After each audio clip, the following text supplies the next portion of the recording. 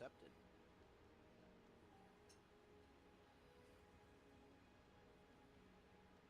May the loot be with you.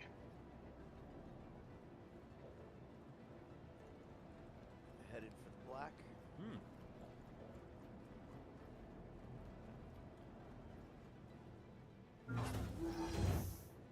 What's the quantum distance? 13K? Somebody get a giveaway started in chat on accident? You didn't even buy the torp modules, only had the cargo ones. Oh, gosh. A retaliator without the torp modules. Yeah, I feel like the retaliator is going to be a great cargo ship for like really small but super valuable stuff. Stuff that you need to transport and know that nobody is going to care to try and f with you. You know, like really valuable artifacts and stuff that you're shipping through dangerous space. But you could get paid good money if they come up with missions for that kind of thing. It's good, dude. This is good cake. Take off complete. Whoop. Just dropped it. Landing gear raised.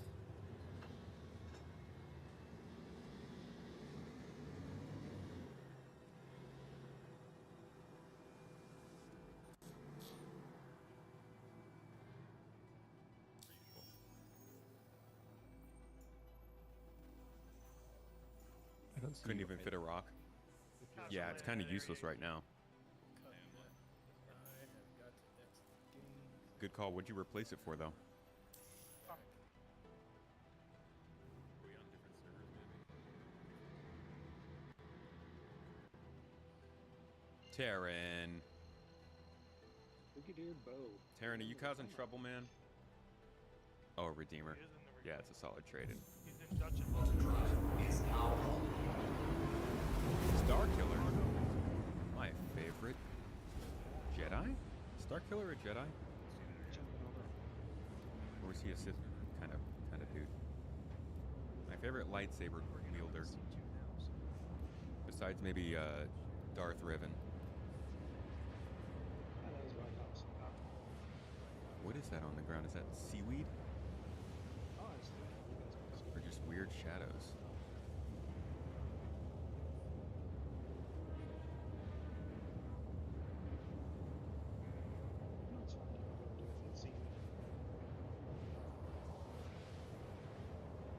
Doing all right, Starkiller. How you doing? How you been? When are we going to see the Drake Leviathan? What's the Leviathan? Is that like a theoretical Drake concept? Redeemer's a little chonky, but it's cool. If you ever come across Astropub, make sure to tell him your love for the Redeemer. Oh, I mean, if you hang out on this stream and join us on the captain's table in a little bit, then you'll have the very chance to do it right there while I'm there with you. Hope you guys come and join us. We're gonna have a good talk after this stream.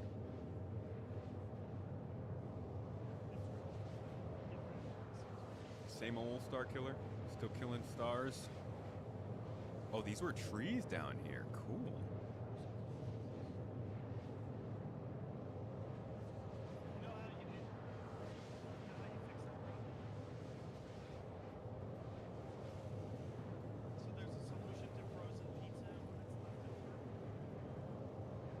What's going Put on? it in a deep fryer. Yeah. No. A deep Put fryer? it in a deep fryer. A deep Yep. fry. 100%. Yep, deep fry it. I air fried my pizza to heat it back up earlier today. Really good. The other way to go is it's- to heat it up in a frying pan, just when it crust out. I just do it in the oven at like 450 for like 7 or 8 minutes. Works perfect.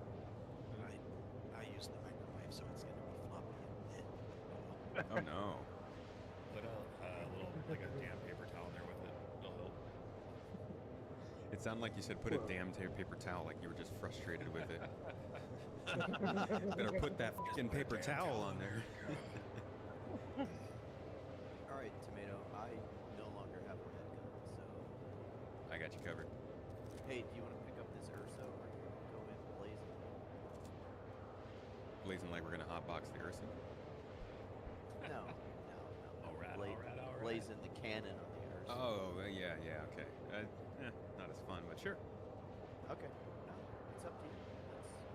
No. I mean, not as fun as hotbox. I mean, Oh, okay. You want cannons or driving?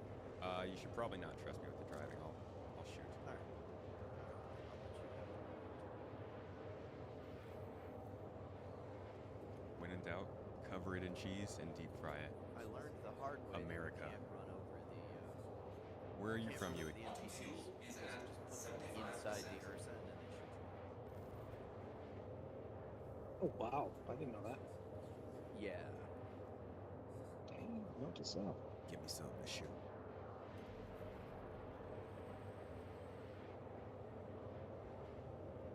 Alright, they should be off to our left here. If you need me to reposition, just call out.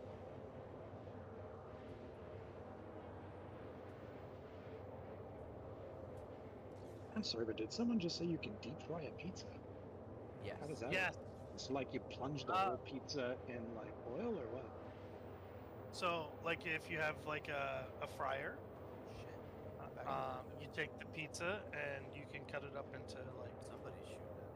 Yeah, I half need to take half the mission. slice or half piece, and then you just drop it in the air, or drop it in the fryer for about Yes, sir. 3 minutes, and then take it out and enjoy. Alright. It's like a Wisconsin heart attack. Oh, I got it. I just needed to make it active. Oh, okay. No, it's something I learned when I was doing when I worked at the fairs all the time. We used to do like weird things and try stuff. Where they fry everything, no matter what. Yes, yeah. Fried So ice cream. we happened to try pizza. Contact front. Interesting. And, it was quite enjoyable. He's on the So- catwalk. Contact Looking, I don't see him. Behind a front. wall? That's to the right. You're on the right. He was. Pop back down. Alright. See if I can get us in there. Oh, you can go ahead and go on foot. I'll cover you with the turret. All right, Tom, I see. I love Alright, it. sir. Alright, folks, I'm out. See you guys later. No, Dex. In the ball. See ya. Catch you later. Thanks for joining. Always. Actually, I'll get out on foot with you. Alright. I want to park this so our door is not open to the hostiles. I was wondering why I could smell. Oh, you're in Germany. No, that's not terrible. Not far from us, though.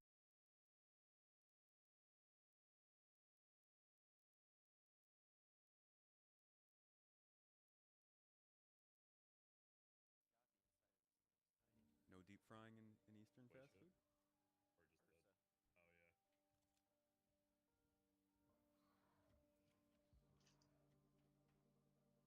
All right, I'm going around on the right. I hear you. I wish I brought my lumen. Coming up behind you, Tomato. Got one on top. Down.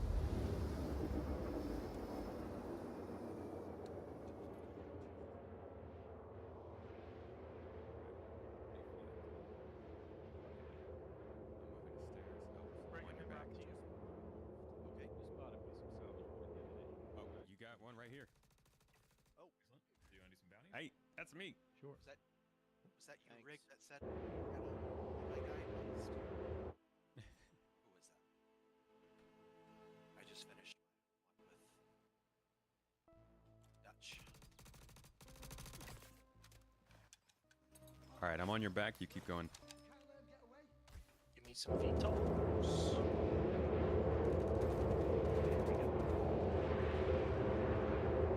the Who wants to lag be is my next killing guy? me here. I'm sharing with you, Tom. My headphones. Oh my gosh, my headphones are backwards. I'm like, why am I hearing people from the wrong angle? Whatever you want, Brig. It doesn't matter. All right, moving down the catwalk. Are you listed as a guide? I'm not listed as a guide. Do you need me to be a guide, or you want me to be a guide? I need you as a guide. What's? You got it. Stand by. I'm gonna put us in a myself third. right now. You tell me what you want me to put as a guide. Listen.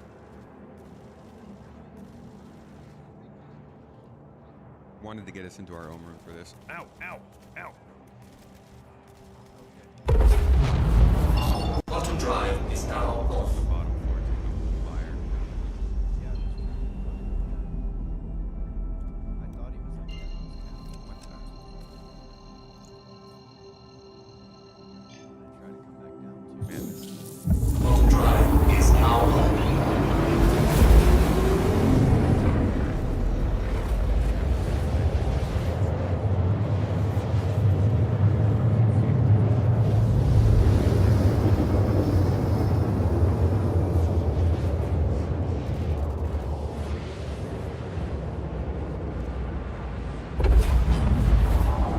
Bottom drive is I now got it down. off. I think the rest of them are up at the top.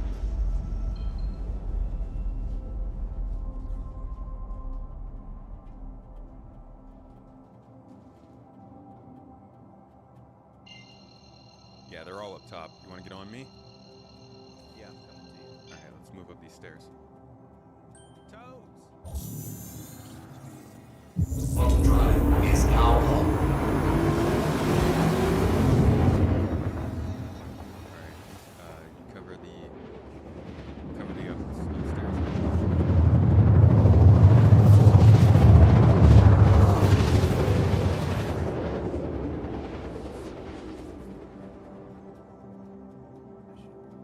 Is this desync? It's telling me that there should be a guy right here.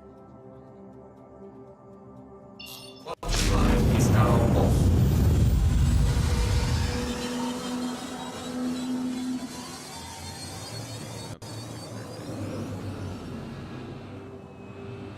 Yeah, I can see the orange. Alright. Here they are. Yep. Got this stuttering going on. Yeah, I get you. One right above us. He's down.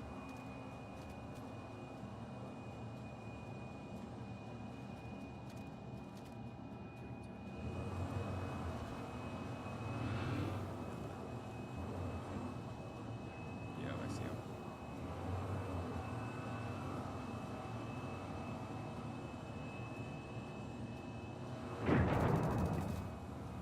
He's down.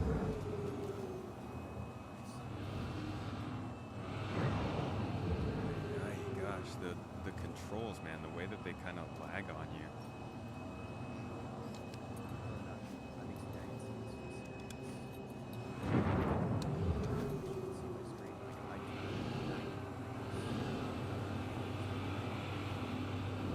My guy kept trying to reload from the backpack and was Yeah. not.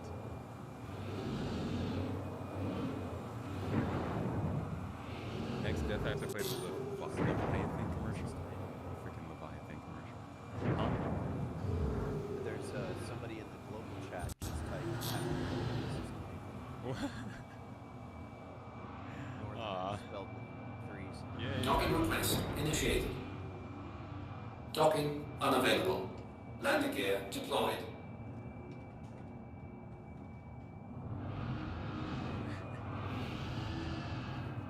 People just wishing happy birthday.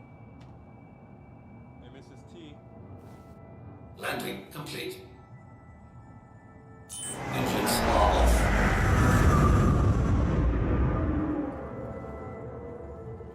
People saying happy birthday on the global chat. Server.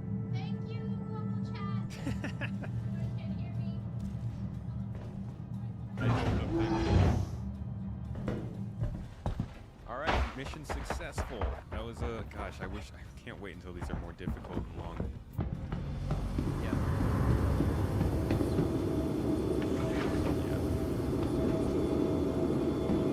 Hey TNT, thank you for joining the guard club. We've been doing the guide session stuff today. We basically, as a org, we all grouped up in pairs and are just running each other through guide sessions to earn the armor that you get rewarded for the weekend. So this is the end of my last guide session. We were just doing some FPS stuff. And honestly, I feel like the game was guiding me more than I was guiding anything. That was rough. But yeah, we were just finishing up this FPS mission. Yeah, it's my wife's birthday on Monday. Celebrating it today.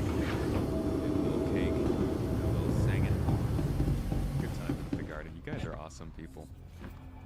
I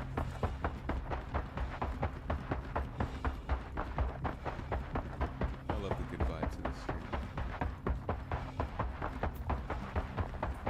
It's like like I started this stream being kind of a downer just because of the way that things are going right now with not just Star Citizen but the general vibe of everything surrounding the Star Citizen progress. But by the end of this, yep, I'm on board. By the end of this, it's just good feels, you know? Oh, your birthday's next Sunday. Happy birthday, mate. If you're on our Discord server, if you give us a heads up, we'll have you marked on the server when it's your birthday.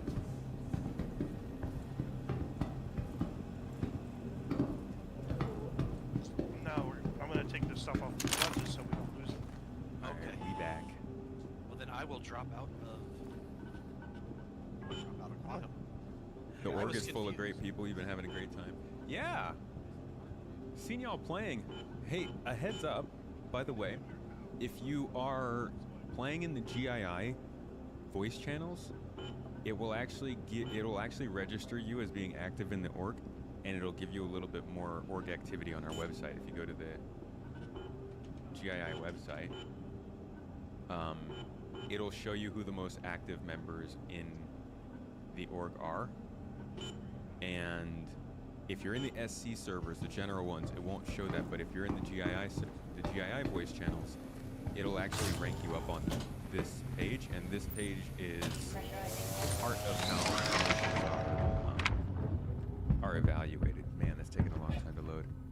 Must be on CrowdStrike. So if you are playing with org folks, not saying you can't play with SC folks or on the SC channels because it's good times. Okay, so the website's not loading right now. But the GII voice channels will log your activity more.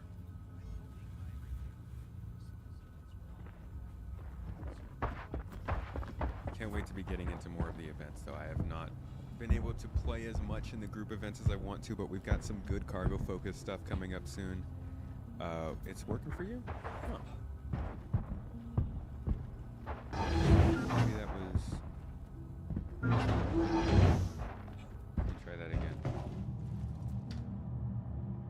Maybe it was just lagging. Anybody who does want to join our org, good folks, good people, good times. Our website should be seeing an update soon. Engine stop.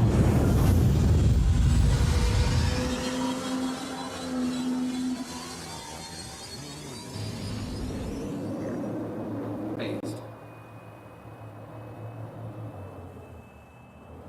In parts of Asia, McDonald's has a seasonal yummy teriyaki burger. But we have some nice regional dishes in Turkey here with the fast food. Burger King, Popeyes, and I think McDonald's all have some pretty good Turkish-specific dishes.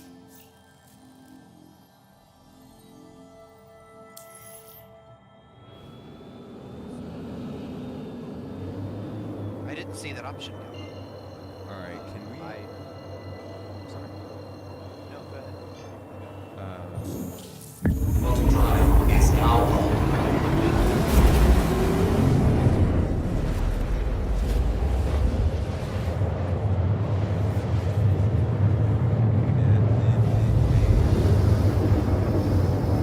Right now.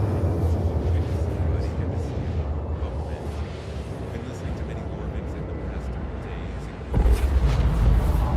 Bottom drive is now off. podcast master historian. Yeah, I am a secret admirer of lore and definitely want to get more involved in that. I've done a few lore videos on the channel. Okay, I've got your DiGiorno Deadpool and Wolverine pizza. Is Wolverine in here too? It's not delivery. It's DiGiorno. Delivery. Available on Amazon Fresh. Let's go!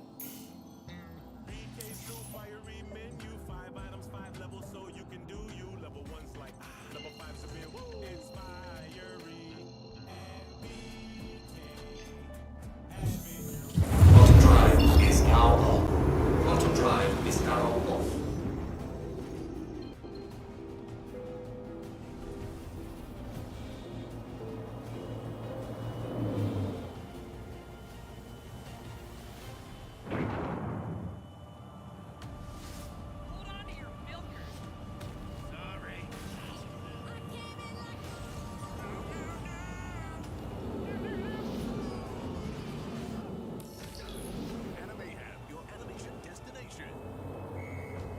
Honestly, Kraken, it's like a soccer match.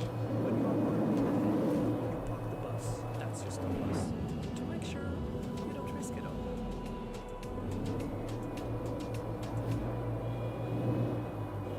Normally do. I'll be on Discord.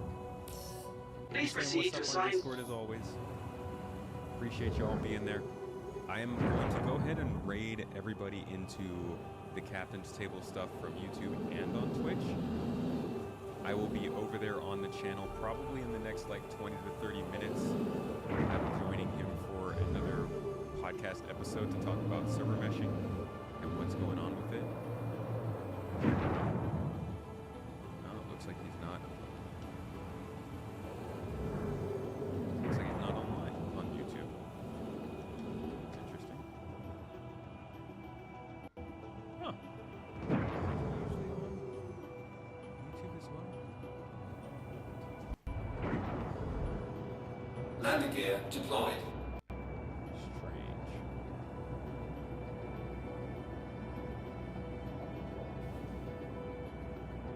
Strange. Landing complete. Have a pleasant stay.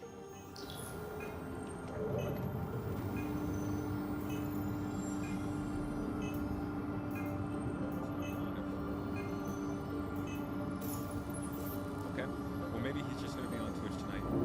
Either way, Twitch, you guys know you're headed over.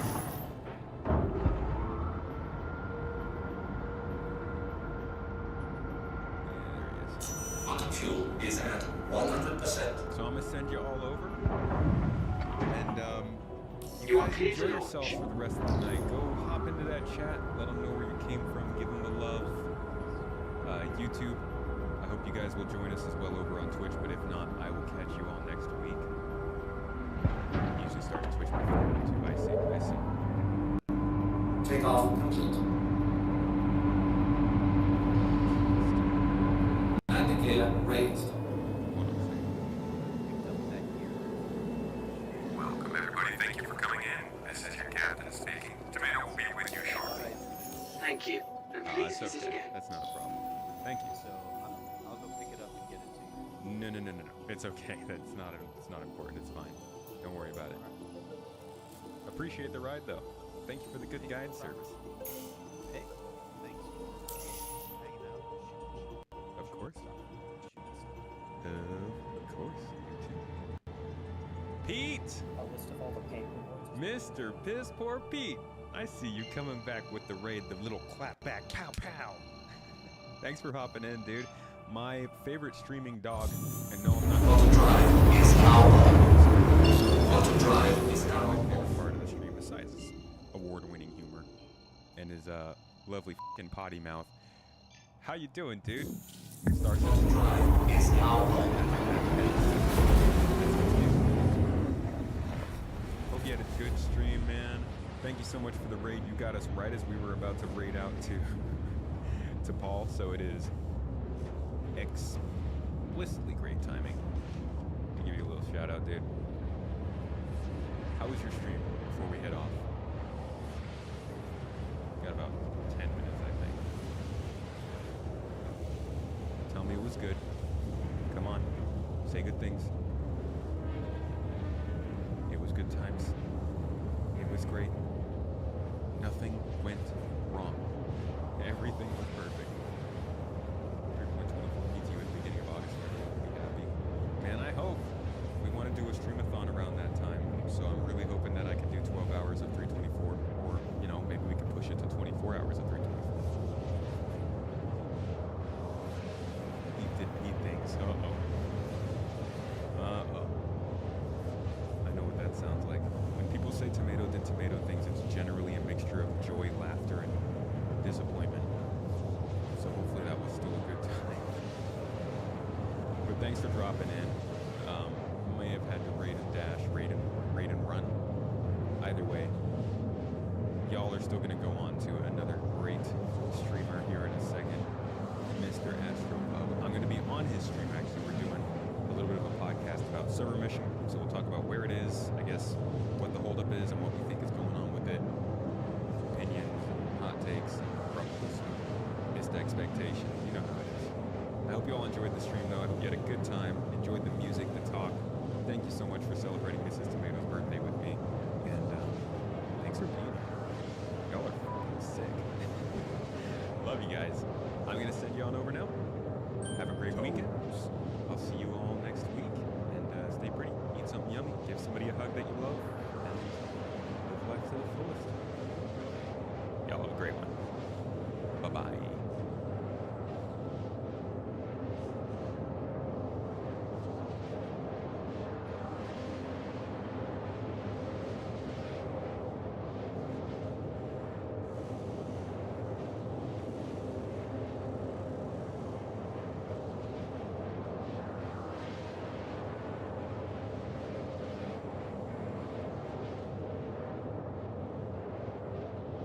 The flow solely for gameplay reasons.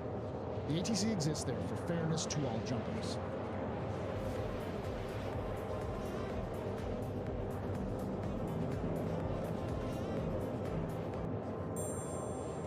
Get epic deals on everything you need to summer with Summer of Dash Pass. From restaurants to retail, exclusive items and more.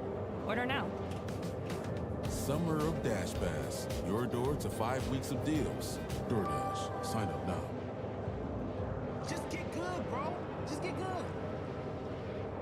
I gained like a plus 50 toughness already. Plus 100 afraid. Hey, life can be scary. Stay Farm supports you. I feel plus 2 for 3 weeks. Auto fuel is at 75%.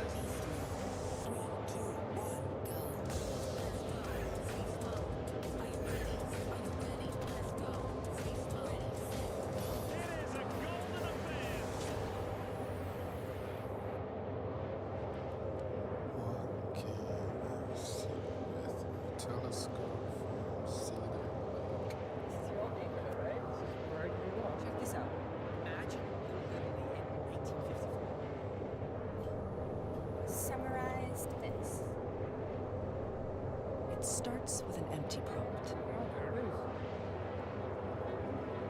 And the most advanced AI at your fingertips.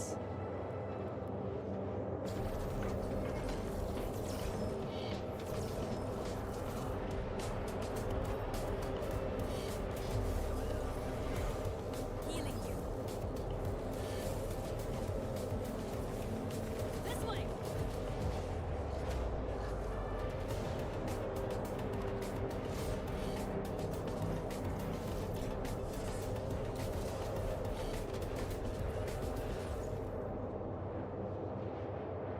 Get your blur on.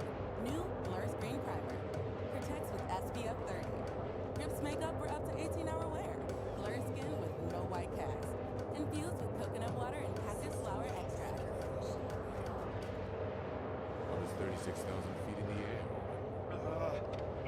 Is there a doctor on the plane? I'm a The doctor. name's Umstick. Dr. Umstick. Get my bag. Stat. Sweet, creamy relief. Am I gonna be okay?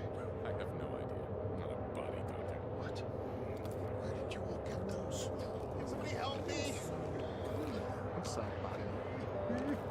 Another day, another drumstick. Look who's joining us for my favorite part of the day. Cheerios are his love language. Well, yeah, they can help lower cholesterol. Okay. My love language is Portuguese. I don't understand it, but I love how it makes me feel. Chipotle's Chicken Al Pastor is back, and it's fire on every level. Fresh chicken, hot off the grill, mixed with burrito Auto peppers, fuel a is splash of at pineapple. 50%. It's where fire meets flavor. Chipotle's Chicken Al Pastor. The wait is over. Time. Because what we'll end up doing is, in order to prevent crashes, you'll still end up automating that system because people will line up. And the problem about not queuing is that if you pop in and are able to beat everybody else, then you can pull people in ways that they may not necessarily need to, so you can break up a larger fleet if they choose to, or you can constantly block them from being able to do it, because all it requires is someone to constantly be going there and requesting and jumping, and if they're like, oh, well, we gotta wait for the whole fleet to get, we gotta all go at the same time, you can just keep doing that, and it prevents them from being able to jump. You're still denying them from jumping just because you have a faster quantum drive or a faster jump drive than everybody else, and being able to cycle through it. So you're still a proper level. You're still effectively blocking the system. Anyways, let's get back to this because there's a lot of people who are like, hey, well, let's read about this. So I'll start off from the very beginning again and we'll read it. All right? Everyone ready?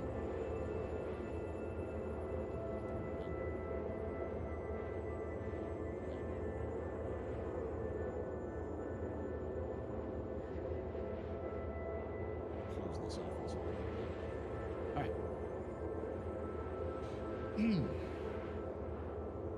Hi there. Jump points are a big feature. Is a big feature. There's a lot going on in the design, more than could be communicated in one ISC. So there is some bits of info that I realize afterwards we managed to gloss over, and some of these seem to have caused a lot of speculation/controversies.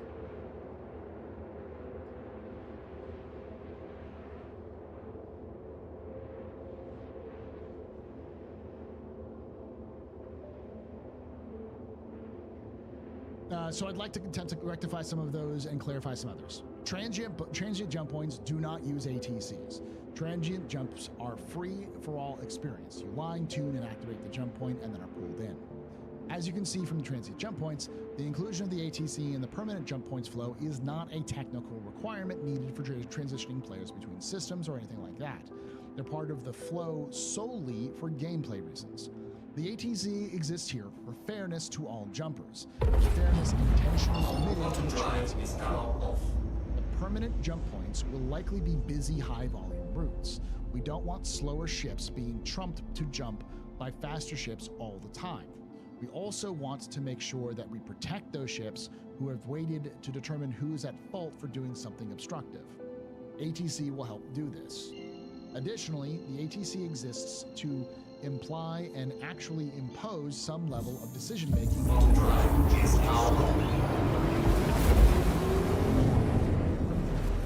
Those players may instead choose to not have to seek out transient jump points or make their journeys in order to avoid this extra scrutiny.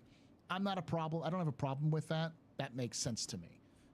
You shouldn't be using the front door when the front door is heavily guarded to try to make your escape from a heist.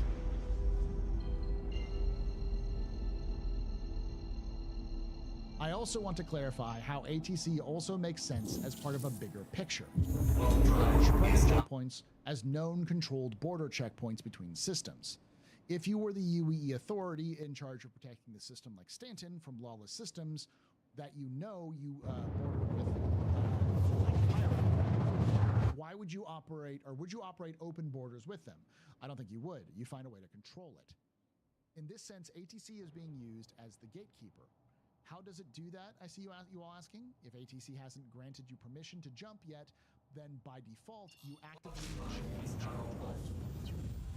Once you have permission to jump, they selectively choose to stop joining your jump drive, which then lets you tune and jump. Simple. Finally, I wanted to clarify an error in one of the clips of footage. If you don't shoot the jump point with a gun to activate it, but you do initiate the opening with an activation sequence. The footage showed this as a physical shot from a gun, but it was wrong to be depicted like that. I'm sorry I didn't spot it in the edit before the video was released. As if I had done so, I would have sought its removal. So please don't worry, we didn't add combat to opening a jump point. Thanks for reading. Yeah, you don't cruise through customs when you're fleeing the law. Exactly.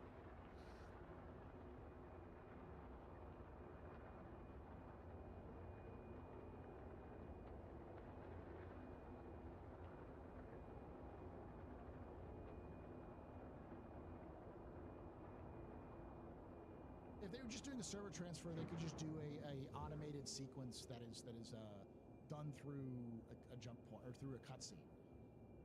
They're not doing that. This is a physical location.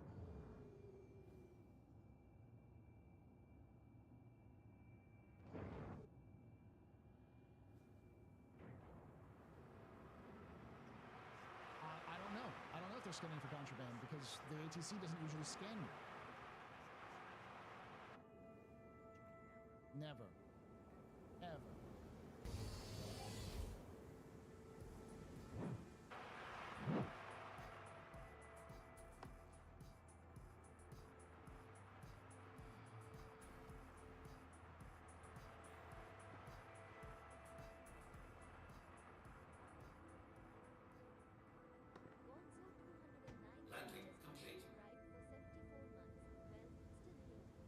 Thank you so much, Gonzo, for that 74 months. You're a very important pupper, very impressive pisser, very new pedestrian. You rock. Shasta Jews and chat. Shasta Jews.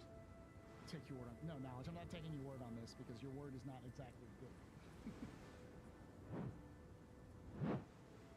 The thing is that we already know that CIG can seamlessly transition between servers. I've experienced it myself and showed it live on stream, where people moved. You could actually see the transition between servers with jumping. You don't need a queue system to transition between servers because they've already showed that off and tested it with. That would make no sense that suddenly moving between two servers. Yep. Can you hear me? No.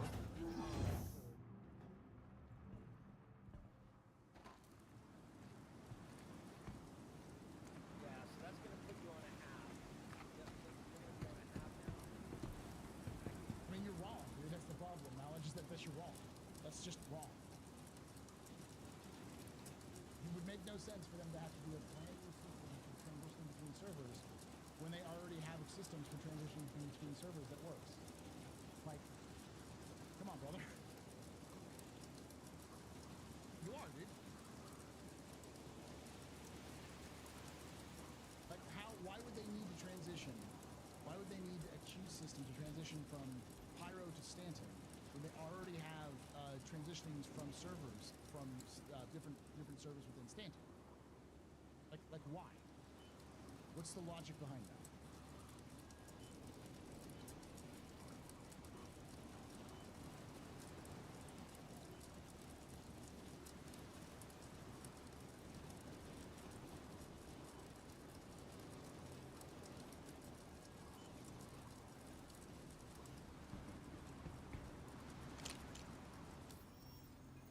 Okay.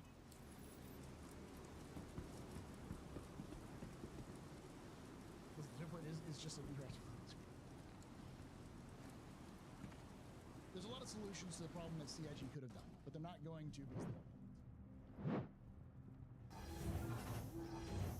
My biggest concern is how does this all scale? It scales through each, like they're going to set a groups through. So when you go to an ATC, they put you in a group of like 6 players. And in that group of 6 players, you then go through the jump gate, through those 6 players, and it does so over the course of, a couple of minutes.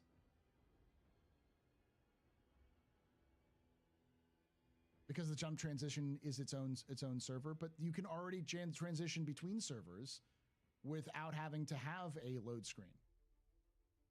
So if the jump transition was its own server, you should be able to do transition from one to another without having a load screen. If it's acting as its own server, because we've already seen that happen, Poochie. Again, why is that the case?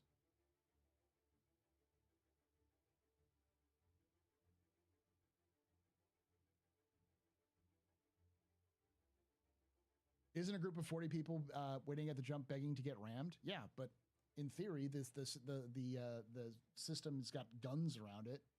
It's like it's a station. It's got defenses around it.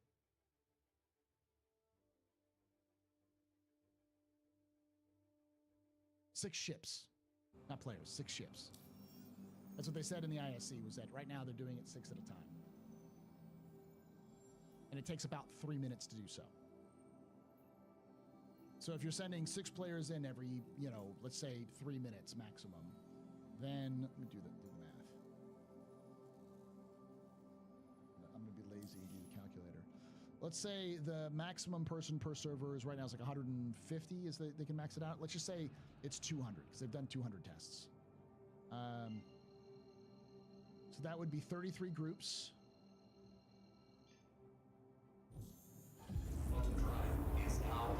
So it would take a little over an hour for the entire server to transition from one to another server with at 6 ships. That's if everyone in a single ship.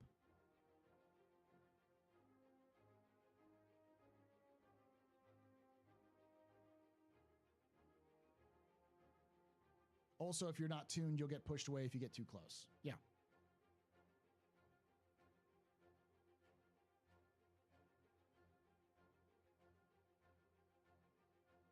Yes, go follow PD.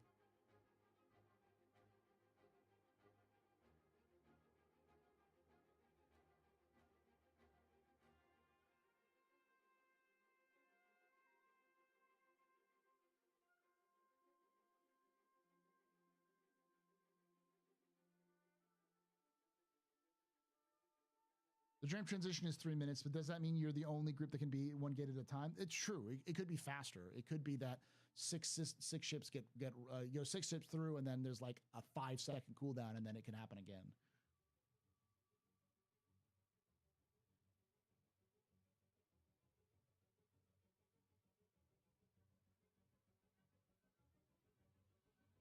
They don't know how to handle what, Poochie?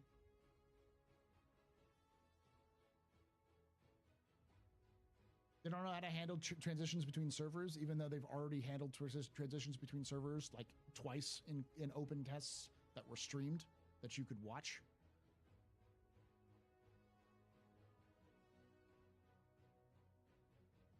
This is some conspiratorial level shit, dude. This is some tinfoil hat shit. Like, no, they can't figure out how to transition a number of players dynamically between servers like they've already done twice publicly with different configurations.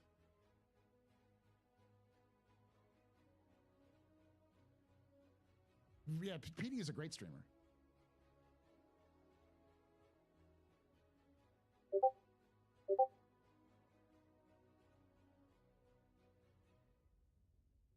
It sounds like a ship instance that runs for 3 minutes. They can run a new instance as often as they like, as long as they can get that instance to open and close and look seamless.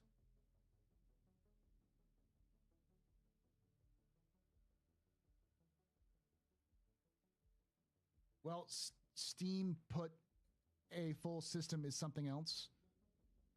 What are you talking about? When you're jumping from, okay, let's just say you're like the jump point itself is a separate instance, right? It's its own server. Just say that. Okay, so if a jump point is its own server, then transitioning from the station space to the jump point should work just like transitioning from space to any other point in the game right now, which works that we've seen. Which works. It depends. There's some weird places where like you get you have to, like, when you leave one server, it drops you out of quantum as you cross over the border to another server, and then you have to respool. But sometimes if you're coming into another server rather than leaving a server, then it doesn't drop you out. So let's just say you're crossing from one and entering another. It doesn't drop you out. So when you enter that if the jump point itself is just its own server, then it should work like any other server. In fact, it should run better than the server because the only thing it's worrying about is the jump tunnel itself. It doesn't have any of the other entities that would be in a different system. And then when you leave that jump tunnel, from going from the jump tunnel to the server around Pyro itself is not going to be a single system. It's going to be multiple systems connected or multiple servers connected like Stanton would be. So you wouldn't be streaming in the entire system. You're only streaming in the section of the system that you can see, and at worst, the section of that system that's controlled by that server that you enter. So how is that any different from transitioning from one server to another in Stanton? Like, if you're moving from the entities from the space server to this planetary server, you still have to load in all of those planetary server assets. So the server, you have the overall things that are called the shard, and then each individual shard has a mesh of servers in it.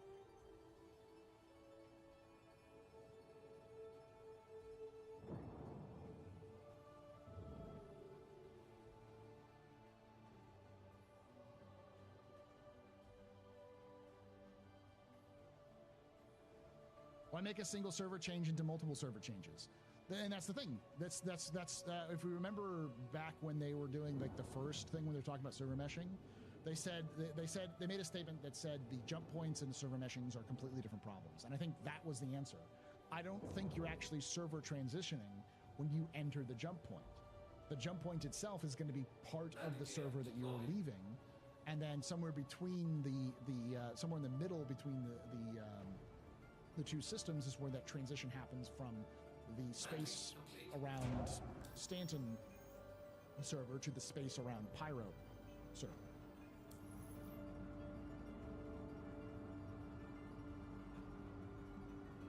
And we've already had Evo jump from Stanton to Pyro and transfer servers seamlessly. That was Evocati with like the graphics sucked, but you could do it.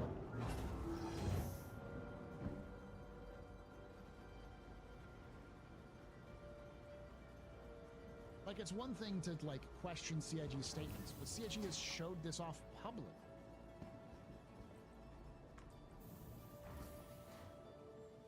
It's probably more like the instancy tech they're using for personal hangars. Probably. Especially for speeding up things. My issue is that why use the ATC? Why do you use the ATC at all? Because you can still do the same sort of queuing system with without involving the ATC, and then make the actual enforcement of the area be for AI to enforce, like you should have anyways.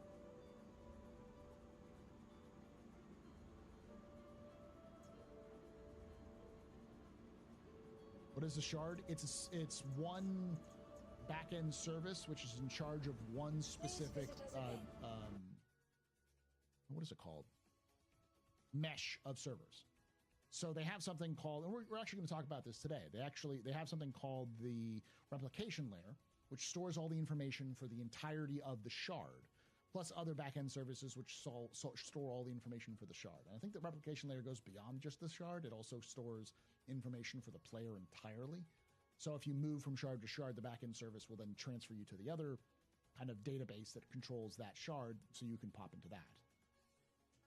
Imagine a world where all Star Citizen fans are happy and content. Never going to happen. Thank you for watching them, Scar Theory. I personally think it makes sense to have ATC control the opening of the jump points from lore perspective.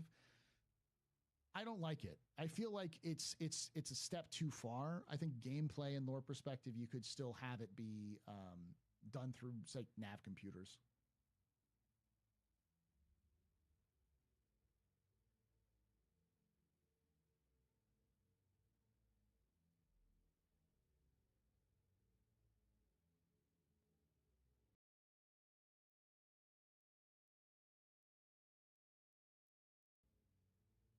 I don't like it. I don't think it's a good idea. I think it's bad for gameplay. But I'm at CIG, and CIG is the one who makes those final decisions. But CIG is also a big boy. They're a big group of people who are all professionals and can take professional criticism, I hope, the way it's intended for improving the game, and I think it's a bad idea. I understand the purpose for it, and I think there are better ways of solving the same problem without ham-fisting your way through the solutions. All right, with that being said, I'm going to get set up for the captain's table.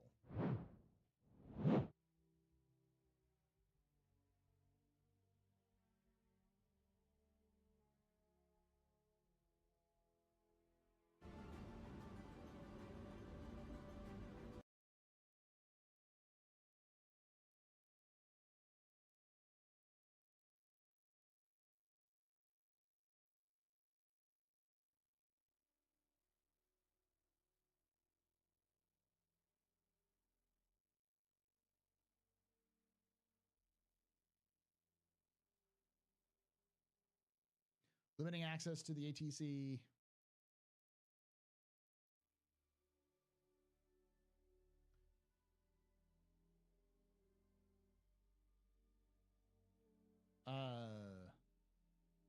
Especially restricts especially lawless gameplay, so that alone is a reason for not having ATC for jump points.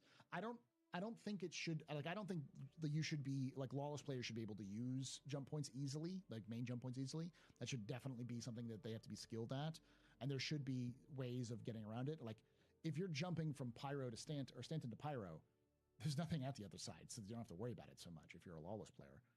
But if you're jumping from Pyro to Stanton, you should be jumping directly into a bunch of fucking pissed off cops who will be able to lock you down pretty quickly. So unless you're skilled and solid, you shouldn't be able to get away. And if you're trying to come from Stanton to Pyro and you're lawless, you need to be able to hide or sneak your way through.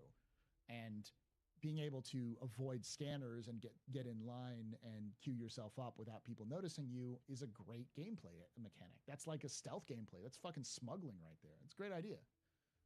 But the ATC equaling customs doesn't make a lot of sense. There should just be a customs gameplay.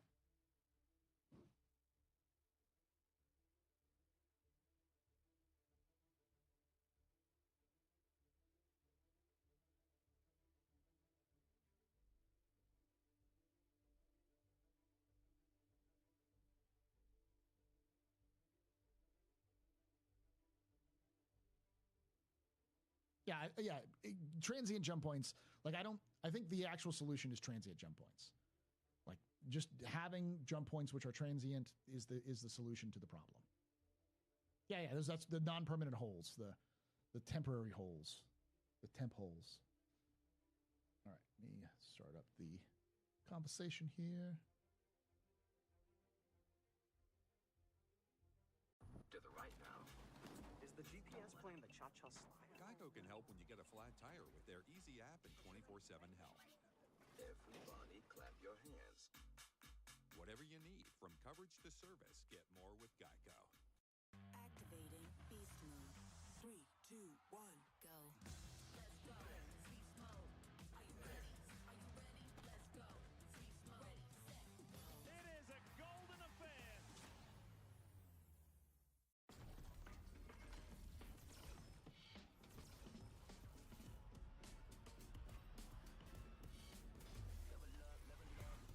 Healing you. This way.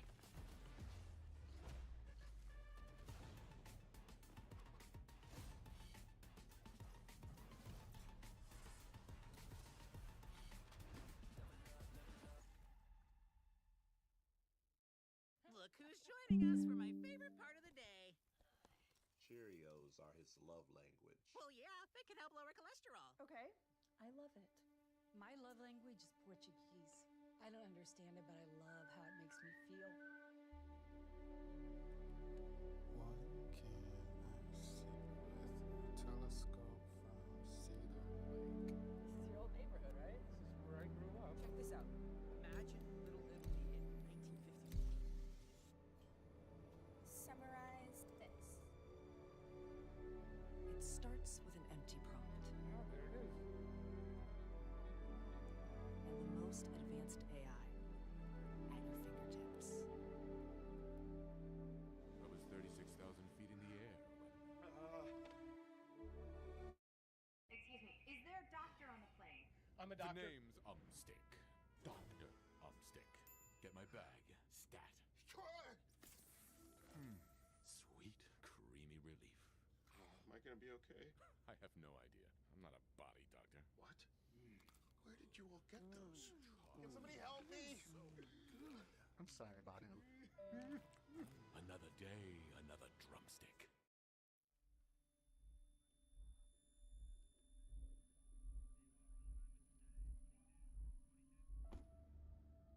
The moment I loved our Subaru Outback most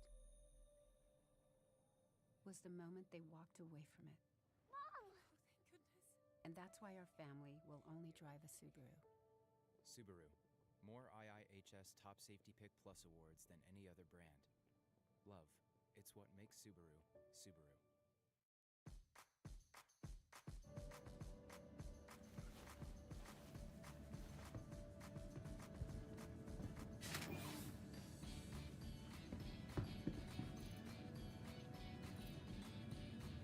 Instead of actually having to like say no, you can't go through, you just have the freaking security, which should be there all over Pyro, because why wouldn't the UE have, like, I don't know, the Warhammer sitting there waiting for someone to come through the main jump point?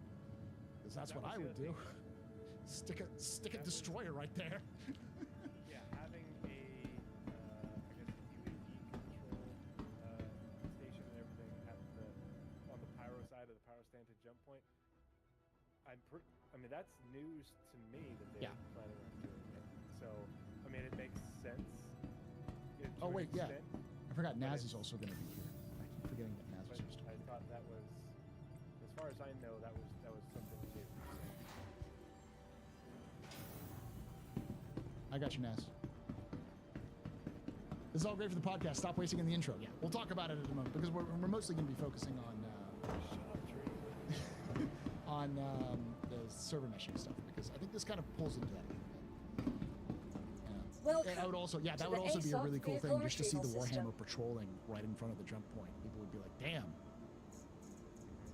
I'm gonna go there just to see the Warhammer with like a couple of support ships flying around."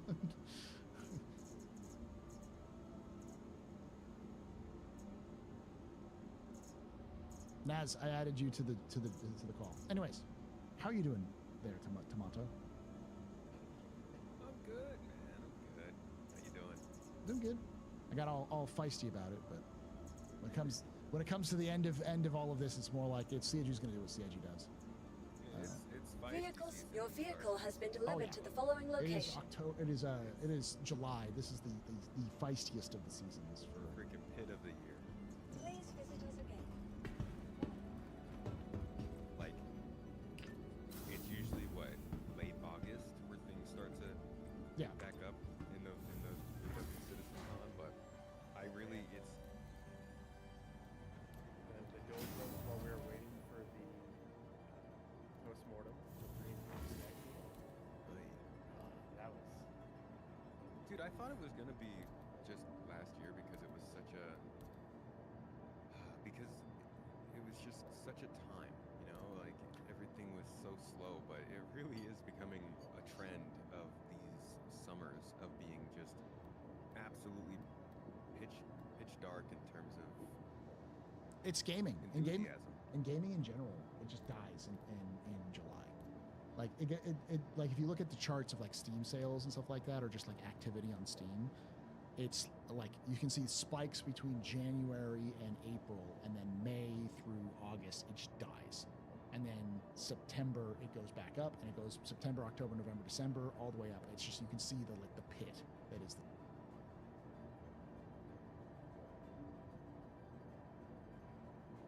Need to nail anything. CIG can't nail anything.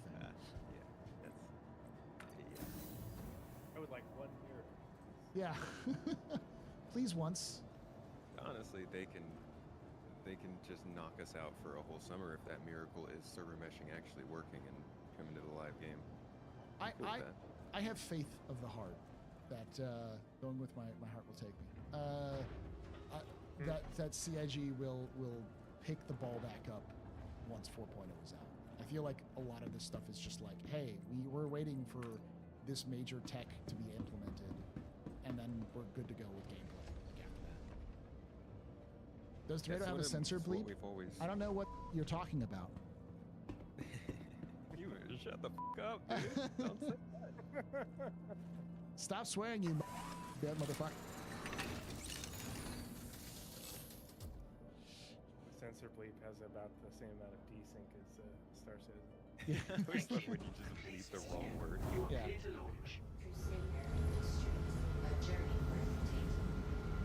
You're muted, by the way, Naz.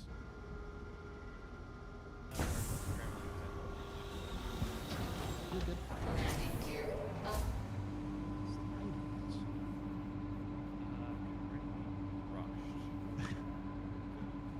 I forgot that it was that you were in this as well, because you asked to come on this. He's like, yeah, sure.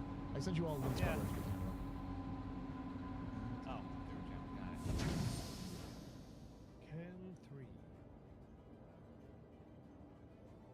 Virtual cam. Okay. Got my old man setup, dude. I got icy hot on my lower back, wrapped real tight, full on pillow in my chair. Just Icy hot. Living my 30s.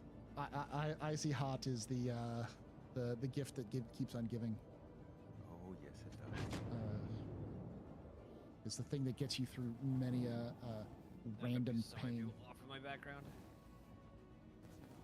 So sorry. Thank you, and please visit again. You look fine. You look like your hair's a little longer. The tile's missing. Oh, one title's missing. If we don't do the podcast for a month, then Naz just lets himself go. No, I have a sick cat, and he decided that he wanted to rip a tile off the wall. Oh, I was talking about growing your hair out. Yeah, He's got that stylish. He's got that. So he does it to mock me. Like he'll be in the middle of the show. look at my glorious hair. Yeah, he'll look me in the digital eyes and run his fingers. But he's particularly long-winded on some theory. So yeah, so the whole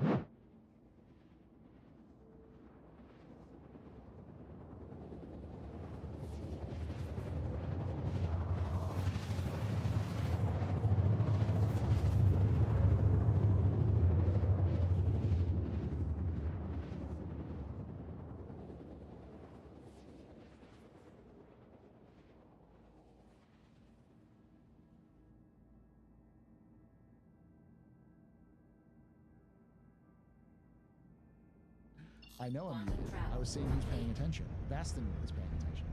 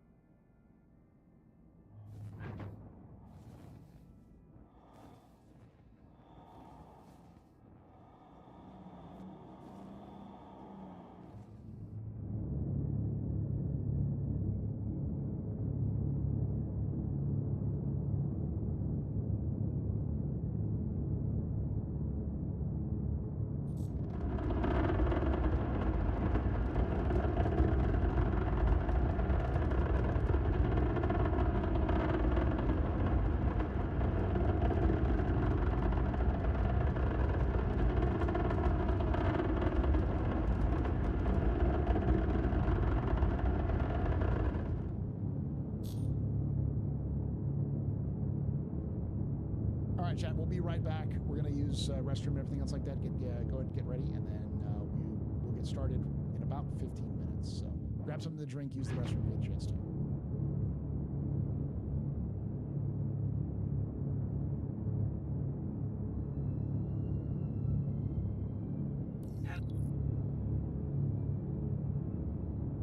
Please proceed to assigned landing bay.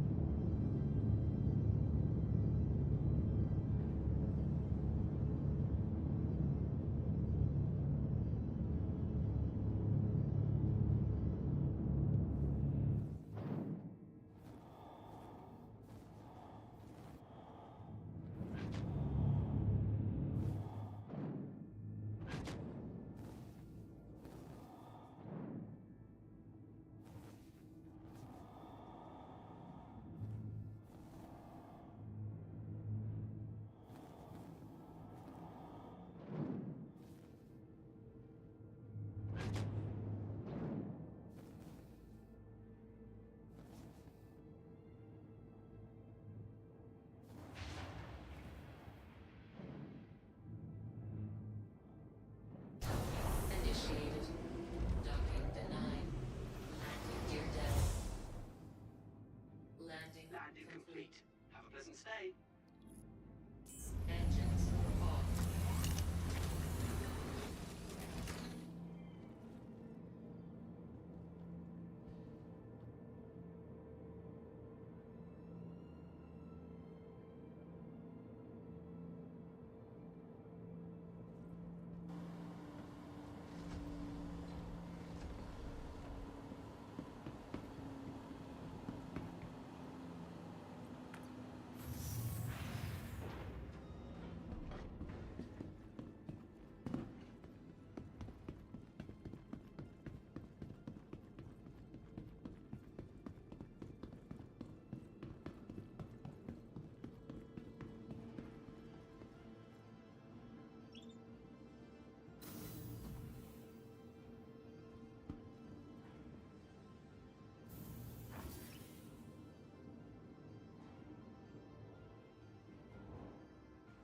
Remember, your belongings belong to you. Use careful watch on all personal items.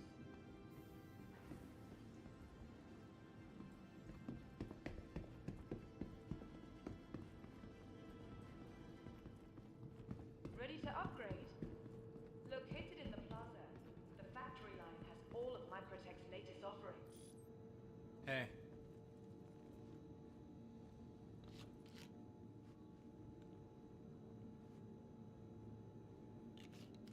For the latest updates on ship availability and gate assignments, please use one of the conveniently located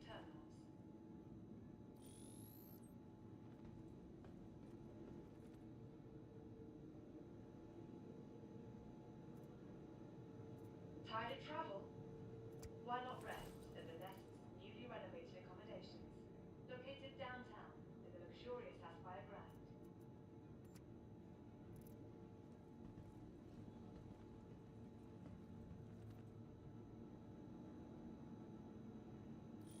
From all of us at Microtech, welcome to the new Babbage Interstellar Spaceport.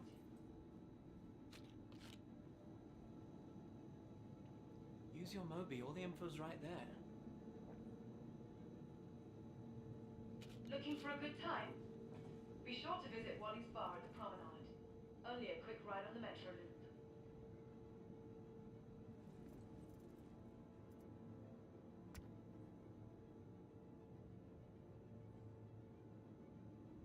Microtech, the Empire's leader in cutting-edge technology, where creative innovation meets innovative creativity.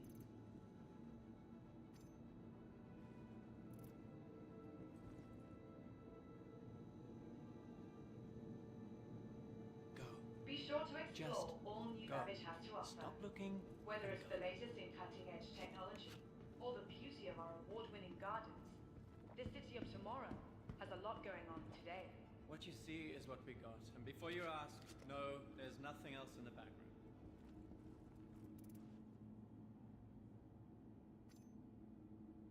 From the best in shopping, dining, and entertainment, be sure to visit New Babbage's renowned promenade. I'm a doctor. The name's Umstick. Dr. Umstick. Get my bag. Stat. Sweet, creamy relief. Microtech, the Empire's leader in cutting-edge technology, where creative innovation meets innovative creativity. I'm sorry about him. Another day, another drumstick.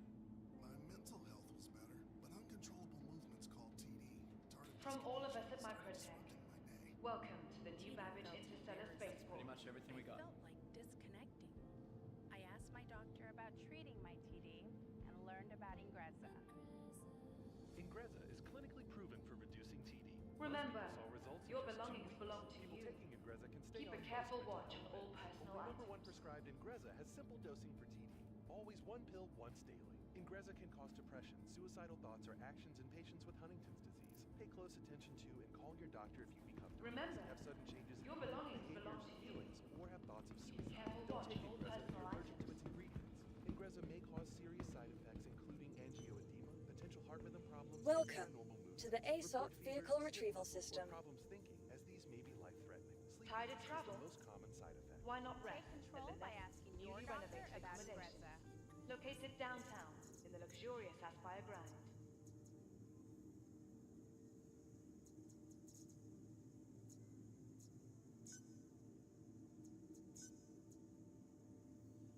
From all of us at Microtech, Please visit us again. welcome to the new Goodbye. Babbage Interstellar Spaceport.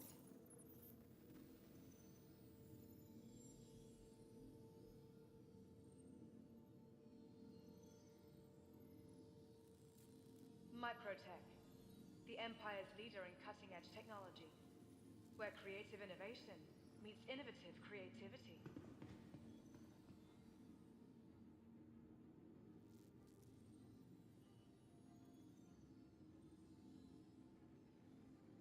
From the best in shopping, dining, and entertainment, be sure to visit New Babbage's renowned promenade.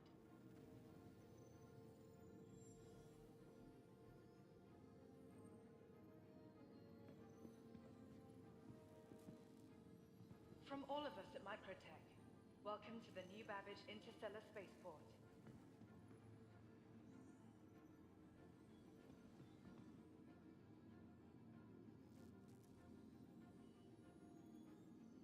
Be sure to explore all new Babbage has to offer. Whether it's the latest in cutting-edge technology or the beauty of our award-winning gardens, this city of tomorrow has a lot going on today.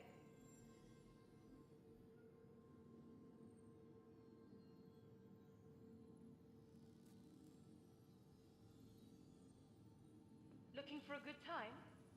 Be sure to visit Wally's Bar at the Promenade. Only a quick ride on the Metro Loop.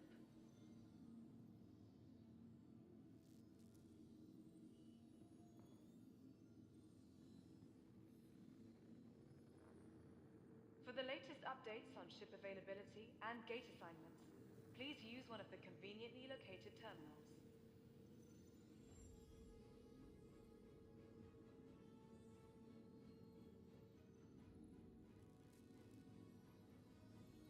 Ready to upgrade? Located in the plaza, the factory line has all of Microtech's latest offerings.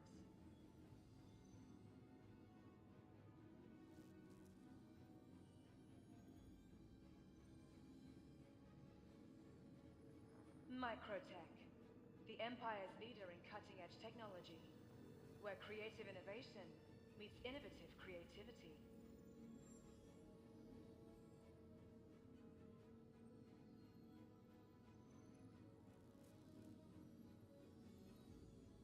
Remember, your belongings belong to you. Keep a careful watch on all personal items.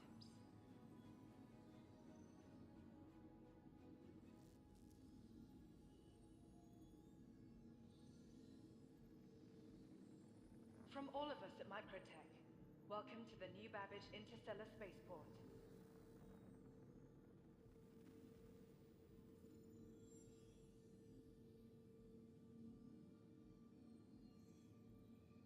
From the best in shopping, dining, and entertainment, be sure to visit New Babbage's renowned promenade.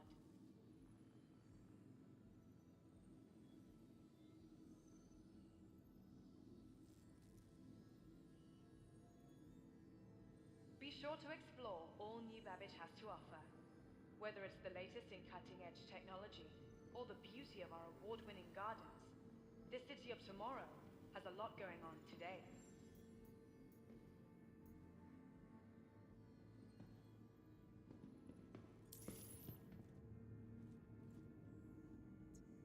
From all of us Welcome at Microtech, to the ASOP Vehicle welcome Retrieval to the System. New Babbage Interstellar Spaceport. Your vehicle has been. Please visit us again.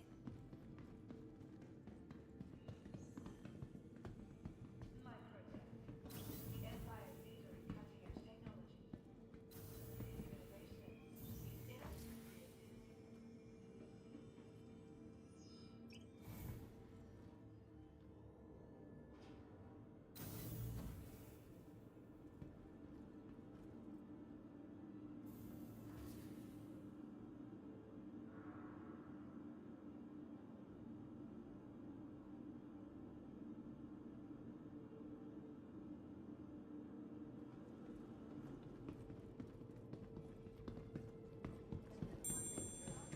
Get epic deals on everything you need to summer with Summer of Dash Pass. From restaurants to retail, exclusive items and more. Order now. Summer of Dash Pass. Your door to 5 weeks of deals. DoorDash. Sign up now. State Farm is there to support you. You can beat Big Wars. Time to unite the Muffinverse and take down the Crumb Crew. I gotta download a patch.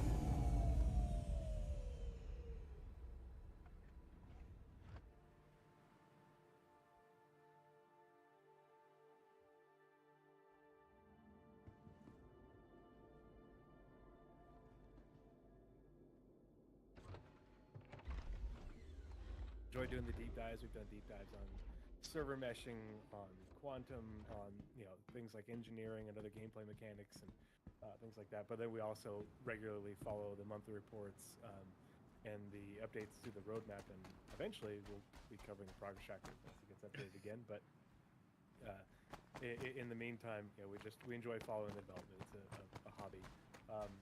It's hosted on my channel over on Twitch and then uploaded to YouTube. Everything is Tree0311. And just so everybody knows, I keep no monetization for myself. Everything gets donated in its entirety to StackUp.org. It's a veterans charity. So if you're interested in that, check it out.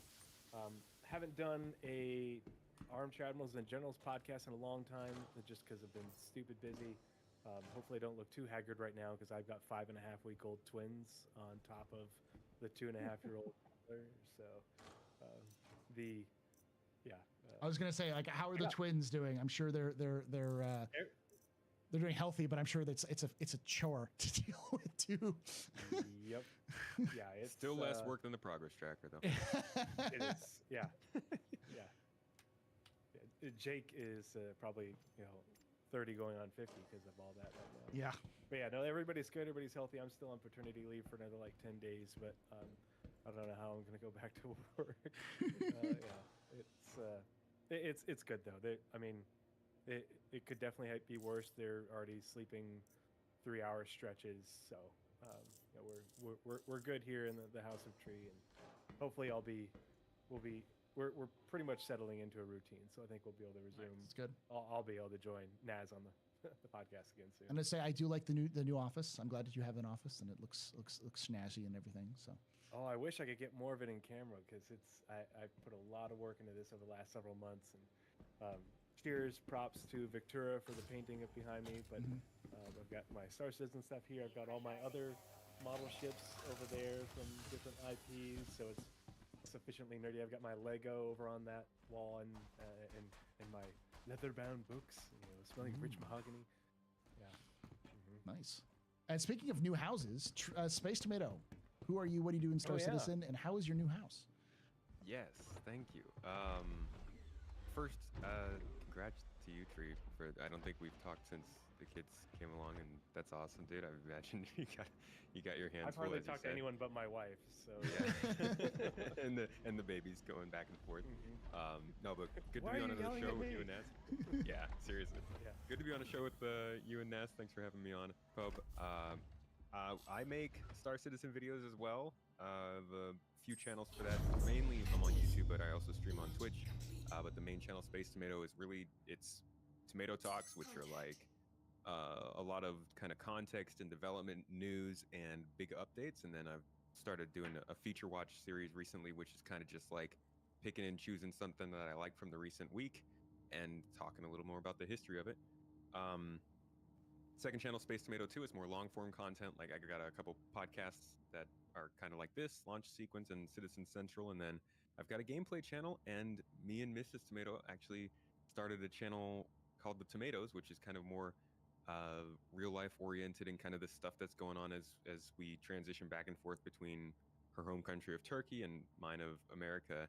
And we just released a video, like you mentioned there, moving into this new house, which was an episode of our life. It was... Jesus, moving is not it simple. Sucks. It sucks. Yeah, Moving into a new house sucks. I had, when I moved into this house, my wife and I both collectively said we literally cannot move anymore. I need to. This is the last move I am doing until I am an ancient person with kids who can help me with moving, because this is awful. I have a weird question into this house. Yeah. Because of the kids, and I keep telling my wife, I'll die in this house. What is the longest anyone has been in a single house? Well, I lived in childhood. Yeah. Oh, okay. Well, that's different. Like throughout your entire life. Other than childhood, because it's even childhood. Well, I mean, I lived with my parents in a house for like 18 years. 15 years, yeah. But no, besides that, not very much. 16. Over here in Turkey, our first house ended up underwater. Our second house got hit by like a hurricane kind of place that was falling apart, and then we kind of rushed into this place. But we plan on keeping this place for a long time. This is This is land that her dad has had for like 40-something years, and it's out here perched on like the side of a cliff. We got a nice view of the sea, and it's good. It's just maybe don't jinx yourself if you're going to talk about it being on the side of a cliff. Dude, You want to be living in there for we've all read the Two Unfortunate Events, right? Yes. I will. Outside of the cliff. I will not even think about it. All I can say is it's impressive because I know, Tomato, you've had to move back and forth from the U.S. to Turkey like I don't know how many times since I've known you. It's been at least twice a year or something like that. Yeah, And not just it's generally twice the a year. U.S., the West Coast. Yeah. The wrong side. It's like the opposite part of the world. Like we Like live literally on the globe. like just on the literally the other side, 12-hour difference sort of thing. Yeah, you know? You're on the opposite side of the flat earth.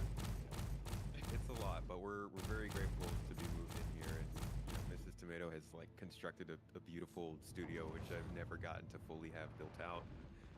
We're just happy to be in a place. Nice. All right. Now that we've had a nice little kind of personal introductions and everything like that, I just realized that because Tree just moved into a new house, and you just moved into a new house.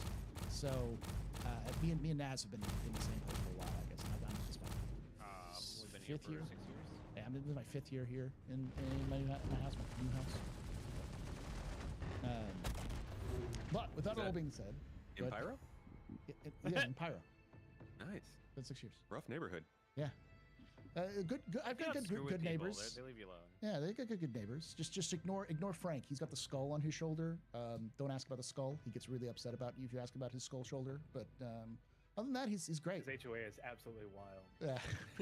He comes around asking for taxes every week, but there are no taxes in Pyro, so it's weird. But you just keep going with it. Yeah, but he makes a mean noodle. You know, his noodles are great. His bakery has movable things that move when they're baked. But don't ask too many questions about the things that move. They taste great. They're great. Just don't think about yeast. it. It's Yeah. just yeast. It works. Just very, very active yeast. And then every Friday you go out to the solar flare where the fire rats do their ritual celebration of the sun by sacrificing a goat, and then they barbecue it afterwards. Just have to make sure you wear enough SPF 1000 and you're fine. Love a block party. Ace Goats win CIG. All right. With that all being said, let's start talking about.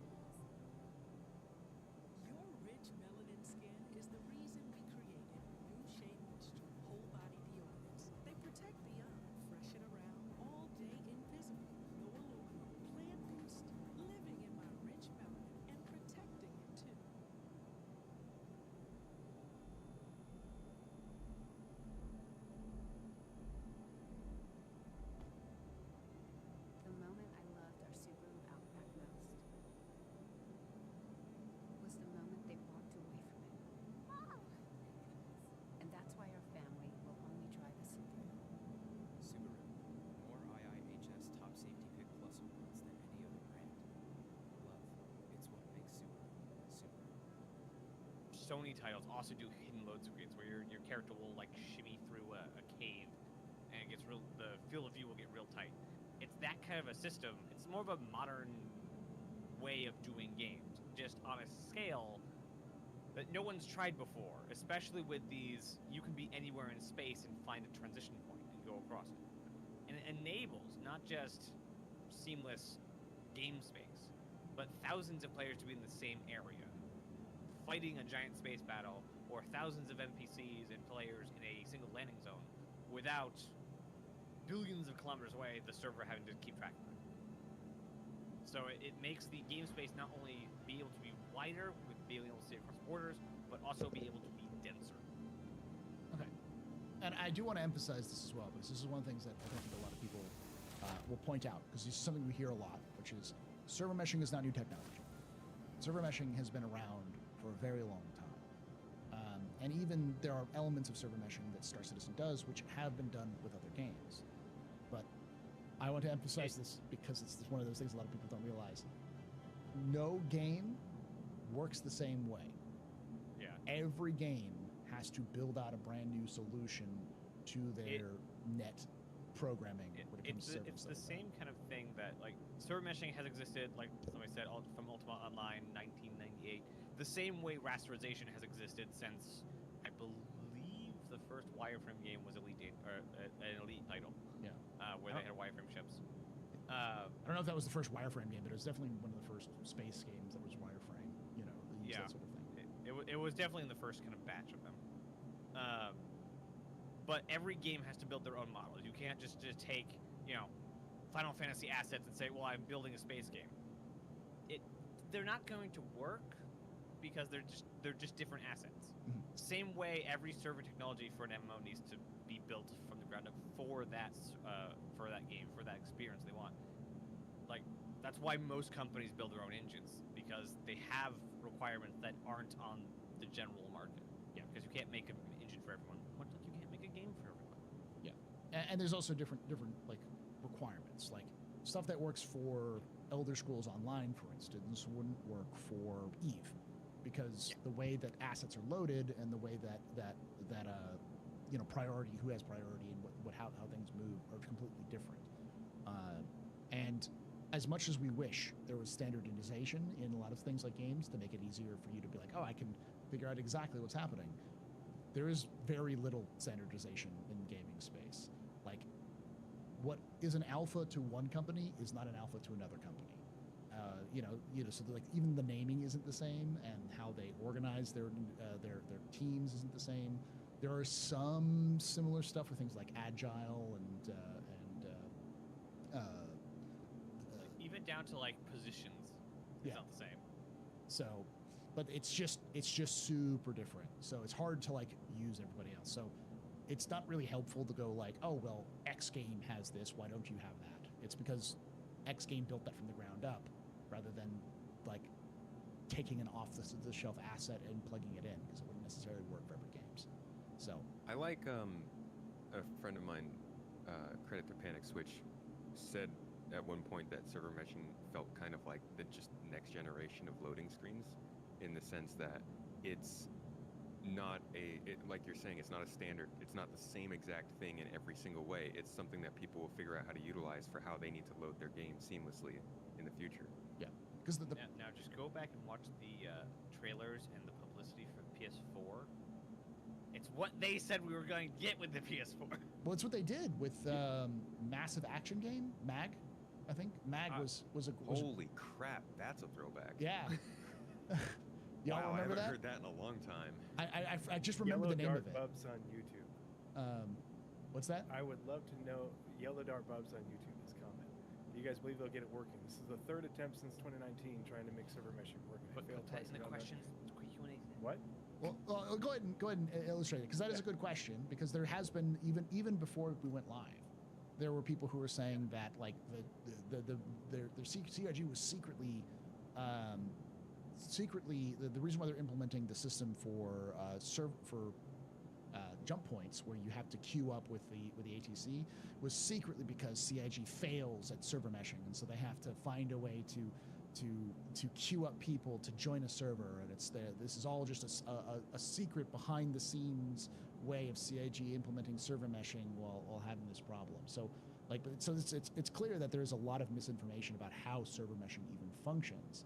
So why? I just want to know when they've failed twice and how this is the third attempt. iCache didn't cut the mustard, but they didn't make it to the server meshing part with iCache. iCache was replaced with PES, and PES is what has allowed them to build onto server meshing. But there's no third attempt at server meshing or second attempt or anything like that.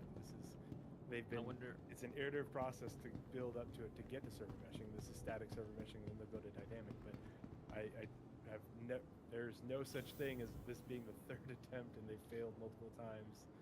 You know, I would love to hear. They're probably beating their head against the problem, and you can technically call different things failures, but it's just problem solving to get it to work, right? That's how it works. Yeah. Right? I mean, that's development. You have a background in engineering, I know, Space Tomato. So you know how many, a lot of, especially when engineering.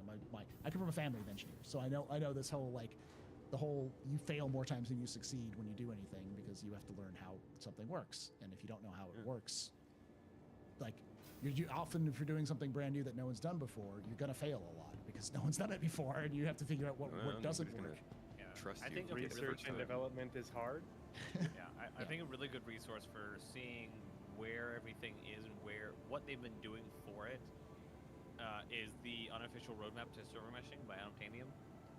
Like he's got all the receipts and all the links to all the ISCs and SCLs and ATVs and posts and CitizenCons where they've talked about it.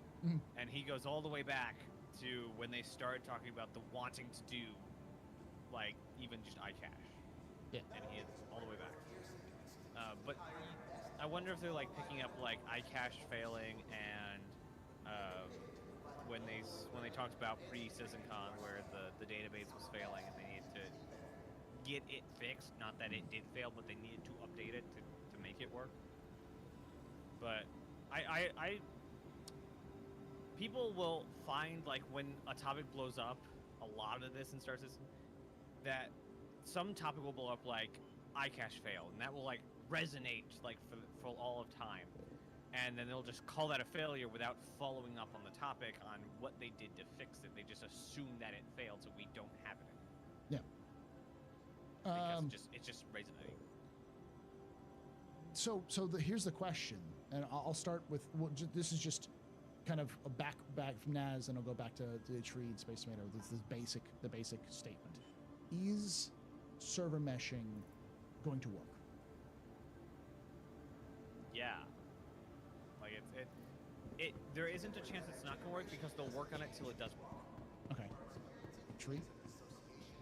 I think the bigger challenge is, everybody's talking about it, because that's the big thing, is we have to really separate static server meshing, which is what's coming in 4.0, from dynamic server meshing. And dynamic server meshing is what really separates what CIG is doing from what other games and game developers have done, where instead of spinning up this is the limitation, the shard is this box, and the limitations of the shard and the technology that the shard uses, from all the different services and stuff, is this. And if we have too many players, we just spin up another shard. Whereas what Star Citizen and CIG are trying to do is they're trying to allow for dynamic server meshing to allow this box to scale up and stretch up and down it as needed to make it so that way shards are more regionalized based off of latency. Your regional shards versus kind of like how ESO's version of persistence and replication. I talked to one of their engineers over there, and he was in our chat once, and he said that their version is essentially limited to, I think it was either 600 or 900 connected clients. And at that point, they have to spin up another one that has that hard limitation. Well, CIG doesn't want that. CIG wants their shard to be able to scale up as the number of people connecting to it scales up, and then scale back down. And eventually they will run into hard limits.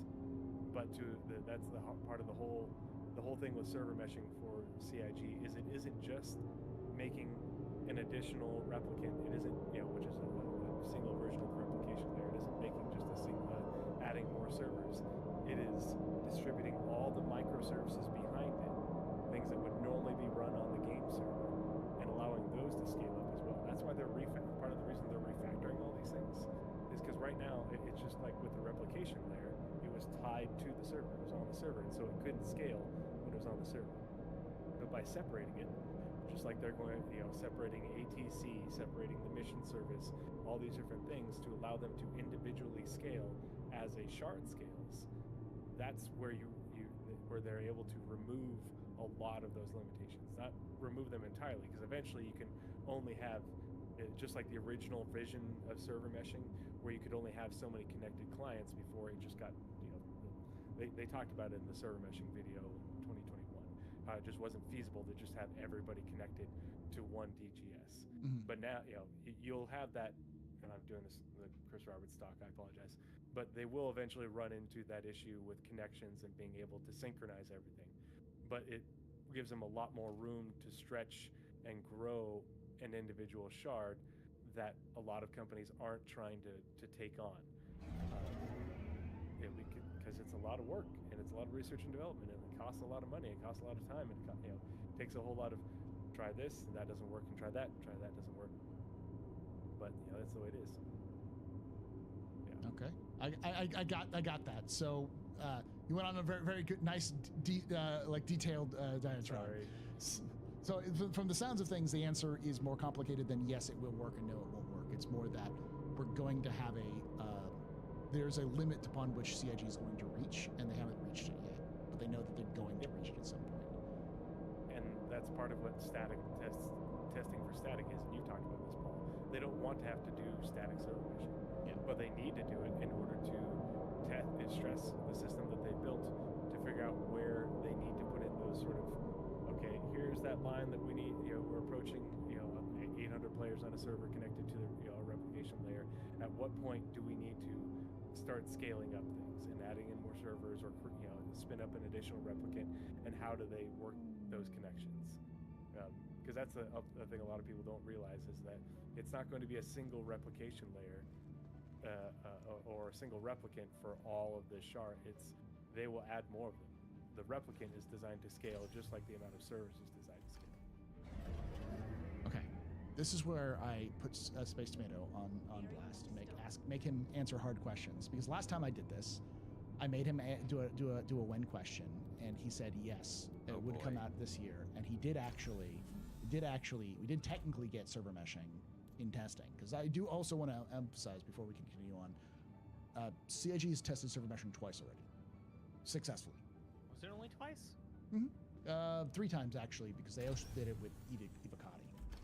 So, yeah, they did it Evocati, and during the Evocati, 4 times, because during that there was one just Evocati test where they tested two Stanton and Pyro being connected to one back end at the same time.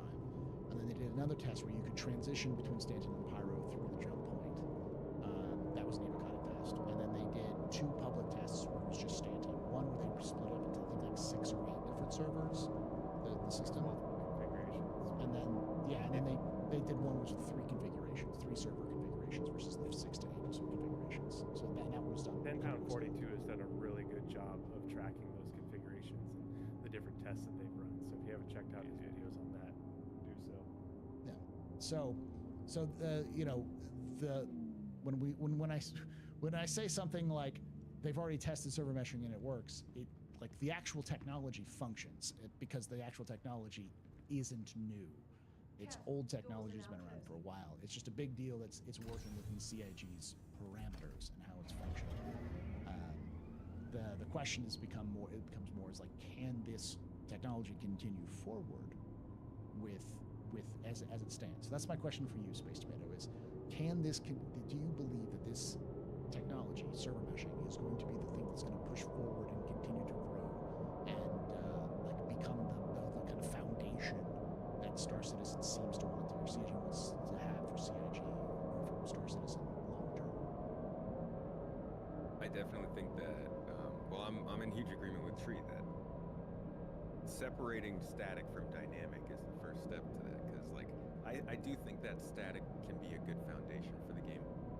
If they were to just be able to split up, I don't know, every star system, and all star systems are different sizes and there's different populations and all that stuff, but like just by standard saying that every system is 5 servers, I have no doubt they can do that, you know? And there's no knowing where the player count would go if they were to do that, but they want to do these dynamic islands, I think he called it in that letter from the chairman that one time.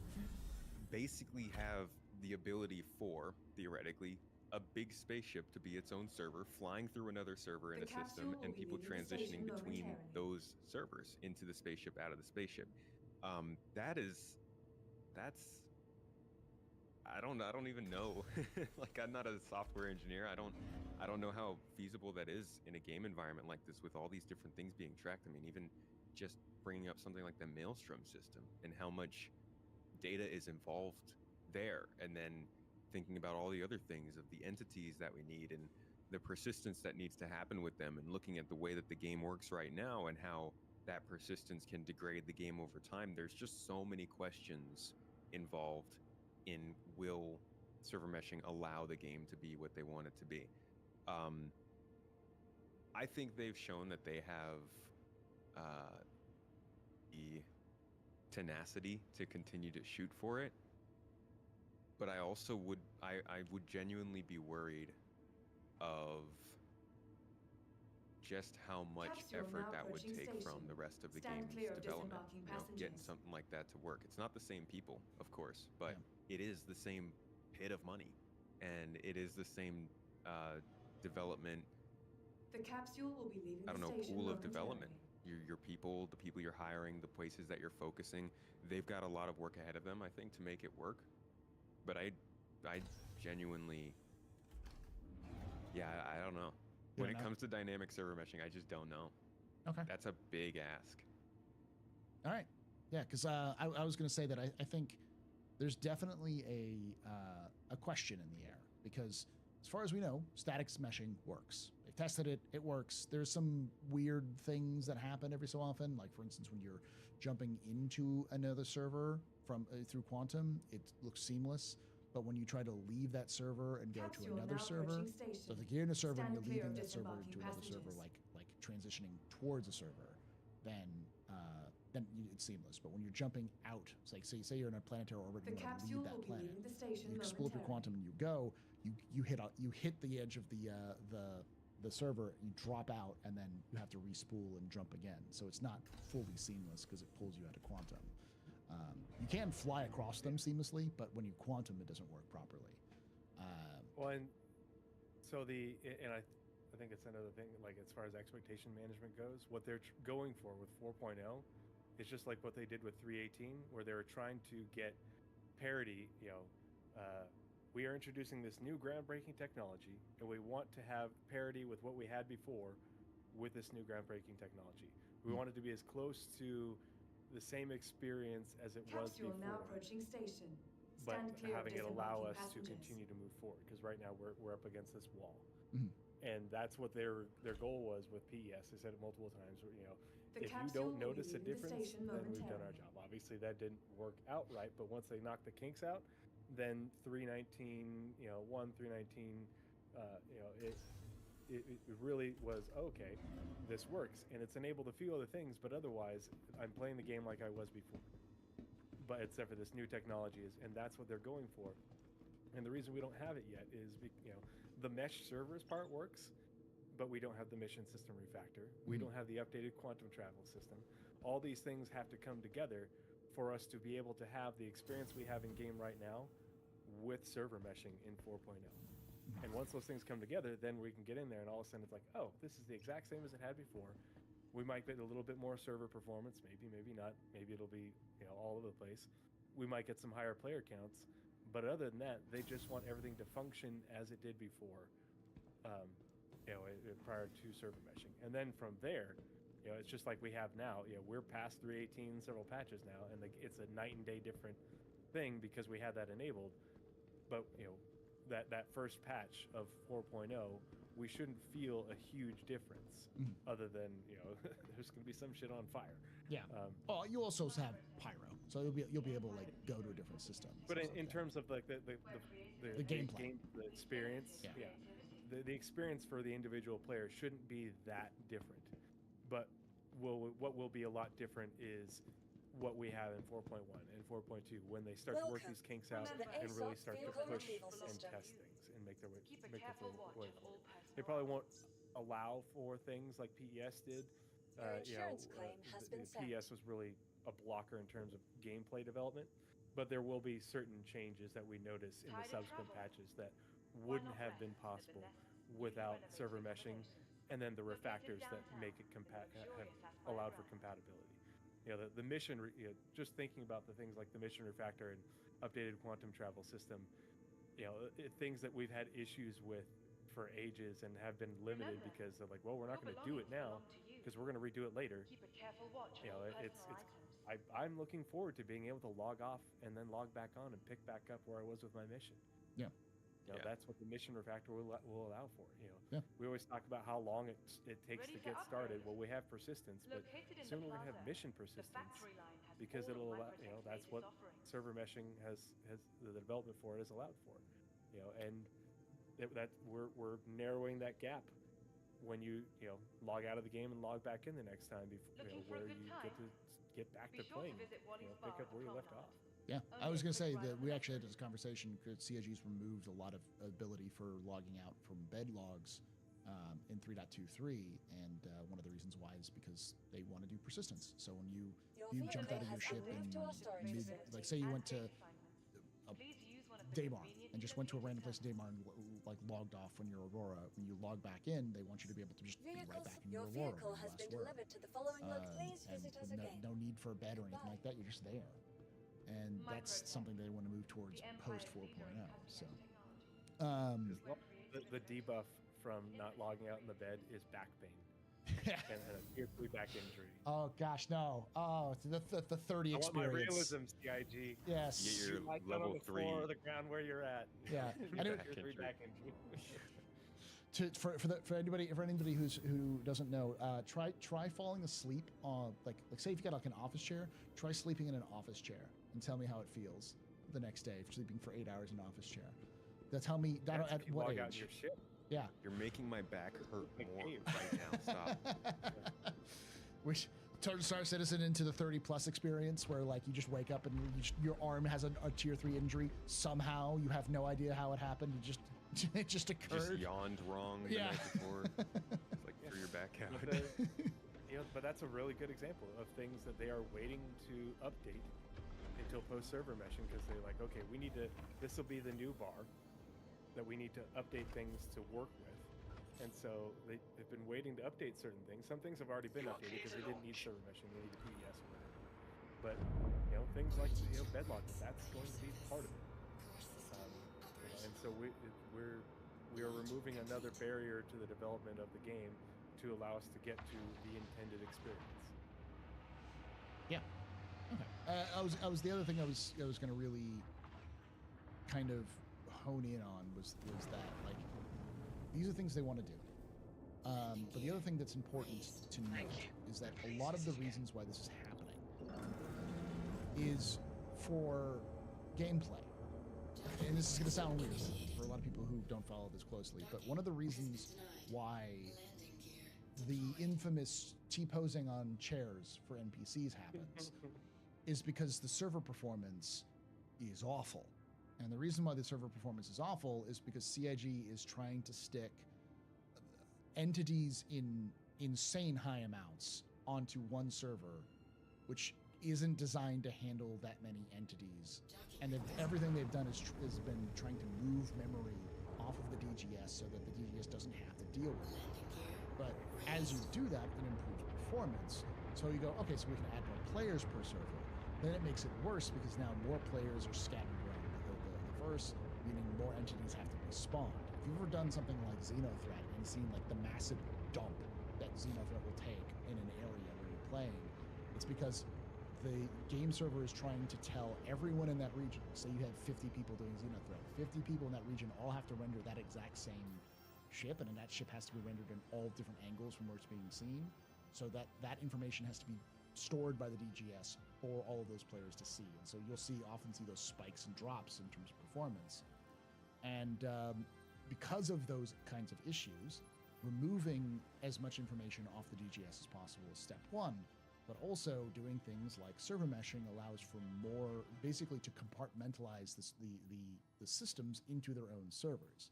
So you take what could handle 20,000 entities, let's just say that, as an example, and now you give it the space that only has 5,000. You're going to get a performance boost. So Yellow Dart Bubs inadvertently makes a point, though. This allows for, if a server's performance is degrading, and maybe they're generating a certain number of errors, however they sort of track the, an error or an error count or whatever. When you have the Stanton system being simulated by 4 or 8 or 10 servers, and one of them, one of the dedicated game servers is reaching a point in its life cycle where, hey, it's getting a little bit tired. It needs to take a nap. Okay, we can use the replication layer to update a new server, hand over transition authority from that server to the others, while another one spins up with that information and then update it simultaneously.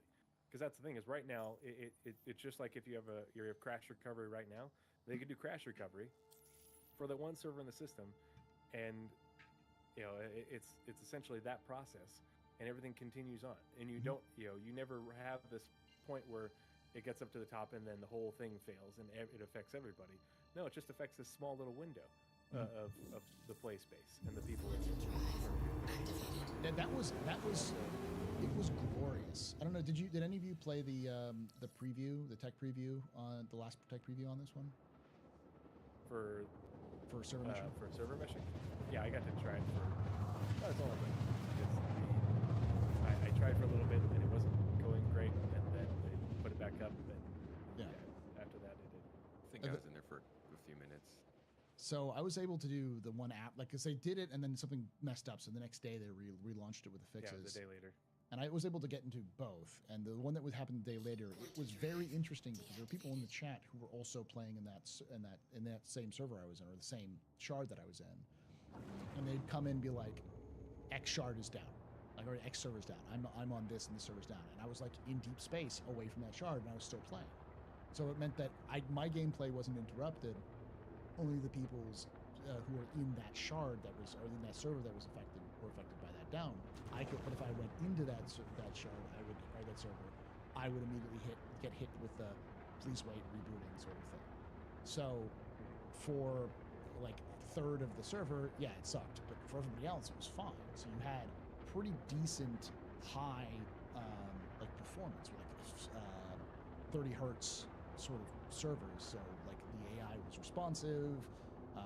They were, the gameplay was smooth. My performance as a game never dropped below 40 FPS. It was 60 or higher everywhere, and it was super good. Like, it played fine.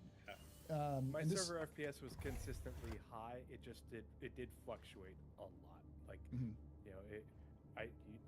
rarely see it at 30, but it was going from 12 to 30 in these rapid mood swings, but it was still double digits the entire time. Yeah. So that was what a dream.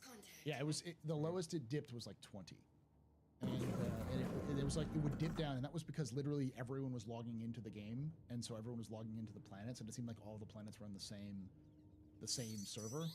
So it was like 200 people were logging into one server, and still it was like 20 FPS or FPS.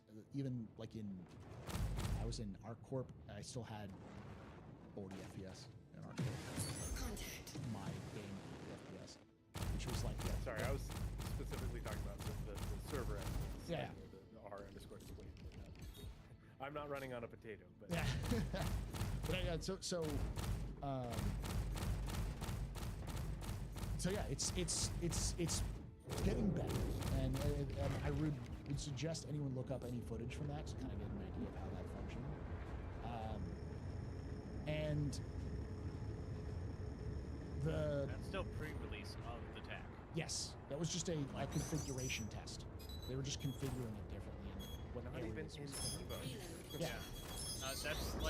That's why like the server meshing, like I imagine, I don't know, but I imagine a lot of people didn't really hear the devs what they said when they did the server meshing video. When they kept saying it worked shockingly well, they were expecting it to explode. No developer ever says that. Yeah. They don't want to be admitted. They have as much PTSD from 318 as we do. Yeah. It was, like, it even was in pretty other funny games. how frank they were about it too. It's just like, Yeah. it didn't break. Weird. Yeah, like most of the time, especially with server tech, when devs are implementing things, they expect it to go about as good as No Man's Sky. Like it's like that's generally, especially with server tech, how it goes. Is You're hey, I talking think about this will work. launch. You mean No Man's Sky's launch, not current No Man's Sky. No Man's Sky's Right, it's great. dude. I need to find time to jump new into one? that again. Yeah. I don't know what they changed because like that's a half-an-hour video to figure that out. But the graphics alone. So let's go into this last little bit before we get into question and answers, because I think we've kind of covered a lot of like what server meshing is and why it's important. I'm gonna hit us with the future problem. Kind of already asked this, but I'm gonna hit it you more specifically there, Space Tomato. Can CIG achieve their goals of old dynamic? Or I'll also explain this a little bit so people understand, because we've kind of hit on this a little bit. There's a confusion that people have. What CIG is going to do with 4.0 is static 1. They call it static 1, which basically means static server meshing, which means that the Stanton system would be carved up into a certain number of zones, and each of those zones is handled by a different server. And then Pyro would be carved up into different zones, and each zone is being handled by a different server. All of those servers are meshed together, so you can transition between them with connected to one application layer, one set of services. Yeah. And that is a shard.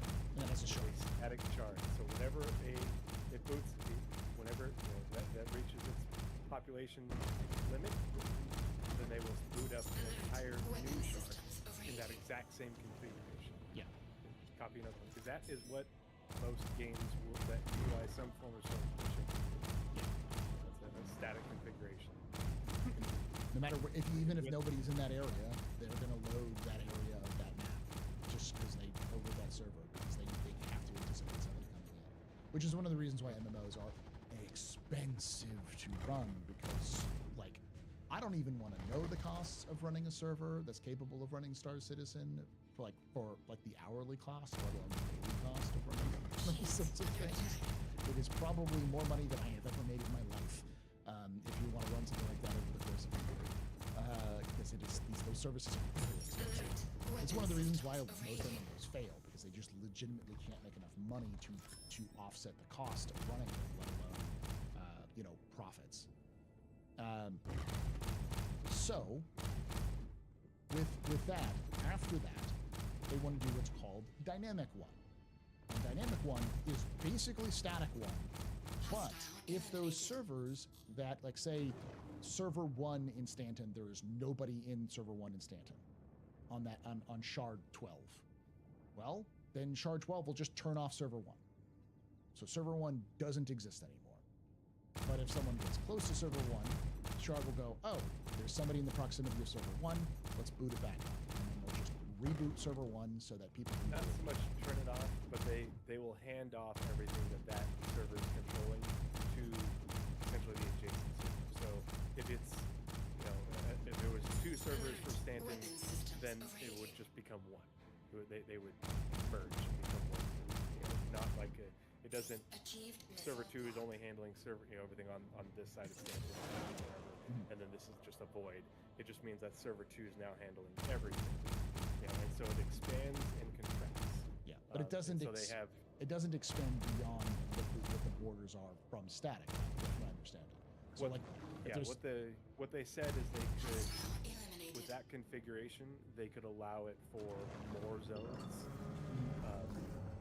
because with Context dynamic, right, dynamic isn't just the servers; it's also the replicants, the replication layer, and so they could, in theory, go from okay, we have one replication layer for all of Stanton and Pyro, and now we're going to say okay, we can spin up more replicants to a certain point, but maybe now we'll have 4 replicants for Stanton or something like that, and now but the hard limit for all those simultaneous connections is essentially 12 servers for Stanton instead of 4, and 1 for each landing zone, that et cetera, et cetera. Yeah, that's but more then it can also Dynamic contract 2 though, down. right? Dynamic 2 is where the borders are. They can be redrawn at any time, just based on density of load. So whereas so static 1 is effectively, if it's a zone, it can be its own server. Yeah, if it's just the zones are still a fixed fixed thing, and a fixed entity zone. For anybody who doesn't know, your ship is a zone. Like the interior of your ship is a zone. The area around a landing zone is a zone. The actual landing zone itself is a zone. If you ever hear anyone talking about object containers and object container streaming, each object container is a zone. It's just different terminology for the same thing. Yeah, they're object containers. So anything that's an object container can be its own server, is what Dynamic 1 means. I think Dynamic 1 is well within reach. I think Dynamic 2 is near, for me, it's almost near parity with the single shard idea. I'm I think it was Benoit. It's almost is the juice worth the squeeze kind of thing. If we've already got Dynamic 1, how much is it worth? Really yeah, need now you start to 2? bump up against how many shards will there be? Like how geographically speaking? Yeah. How many different worlds of Star Citizen will there be? Yeah, I think it was Benoit that was saying that they really don't want to do static server meshing as far as the server engineers. Yeah. They would like to just skip it, spend the extra 3 to 12 months, and just skip straight to dynamic. It's just cheap. That's how close we are to dynamic. It's finding those points where they need to scale. But the big thing about Dynamic 1 that's important to me is it further expands what server meshing does. Higher player counts, more entities, better performance, resilience, more entities. This is what allows for greater density of POI and gameplay in an area. But the other thing is, and I'm just gonna drop this bomb right here, but I think Dynamic 1 is really what's holding back Quantum/Star Sim. That's the biggest tech hurdle, and Star Sim Quantum has to be able to hook into everything as it's changing hands in terms of authority. And until we've got that nailed down, all these things changing hands with authority, and then some service keeping track of that in order to essentially tell Star Sim, hey, here's the updated email address or phone number for this thing you're trying to maintain contact with as it's being handed off. They won't integrate it. So you're talking about the dynamic economy, we're trying to right? Because I do want to if you want to simplify it for some people who have no idea what Star Sim Quantum is, we're talking about the dynamic economy. Because they wouldn't be able to maintain that parity. It's just like with 4.0. If they tried to make 4.0 dynamic version 1, we would be moving forward in one point, but our gameplay experience and things, it wouldn't be the same. They wouldn't have to be able to maintain that parity. And so if they already had Star Sim / Quantum, whatever they're calling it now, hooked up, the process of being able to get it working in order to maintain the parity with the gameplay experience we have now would be abstract. And so that's part of the reason that Benoit wrote it the way he did. It's like, if we're waiting for these things to get in before we start hooking all this stuff up to it. Because if we hook it up to it and then we change anything, then it's going to break. Yeah. And that you're talking about your testing and development, going from 4.1 to 4.2 or something like that. That would be like the 3.0 doldrums. Yeah. Where they're just taking forever to try and figure these problems out. Yeah. Yeah. No one wants that. They don't want that. That's even worse than 3.18. They iterated on 3.18 that. Yeah. But it took them 3 months to get to get through 3, because the 319 was just 318X patch. 320 was like August when it came out, and then once they did a lot of iteration in a short period of time, but they wouldn't be able to do that in between these two if they had to fix this on top of move on to dynamic. But that's really my question, because now that we can understand the difference between static and dynamic, like with dynamic 2 being able to just get even smaller in terms of the detail. So not just is it an object container streaming, but like a quarter of this object container can be its own server. To basically just like squeeze out every little bit of detail you can get, so that the servers, you could in theory have thousands of servers for hundreds of thousands of players, because every step you take is going into a different server seamlessly, which is, in my opinion, insane. The question is, how far do you think CIG will be able to push it? Do you think they'll be able to push it to that insane detail, or do you think they're going to find, static is going to be the wall they hit and they just can't do dynamic? Do you think they'll hit dynamic 1? Do you think they'll go even beyond this sort of like insane detail granularity of servers? That's why I was going to ask Space Tomato, because you kind of answered that a little bit, but how far do you think they're going to actually be able to go with this technology? That was a long lead up to the question. Well, it required a lot of context, because we didn't specifically talk about like how the breakdown was going to be, because that all helps, because I don't have to say that stuff now. I think it comes back to being a question of money. Like, people talk a lot about how this company is doing everything it can to make money and stuff, and I think there's a whole nother conversation there about how much you bite off and how much you can support when you bite that off. They've bitten off a lot. But it comes back to money. How successful can Squadron 42 be to give this a solid boost in development? How successful can they be in monetizing this game without depending on ship sales?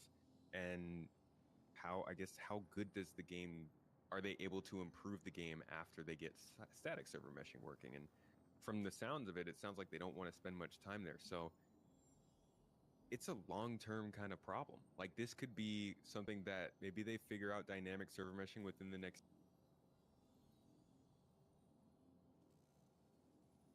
year. That's what it takes to push the game. They could, call it short before that. But I do think that they can get this very granular. I mean, Stanton is a very unique system in what it provides for the game, and how much really is supposed to be going on in Stanton when it comes to the dynamic economy. Stanton might be like one of the most active systems in the entire game, and I could see them pumping servers into that system to get it to work the way they want it to, with how important these planets are, how much trade is going between this system and Terra, or this system out through Magnus. Does it connect to Magnus? Magnus, yeah. Yeah. Magnus, So Pyro, and Terra.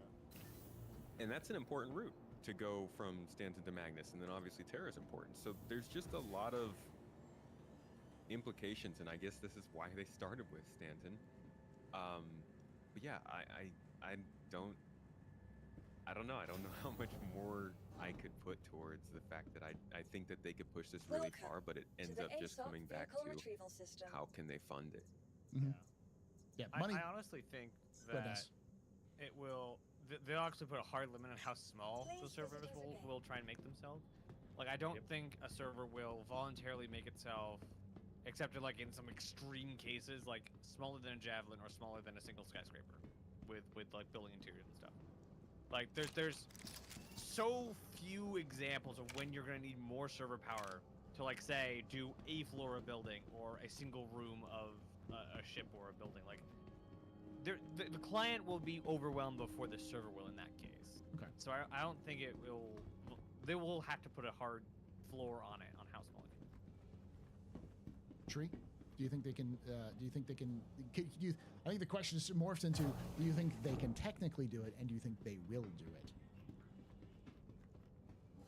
I think the gap between Dynamic 1 and Dynamic 2 will be far larger than the gap between Static and Dynamic, and I don't think we're going to notice as much of a difference. I think everybody needs to remember that this is as much as we're interested in the performance aspects of this and what it allows for in terms of gameplay and granularity.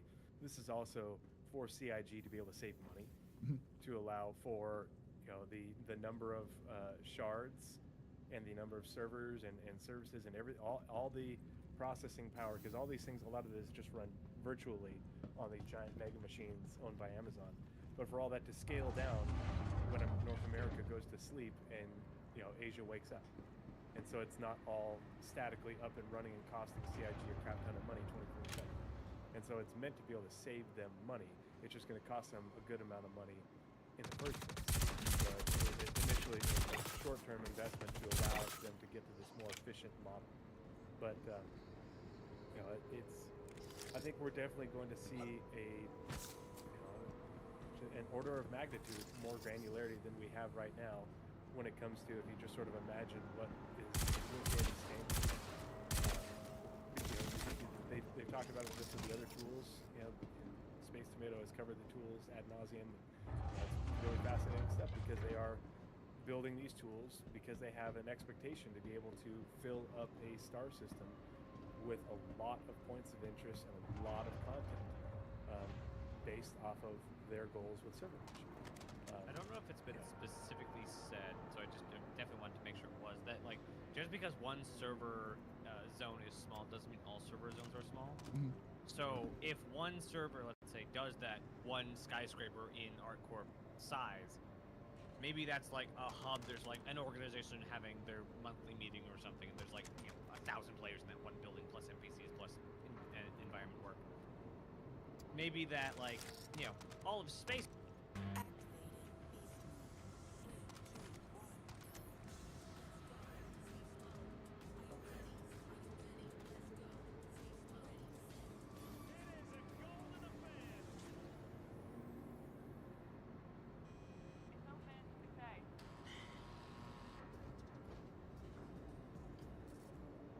Vitamin water. It's so New York. It considers going to a top floor walk up. Someone get eyes on this slippery bastard now. Get your blur on. New Blur Screen Primer. Protects with SPF 30.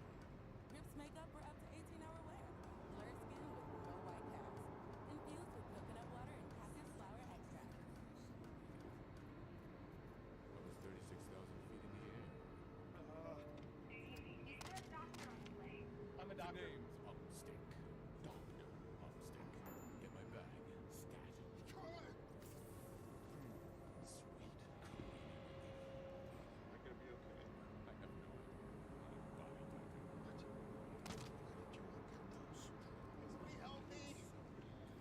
I'm sorry about it. Another day, another drumstick. Hey, Meta, take a photo.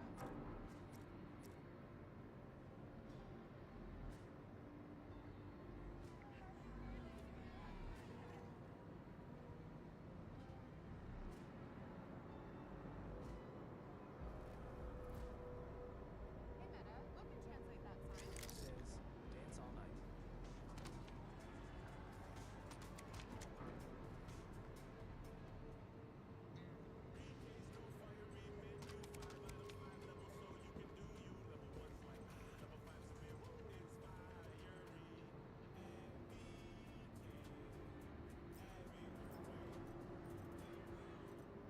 If there was one single shard, then the amount of modularity they could build into how these servers work would be crazy. But if we need, 8 different versions of the game for different regions, or 20 different versions, however many they need to for that latency to keep up, then it's like, well, you have to multiply that many servers by that many different instances they've I created. haven't had a lot of time to go through the Shenzhen bar citizen Q&A, but there was a kind of sobering question. I forget where the servers are hosted in China, but there's only like one. And even in the Shenzhen area, they were saying they were getting 100+ ping. I think it was Hong Kong, to the Hong Kong servers. And Chris was like, that's weird. Maybe we need more servers here. And like, it would be nice to find a way to go faster than light, but currently, Yeah. just host the servers in Australia. Everyone gets bad connection. I mean, the answer, the crazy... Subs isn't what keeps Warcraft going. Yeah. MMOs survive off of microtransactions. It's not subs. Yeah. Well, that's a we'll put, because I'm releasing this as a separate video now as well, so that people can watch the video. This is a plug for me to say you should go watch the Q&A, because that's one of the things we'll bring up about subs, how to fund this problem, because that does lead to the problem of how do you get funding to keep Star Citizen up if it's going to be so expensive to run this. And the question that a lot of people are pushing, who are saying we need to do a sub model rather than a pay to play or a free to play model. And we'll have that discussion. So make sure if you're watching this after the fact, check the VOD, which will link in the top right. It'll be available for you to watch the full thing. Current subs aren't funding like the game, but stuff's going to like citizen content development and video production. Save it. Yeah. You gotta push them towards the Q&A. Shut up. Yes, so I can watch further. So I can double dip, baby. But okay, I was gonna say, yeah, what it comes down to. Paid mounts. Pretty sure that's the entire game, though. What was I gonna say? Oh, the other thing is like I'm pretty sure that they'll do one shard per region. So like North America, Australia, Asia, EU, and that's it. That would be amazing. I think that's the end goal. Like I don't know if it's going to be, because the other thing is that to remember, I think Tree kind of hit on this, is that the more they can condense people into a larger shard, the less servers they have to pay for. So the bigger the shard, the smaller the number of servers, because if you have to pay for 100 NA servers, each with their own shards in them, or each with their own 100 NA shards, each with their own servers in them, you have to pay for the same amount of servers in every shard. But if you can do it in one shard, that reduces your cost by 99 or whatever. I don't know the math, but it reduces the cost a lot in terms of how much you can do.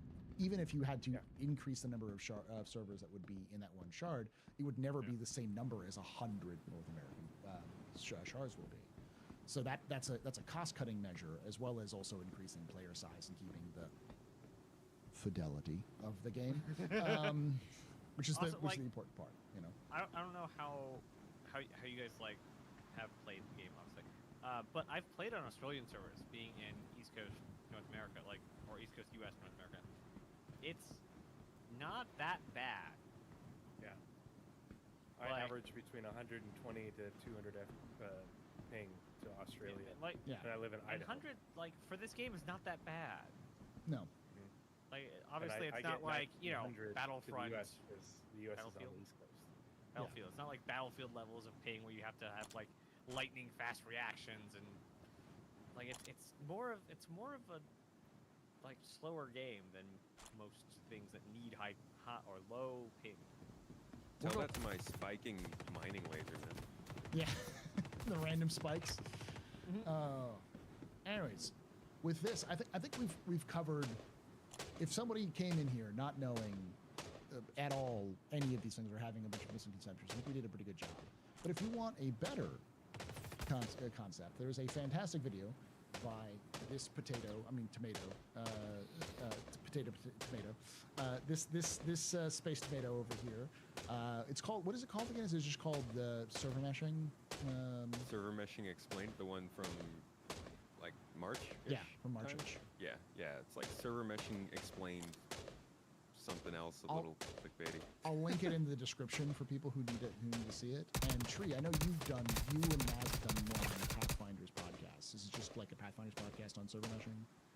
Yeah, it's older, but Yeah, and that was everything was based off of current evidence, so there's been more since then. Okay. It was pre-test channel. Pre-test channel, yeah, for those stuff. So you can check those out as well to kind of get the history of how these things have evolved, especially if people are interested in where it came from. And if you enjoyed this and you're watching this after the fact, hi, thank you for watching. Make sure you come join us live Saturdays at 4 p.m. Eastern, 1 p.m. Pacific. Twitch.tv/theastropub, youtube.com/theastropub live, where we do the Captain's Table. It's not every Saturday, but we do most Saturdays. Sometimes we'll take a break because I've got vacation or can't get anybody, or CIG's doing a big release, so I don't want to compete with CIG's own releases. Make sure you come back and watch the live Q&A where people are going to ask questions from the chat, and we'll do our best to answer them, including that subscription question. To watch that, but that's a separate one. I wanted to make it so that this was more manageable. It's still going to be like an hour and 15 minutes, but that's a little more manageable than the 2 hours and plus this is going to be. So make sure you, of course, as always, like the video if you enjoyed this. Hit the subscribe button if you want to see this for more, and the bell icon to know when these release and when I go live. Thank you for watching. Thank you to Space Tomato, Tree 0311, and Nazarus, aka the Nova Forge. Make sure you check out their channels, which are all linked as well in the description. And I will see you all, or do it all time. Thank you for watching, and like I say every time, hope to see you someday.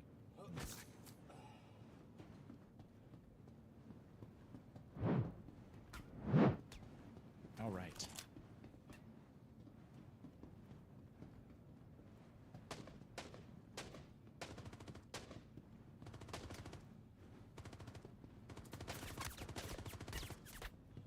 We'll be right back, chat.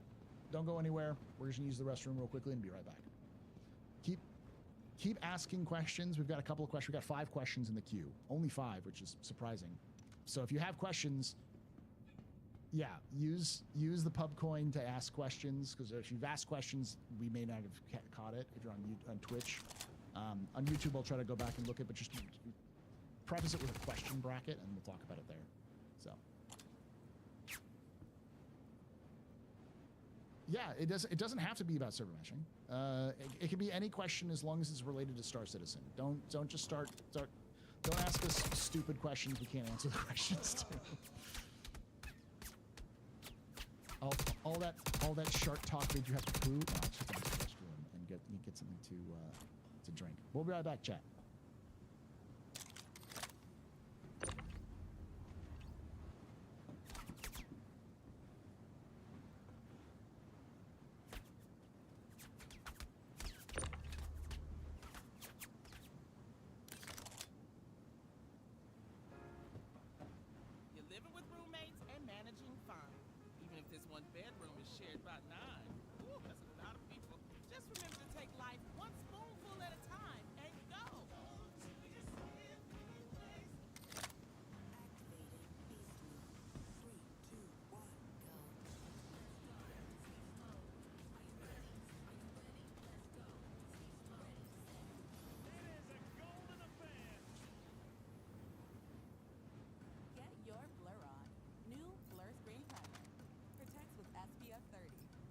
Makeup for up to 18-hour wear.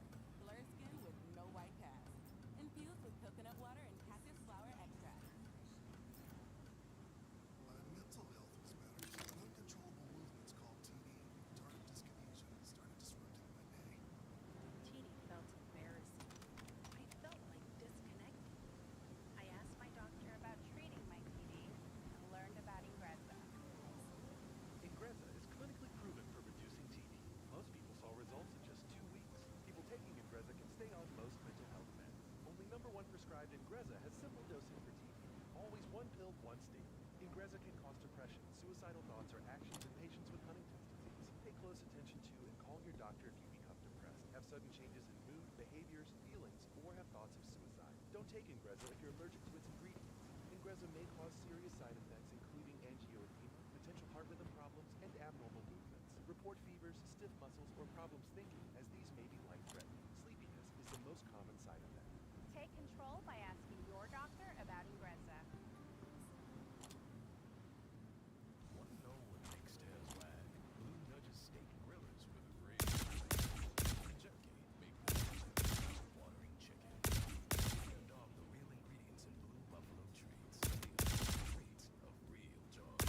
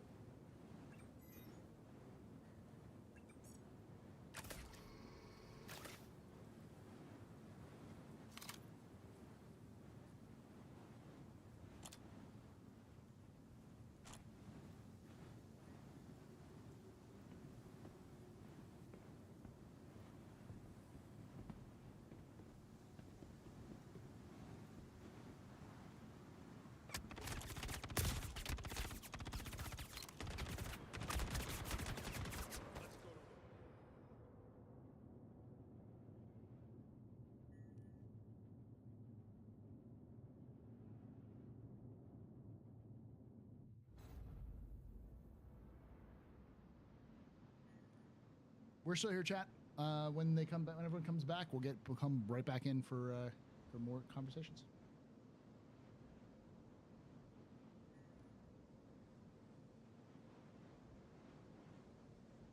Whatever it was, it's gone.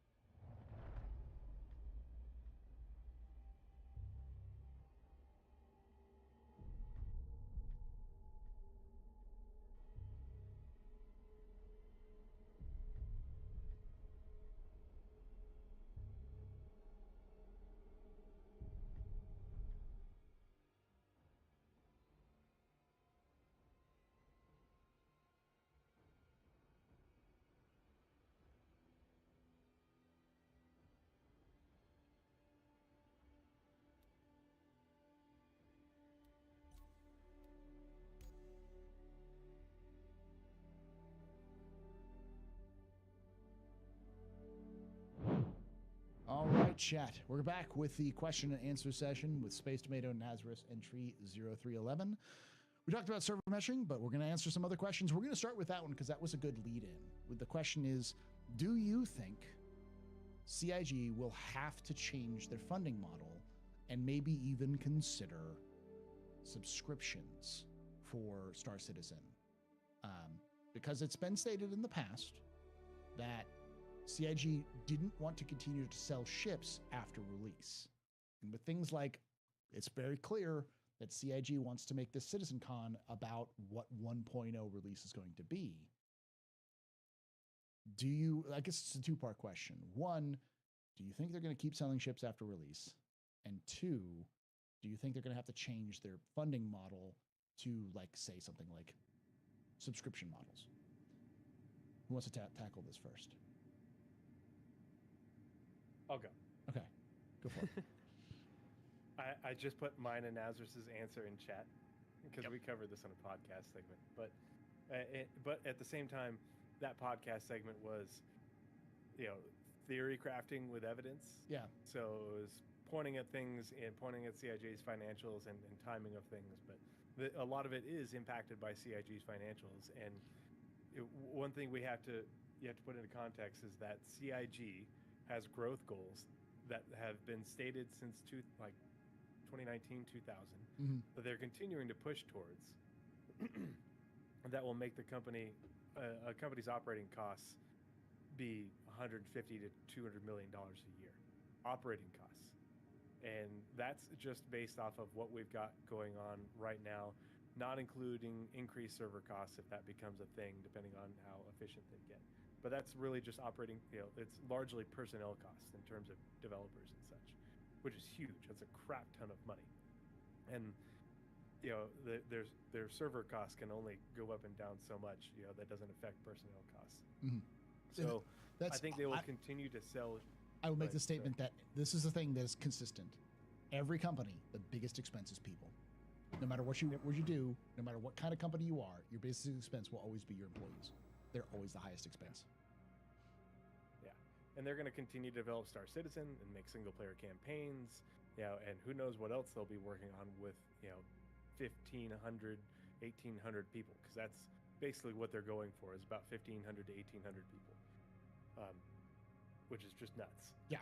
And so I don't think they'll stop selling ships. I think the flow of new ships will slow down, because the big thing that everybody forgets is that for each new ship they add, that adds to the workload of the ship, the ship teams. They have to continue to maintain those. It isn't just release ship and they're done with it. They have to continue to update them. They have to continue to maintain them, and they have a giant backlog of ships that they already have to bring up to the various gold standards as additional gameplay gets added in. And so if they continue to add to that, they'll never get caught up. And so it's also the amount of money they make on ships versus the amount of people they have to pay to continue to both make them but also maintain them it's really cost ineffective compared to paying prop artists straight out of university to make props for microtransactions. Mm-hmm. And that's the thing is people are like, oh, they're going to have to go to a pay-to-play model. No, I think they'll keep a sub model that gets you stuff, but I don't think they will ever go to a pay-to-play model. We already have too many people that have bought into the game that would absolutely lose their minds if suddenly CIG said you have to pay to play. And I think that if they said, oh, well, just people after this point, you'd have a riot. It would not go over well. You'll make far more money on microtransactions. Sued in the EU. You could get sued in the EU, because it's changing. There's a lot of laws that are involved. And so the only way it'd work is you grandfather in all the current players. And which using is a ton WoW of as your subs argument. off. Yeah. Using WoW as your argument is saying, oh, I'm going to use the exception to the rule for MMOs to say that pay-to-play works, because the list of pay-to-play games that have gone free-to-play and introduced a lot of microtransactions in order to fund themselves is infinitely longer. And so it includes EVE. EVE Online. Yeah. EVE Online has done that. Star Wars, The Old Republic has done that. What is it? Elder Scrolls Online does that. Like pretty much I think even Final Fantasy 14 does that as well. They may have a different model, but the Final Fantasy common is subs that okay. we have now is you sub for a it's a regular microtransaction instead of a one-time microtransaction. Don't you That's the also only have to difference. buy expansions for World of Warcraft? Yes. Yeah. But So the funding big does thing not is- prop up World of Warcraft. Yeah. They need to supplement that with the expansions. And that's the thing is World of Warcraft doesn't survive on pay to play. It's a small portion of their actual overall funding. We don't know how much exactly. People have looked into it, but it's only a small portion. But if you look at how much money is made off of microtransactions for cosmetics, and you think that CIG is going to do anything other than that to fund their game, you're silly. It is 100% the absolute basics of consumer economics is to sell more things that are cheap, that are more affordable to more people. Mm-hmm. And it doesn't matter what your product is. That's why TVs have gotten so cheap. Everybody has a flat screen TV because they've gotten cheap to produce and they can sell more of them and make more money. A great way of putting this as well, just to cut in real quickly, is look at CIG's funding when they sell a cheap ship that people want versus a very expensive ship. The cheaper the ship, the higher the bounce, because more people can afford a $30 or $100 ship than they can afford a $500 ship. And more people can afford a $1 couch for their hangar or their hab or whatever. That's the thing is, people forget that no other game, except for Star Wars, whatchamacallit, from way back when, and even Galaxies, Star Wars Galaxies has ever had as much player ownership as what Star Citizen is going for. And if you can customize your ship, your character, your hab, your hangar, your base, and everything in between. Okay, well, you can sell that stuff, and all that, and the way to appease everybody is make it so that you can earn it in game, but if you just want to buy it now, sweet, 99 cents, here you go, and 500,000 people buying, doing that. That's how you continue to pay for server costs and revolving costs. Get the farmer's aesthetic pack, which gives you a bunch of cool farming themed things to put inside your base. Space overalls. Yeah, space overalls and like, couch and stuff like that. For which is $10. why I didn't understand why people were so upset about the what are they called, the career packs. Yeah. That was exactly what that was. Well, it was I hate the career The problem packs. was you can't get them back. Why? Because you can't get them back. Yeah. It was premature. That's all that it was. I see. Because we didn't have the when item things. Whenever they make that announcement at CitizenCon, because I am like 90% sure that announcement, for those of you who don't know, they completely pulled out of the idea that they're going to do the return items that are sub items to your account or to you through the new item kiosk system. That's been entirely removed from this year. And the reason why is because Tyler Whitkin stated that it's become part of a larger announcement that they're going to talk about at CitizenCon. And when he said that, my only thought was insurance. They're going item to insurance. Let's go. Which is there's your sub. Yeah. Yeah. Yeah. This is news. This is old. That thing was announced what I'm just saying was announced 3 weeks ago, but no one's talked about it because, who dissects who dissects everything that the devs say because we've got a brain problem. But it's Paul, it's what you always say. The end game of every MMO is fashion. Yes. Well, when fashion isn't just limited to your character, it's fashion and interior design. Except for you don't just own a hab, you can interior design your ship, your hangar. You can have an apartment. You can have your hab. You can have an entire. This summer. Capsule now approaching station. Stand clear of disembarking passengers. The next frontier in footlong snacking. Introducing new $3 footlong dippers. Chicken and cheese, pepperoni and cheese. Careful, doors are now closed. All with your choice of dipping sauce. The world might not be ready for them. But at $3 a pop, your wallet definitely is. Find the dip it hits at Subway today. You can make that so much faster and so much cheaper than you can ships, and there's no maintenance. We also know that it's an interactable prop. We also know that CIG has, with Squadron 42, hired prop artists, like independent contractors, to do a lot of collectibles. So a lot of the collectibles that are in Squadron were done not by CIG but by independent creators, and that's going to be cheaper often. Especially as Star Citizen grows, and if Star Citizen becomes a decade plus game when it's fully released, then you'll have people who were playing Star Citizen where they were in university, leaving university, and then CIG offering them a job as a prop artist because they did some mod for Squadron or something like that, so they could do a contract for them for a short period of time or something like that. So yeah. All right, that was a long response. Tomato, I'm gonna pick on you now. Do you think CIG is going to change their funding model? Do you think subscriptions is on the table? Not for access Stand to the clear game, of disembarking passengers. but everything else. I mean, like I said, while you guys are having that talk, insurance. Yeah. The That's capsule huge. will be leaving the When station it comes momentarily. to the perks you can get, obviously the subs that they do now gives you stuff monthly, but there are probably quite a few things that they can tie into subs that give you a little bit better things in game. One of the things I've seen theorized was claim timers and stuff, getting basically using time in the game to continue to almost push people towards a sub that can help them get time off. Stand clear of disembarking passengers. And I think that's very risky. I think that could be abused incredibly easily. Yeah. So I would still be worried about what they can do with subs. I don't think subs will ever restrict game access, but I do think that they could end up being a problem. Yeah. And they've said like they want to do the subscriptions in game to be they're like insurance in Capsule game now approaching station. bought with in-game Stand credits clear of disembarking because it passengers. is one of the main money sinks of the game. Mhm. But you just mentioned that they could do that with IRL money, The and capsule that will be leaving the station one momentarily. voluntary, don't have to do it. If you have the time to just make the money in game, you can just spend it in game. But it also, for those who don't want to lose any of their stuff and just not worry about it, they can just spend whatever the subscription is for whatever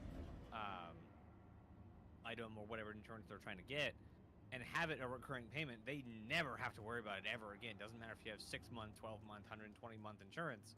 It's just literally not a problem.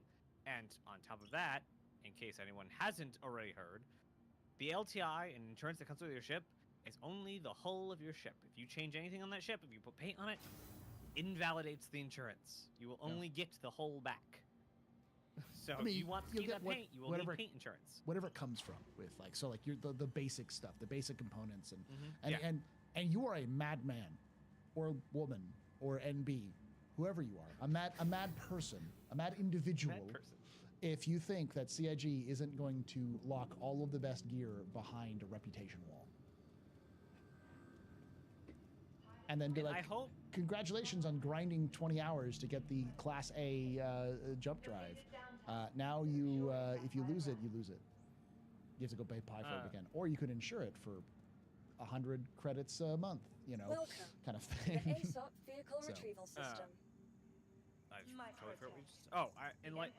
I hope that if they, because they're going to lock a lot of the stuff behind reputation, that whatever speed increases from whatever microtransactions you can get Has been set. won't be getting that armor or getting reputation. It will be, here are the tools to go get the reputation, to go get the thing. Oh, and Moriar saying the claim has not been substantiated as. That is literally what they started. That's literally from the original insurance, was that you get LTI, it is whole insurance, is what they call it. It is basic whole insurance. You don't get the upgraded for right now. The reason why you get upgrades back when you claim your ship is because they didn't. No, it's just they introduced it.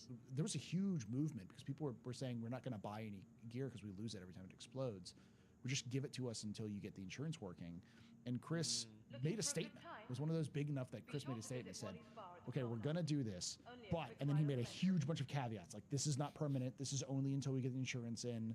Do not expect this to be the final changes. Chris was very clear on that because he wanted to make sure that people understood that, like, this was not something that you should get used to forever. That was like 3.10, 3.8, something like that. No. Half of the Star Citizen community wasn't even here then. No, exactly. Yeah, it was before literally half of the community was here. This was back when, like, you just for the first time could purchase a ship in game, and you couldn't even rent. You could only purchase, and they reset your money every patch. So every patch, not just every major patch, every patch reset your before progress. baby persistence. Yeah. Even before baby persistence, it was that. So like people were literally not doing it. So. Insurance. Correct, but when you see packs that have ship plus paint plus LTI, what they said 10 years ago, and now changes. How did that change? I don't know if that changed, and it may be that you get LTI on that paint, but not on the paint you purchase separately. So. And again, you have to remember the EU, because the EU has some very strong consumer protections. Yeah. If you buy something with real money, and then are able to lose it digitally, you will get sued in the UK or in the EU. Yeah, So probably in the UK too. UK's got pretty good consumer protection laws as well. So. Yeah, so that makes sense that anything coming within the package will be, at least, there will be a way to keep it updated.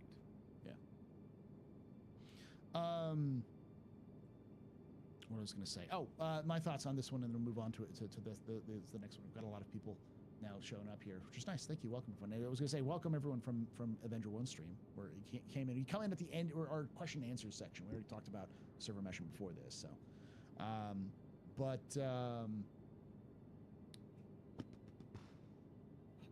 I was seeing, the question, which was about, yeah. So a lot of people don't forget that Star Citizen, CIG isn't just making Star Citizen. They're making Squadron as well. And they have made it clear in the past that Squadron is part 1 of 3 parts. And the question has been proposed in the past to Aaron, who said, they asked him, what are you going to do beyond that? You just do Squadron and done? And like, no, we want to do a single player experience once every 3 years with the tech. Yeah, there's a reason why it's called Cloud Imperium Games, not Star Citizen Games. Yeah. They are a game company now. They will continue to produce games. And now they have this, I'm going to use the cringy word, Quad A engine. That, like, the reason Squadron is still there is because Squadron's just not done.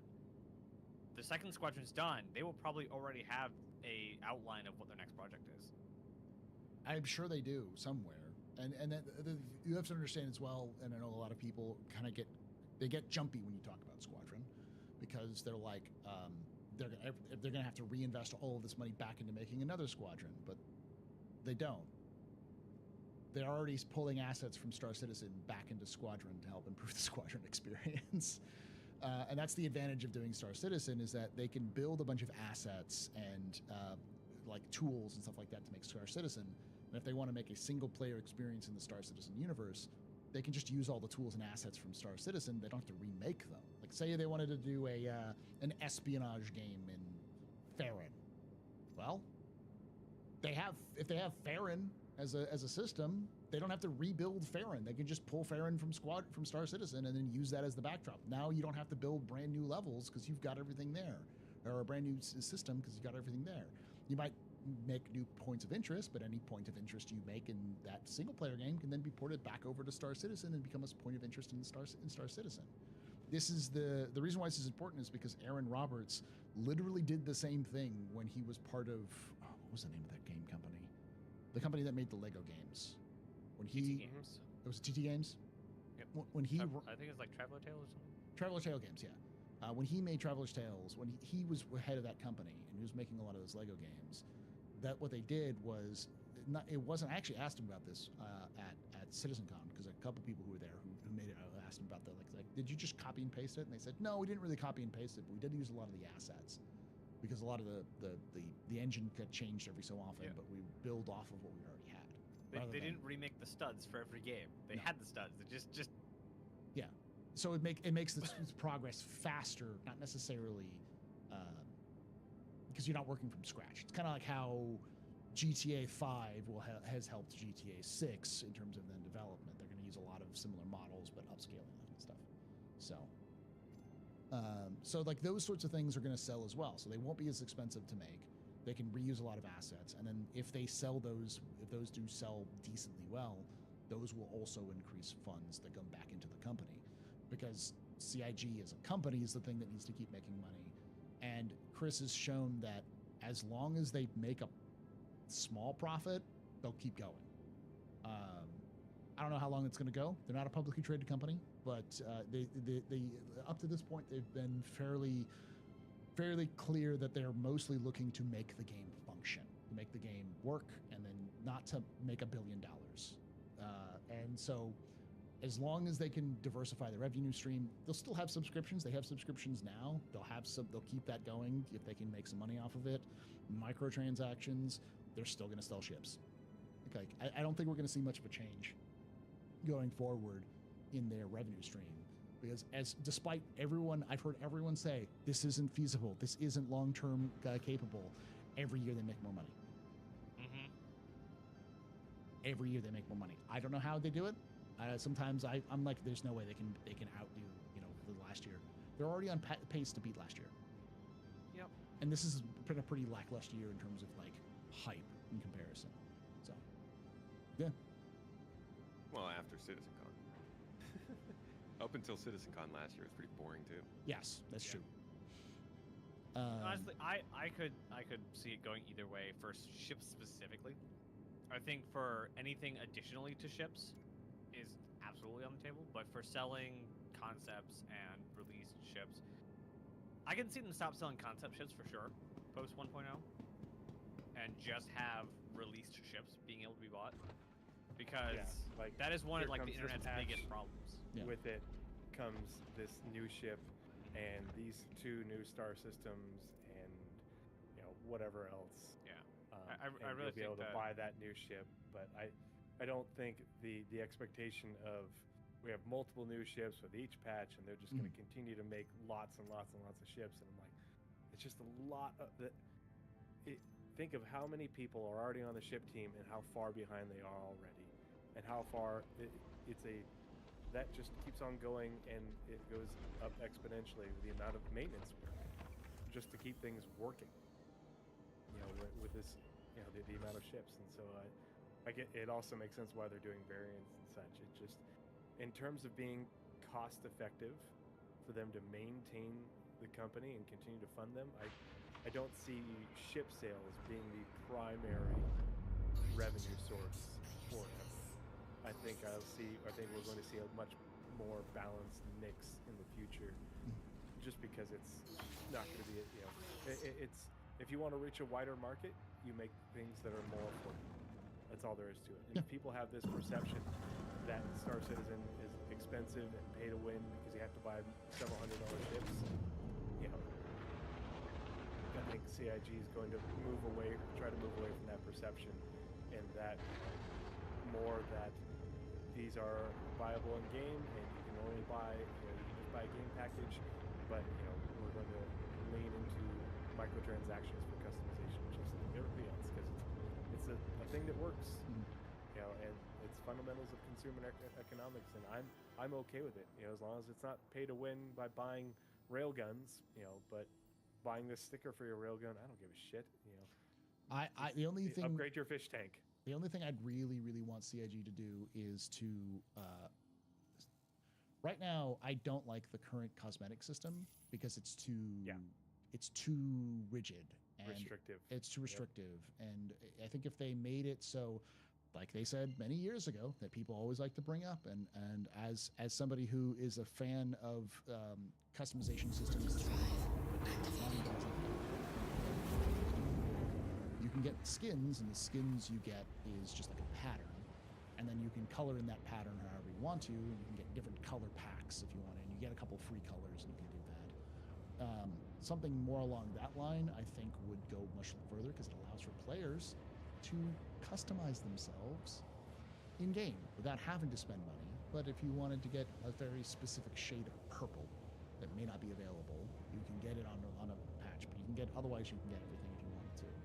And it also allows for microtransactions to be something that is entirely up to you. It's optional, and it's entirely up to your own aesthetic decisions. Because I always don't like when I look at ships that are just like $15 for bread. Like, no, that's bad. Because they're going to have that anyways. Like, no matter what, that's going to be an avenue for making money. But there needs to be avenues inside games to do that as well. So, all right, moving on. So that was the first question. Somebody said bring back the Hangar jukebox with 4.0 McMillions. It's still in the subscriber store.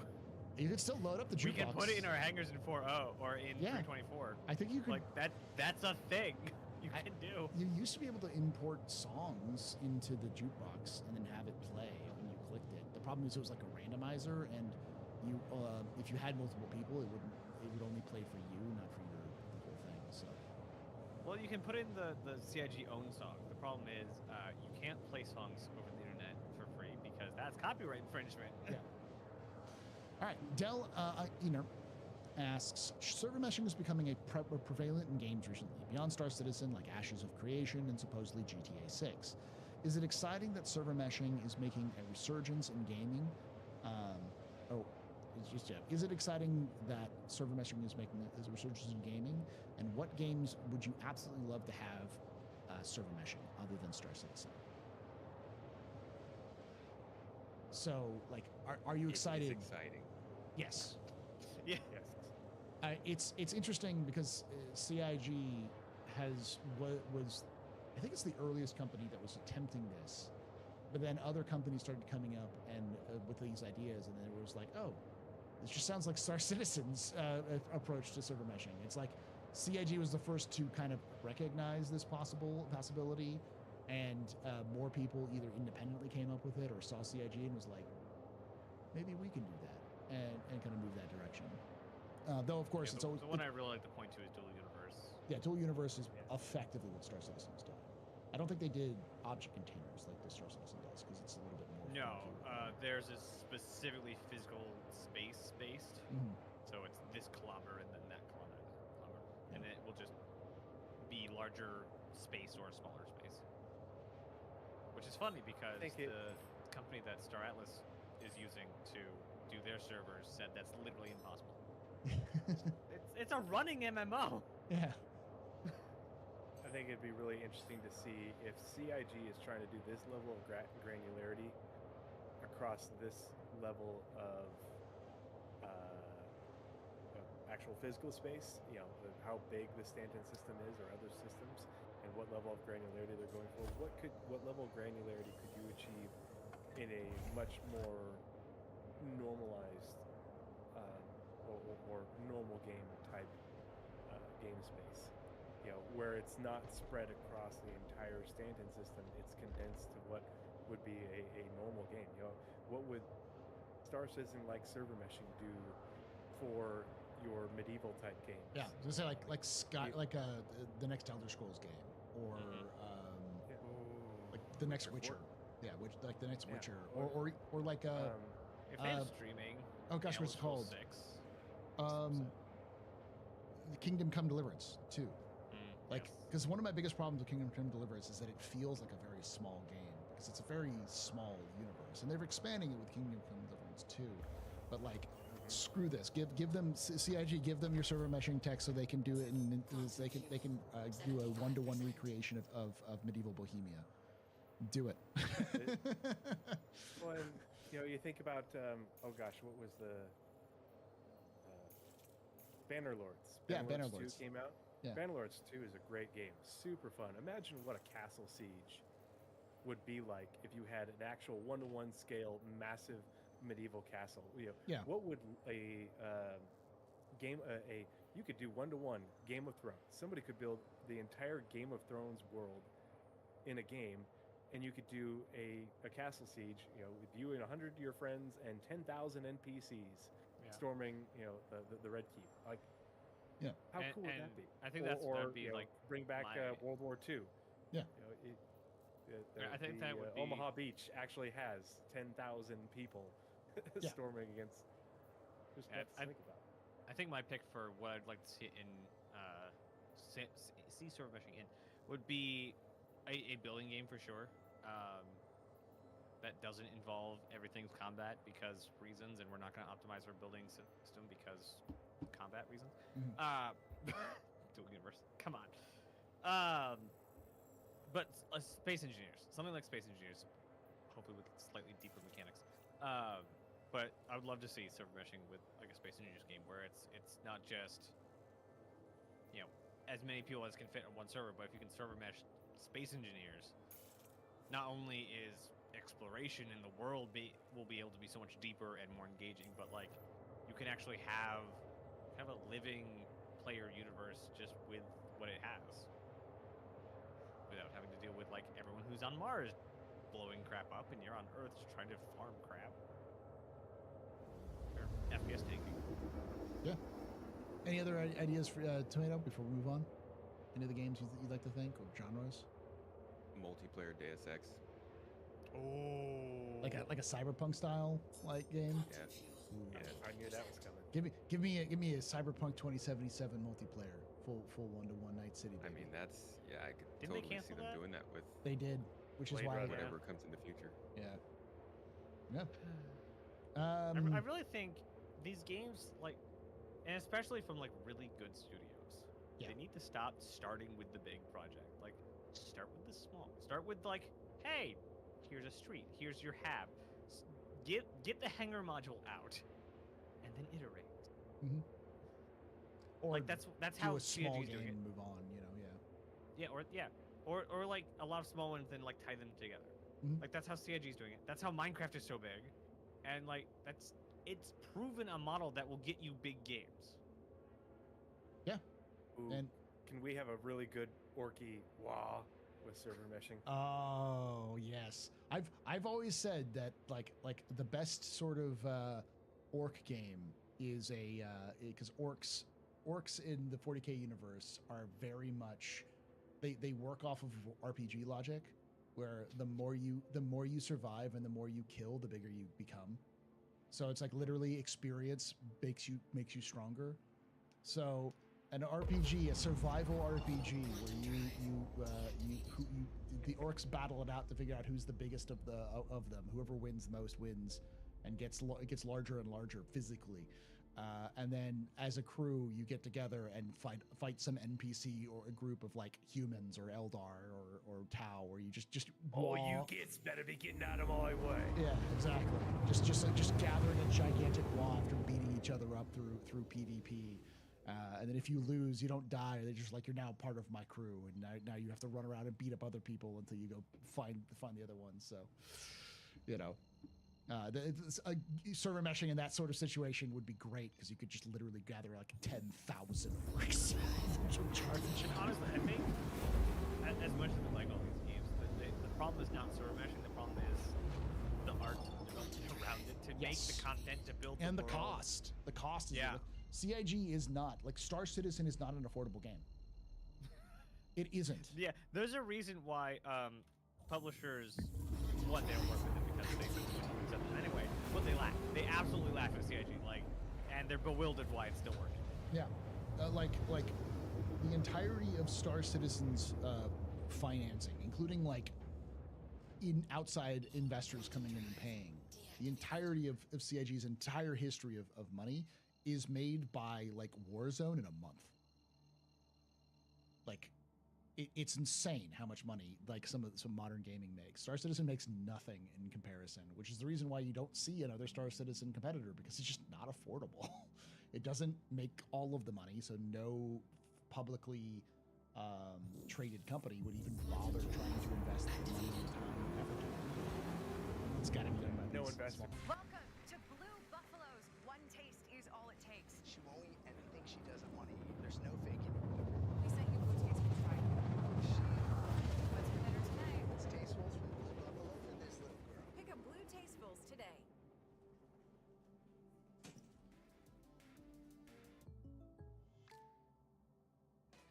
Dear Triathlon, let's splash through rushing rivers, take on iconic trails, and race straight to the top.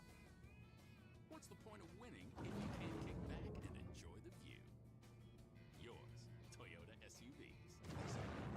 All-wheel drive for just $319 a month, and you've got everything you need to take adventure further. Find yours at Toyota.com. Toyota. Let's go places. First, they're sour. And then they're sweet. Sour Patch Kids. Sour, sweet, gone. Rich melanin skin deserves new Shea Moisture antiperspirant deodorants. Evens tone, restores moisture to dry skin, protects against sweat and odor for 48 hours. Invisibly, living in my rich melanin and protecting it too.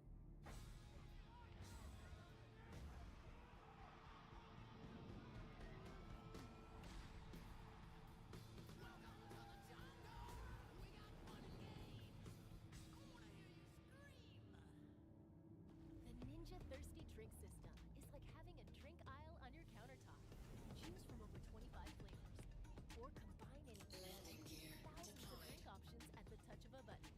Customize your flavor intensity.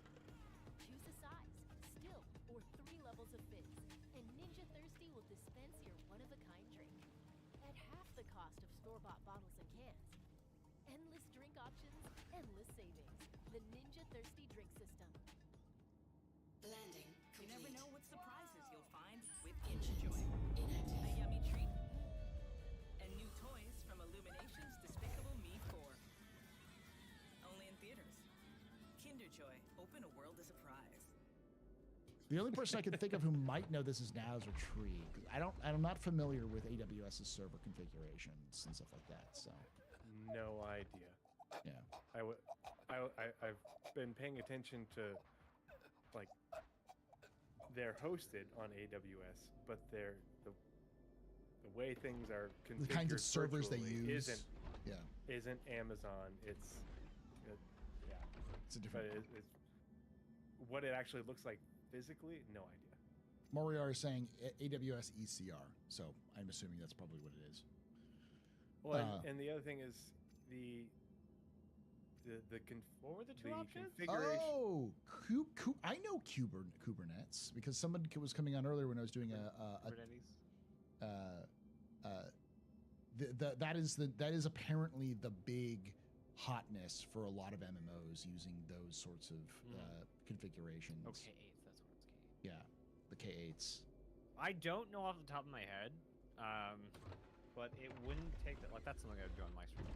Just like somebody asks a question, let's go research for an hour. Yeah, that would definitely be a cool watching Naz go look it up all and find all the information to kind of figure it out. But honestly, the goal of server meshing is not to have to buy the most expensive and highest performing servers, but to be able to just get a large volume of them when you need them, and then offload them when you don't. And that's the argument that they've always had is like, why would I pay to have my own servers and have my own servers that are the fastest ones ever?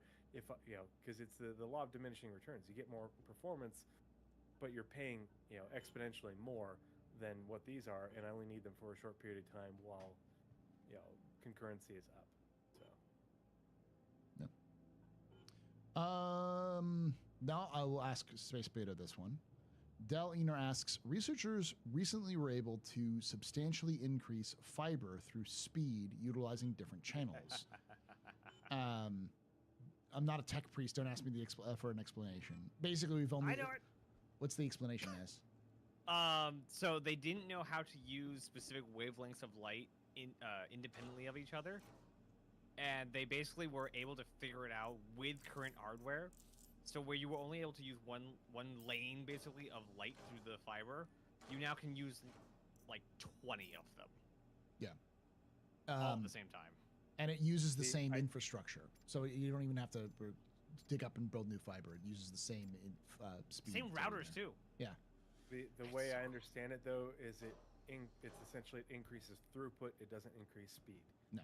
And correct. so, but it's light. But what that helps though is if you are bottlenecked by throughput and you're being essentially put in a queue for your data to get sent, that wouldn't be a thing. Mm-hmm. And the biggest thing that this helps is to allow for data transmission in between continents through the wires connecting us via the oceans to be that much faster because we have that much more throughput, so there's no more queuing, if that makes sense. Yeah. So it might not help if I'm going from here to a Washington server from Idaho, but it might help to connect me to Space Tomato or me to Blizzrad in Australia. Yeah. The question is, fully concur with these answers. 301 terabytes per second. Yeah, it's insane. Like I think the researchers that 1 terabyte is what makes or breaks it. Was it South Korea that they made this discovery? It was either South Korea or like or was it Europe? Whoever made the discovery was funny because I heard people being like, oh, they're already going to monetize this, and it's like it's too late. It's the cat's out of the bag because the person who made the discovery immediately told everyone how to do it. We're just like, hey, this is how you do it. Didn't even monetize it, just immediately set it out for free for everybody. So I'm sure there's a lot of. I think also how some LEDs got made. Yeah. Because they screwed over the engineer. Like, okay, fine, I'll go elsewhere. Yeah. So this is something that and there was some tests done where like I remember seeing an article on it but from gaming perspective, which was like you could download some of the biggest games in the world in like 30 seconds with the speeds. Assuming you could break apart data into the throughput. Into the packets, yeah, because you could put more packets in the pipes basically rather than speeding it up. It's just more, you're just delivering more information at the same speed of the water, it's the size of the pipe. Yeah. So when Star Citizen releases poop mechanics, there won't be anything getting clogged. There we go. If my poo in my ship crosses a server boundary, it won't desync. Okay, here's the other thing, because this is what it was. Kubernetes work as basically the way that server meshing is designed to. You have a big server, and you can break it up into smaller little chunks, and then lower, like raise, like basically take down and spin up portions of the server as you need to. So it effectively works how so you don't have like an outage for the entirety of the server, just portions of it. That's what people are talking about it. Way of spinning up services in containers. So makes it possible to use huge servers that run many servers on each, and spin up those up and down on demand. So yeah, that's yeah. Anyways, the question becomes: could this be a potential game changer for how CIG does server meshing? No. I don't think this has an impact on Star Citizen at all. And the problem, the way Benoit explained it to me, is everything that they are using in a shard is basically within the same room, and so they make sure that if they're doing a mesh server, that you don't the way they have it configured and the way they have their agreement is that if you have one server in a system and another server in a system, those two virtual servers aren't being run on different physical machines, in different cities. Yeah, they already have everything is and so there is it's lossless transmission from, even if it's in a different physical machine in the same room. There's no data. There's no.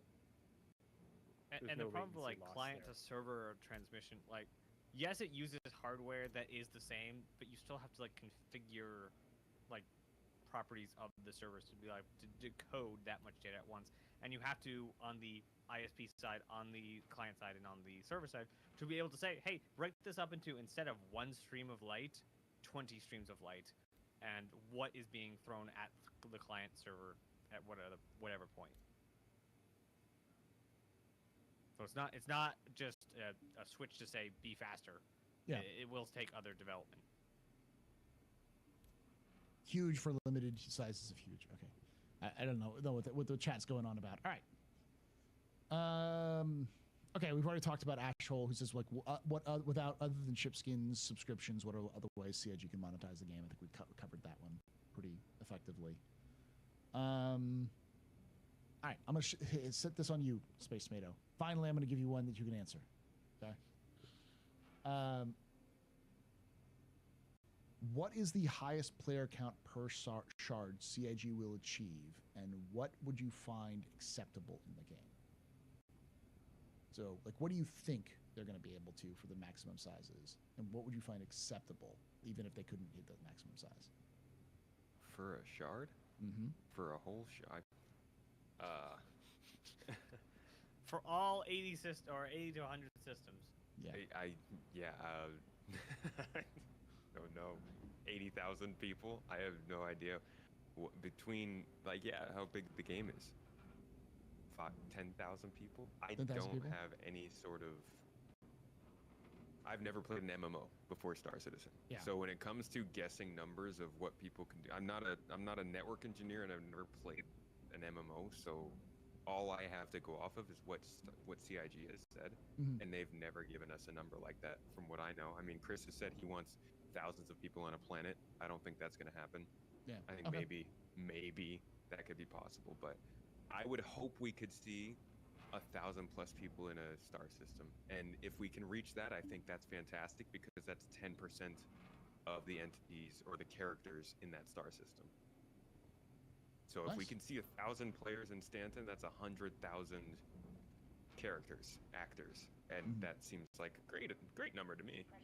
Yeah, I will agree. I think if CIG is ambitious and really wants to actually do one shard per region, like, there are 1 million players right now. Most of them are in the U.S. It's like 40 to 50% of them are U.S. and then like 30% EU. It's an insane amount of people who are U.S. based for this game, and then it drops down, like the rest of the world kind of breaks up. It might be lower than that. It might be more like 40 or maybe more like 30%. But the U.S. is like far and away the largest population. Last I had heard about the population numbers, and but even then, like, what's 30% of a million people? That's what, 300,000? Like, you're looking at, like, that's, if you want one shard to hold 300,000 people, that is nuts. That is a huge amount of people. Obviously, not all 300,000 are going to be on the game at the same time, but you may have to, like, if you were trying to do that. Like, that's big. So I couldn't tell you. I would say goal. 1,000 people. I would agree with Space Beta. 1,000 people per system is probably, I think, a solid one. As per the 12/30/2022 letter from the chairman, an MMO with millions of players was said. Though he didn't specifically say one shard, it's kind of I think implied.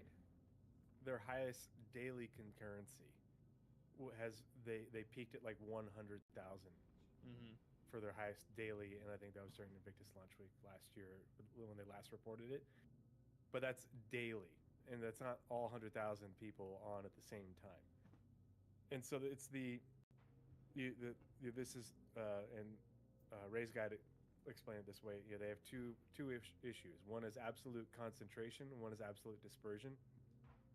But you run into an issue, both client side and network side, of absolute concentration. Even with dynamic server meshing, you know, a furball of 1,000 ships isn't really going to be possible in terms of 1,000 ships with each being its own player, 1,000 fighters.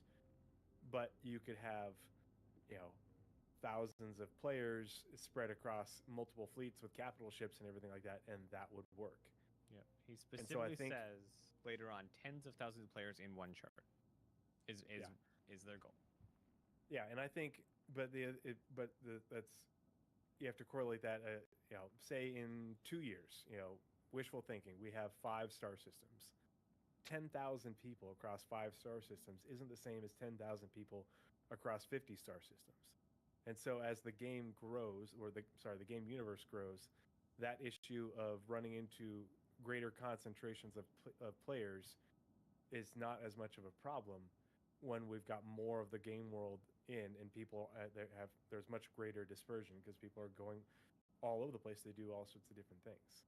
And so I think our shard limit next year of 1,000 people will be 10,000 people 3 years from now, and 50,000 or 100,000 people 5 to 7 years from now, as the game universe grows, and they refine these things. But at the same time, CIG will have to include some form of shepherding that prevents 10,000 from all of test squadron logging in at the same time in a coordinated event to go in the same pocket of space, because that'll just make everything will implode.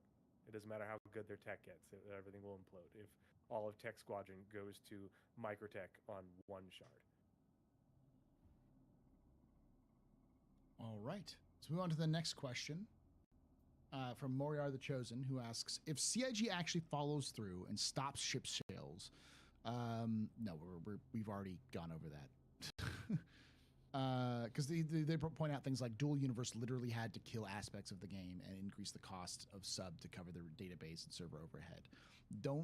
Do not large portions of the game. Do not compare Dual Universe to Star Citizen, and I'll give you the answer, the reason why. Has anyone talked about Dual Universe since its release? Hey man, don't be mean. Don't be mean. Yeah. I'm just somebody's talked about it. I have not seen any discussion on it in gaming spheres on social media, and a lot of it has to do with it's just not very popular. Like, it took two genres that were independently unpopular and put them together and made it bad. Yeah, like it's And this is affectionately from somebody who went straight to the $400 Kickstarter package, so I didn't have to pay the subscription fee. Like I said, I'm probably going to play this for the rest of my life. Let's not have to pay a monthly fee. Yeah, because Naz, for those who don't know, started a lot of his, still does a lot of Space Engineers content. So, and it was very Space Engineers meets survival MMO sort of thing. Yep. We were supposed to be able to knock down trees. And all player generated content, right? Yes. No, because they were supposed to.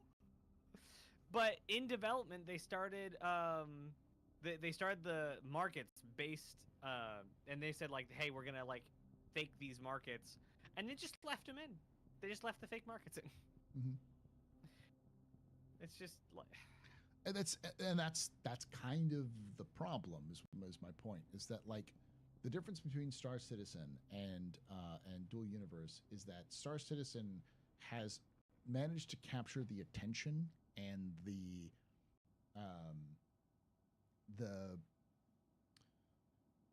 not just the attention, but like the imagination of people much better. I couldn't tell you how or why. Maybe it's because of their interaction with the community. Maybe it's because of the drama it created, so it can gather more interest because simply through sheer clickbaity articles, like, you know, hey, it's a slow news day. Let's pull out a Star Citizen thing, and then we'll get more clicks like that. Like,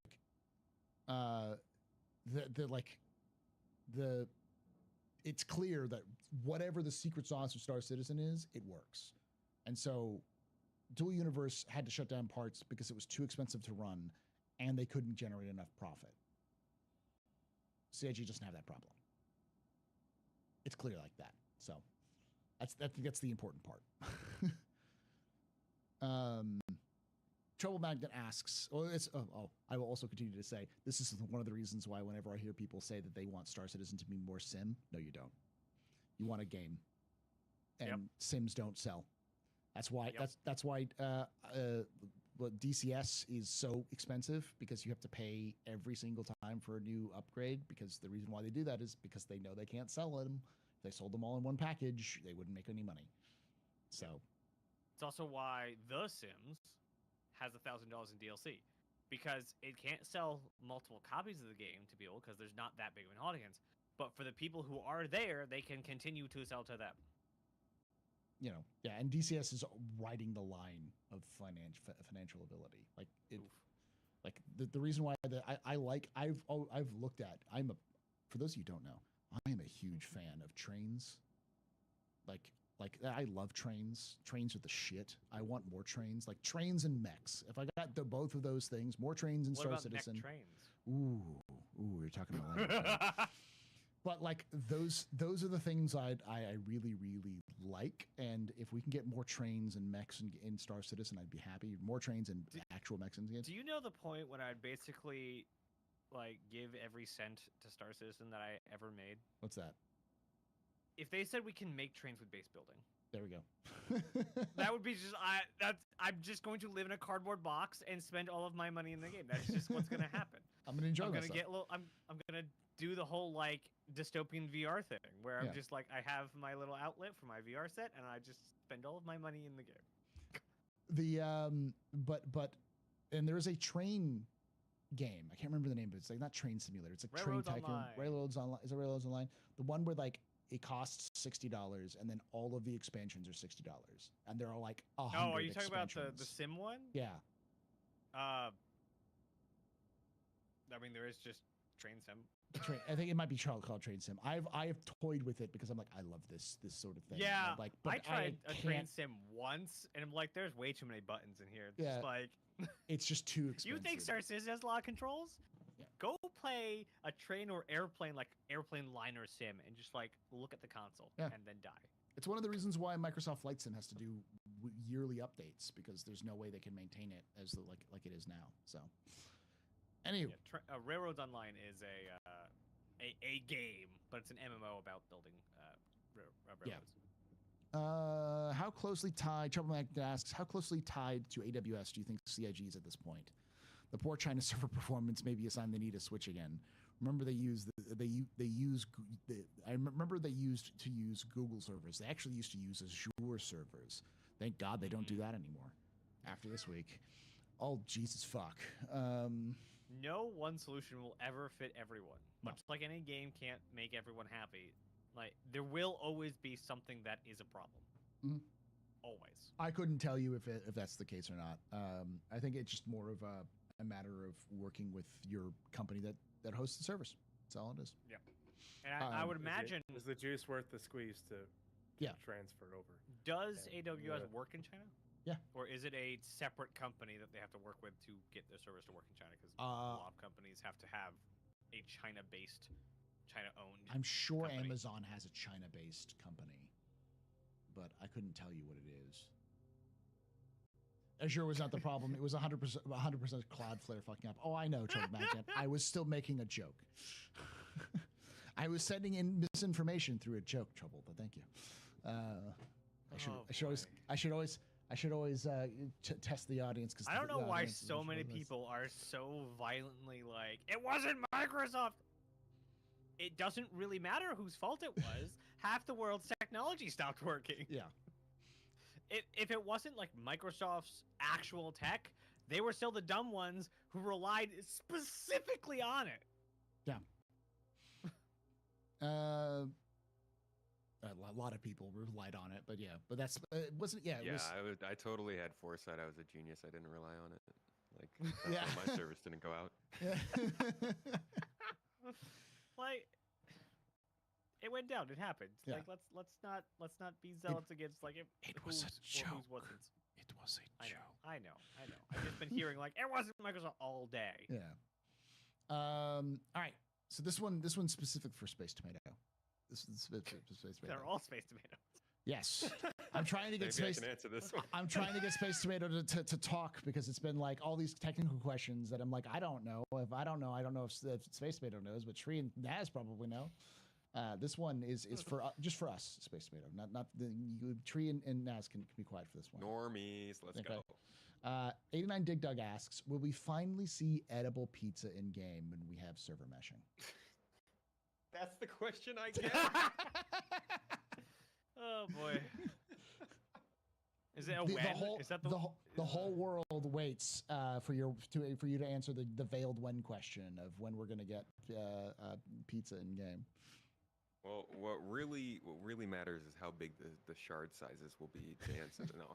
Oh yes, we're gonna get pizza in game. How crazy would they be? I'd quit everything. I'd sell my whole fleet. If we So get edible pizza. the answer to the when is when Tomato does his work as a 3D modeler and a tech artist, and then gets employed at CIG, and then implements it himself, then quits. Whenever we get procedural pizza tech. We have procedural pizza tech. They talked about I like remember that 5 video. years ago. That freaking 10-hour video of them making the beans and all the Yeah, freaking we food. have that. All I can say is if CIG forces us to put beans on toast for breakfast, I'm fucking rioting. Okay?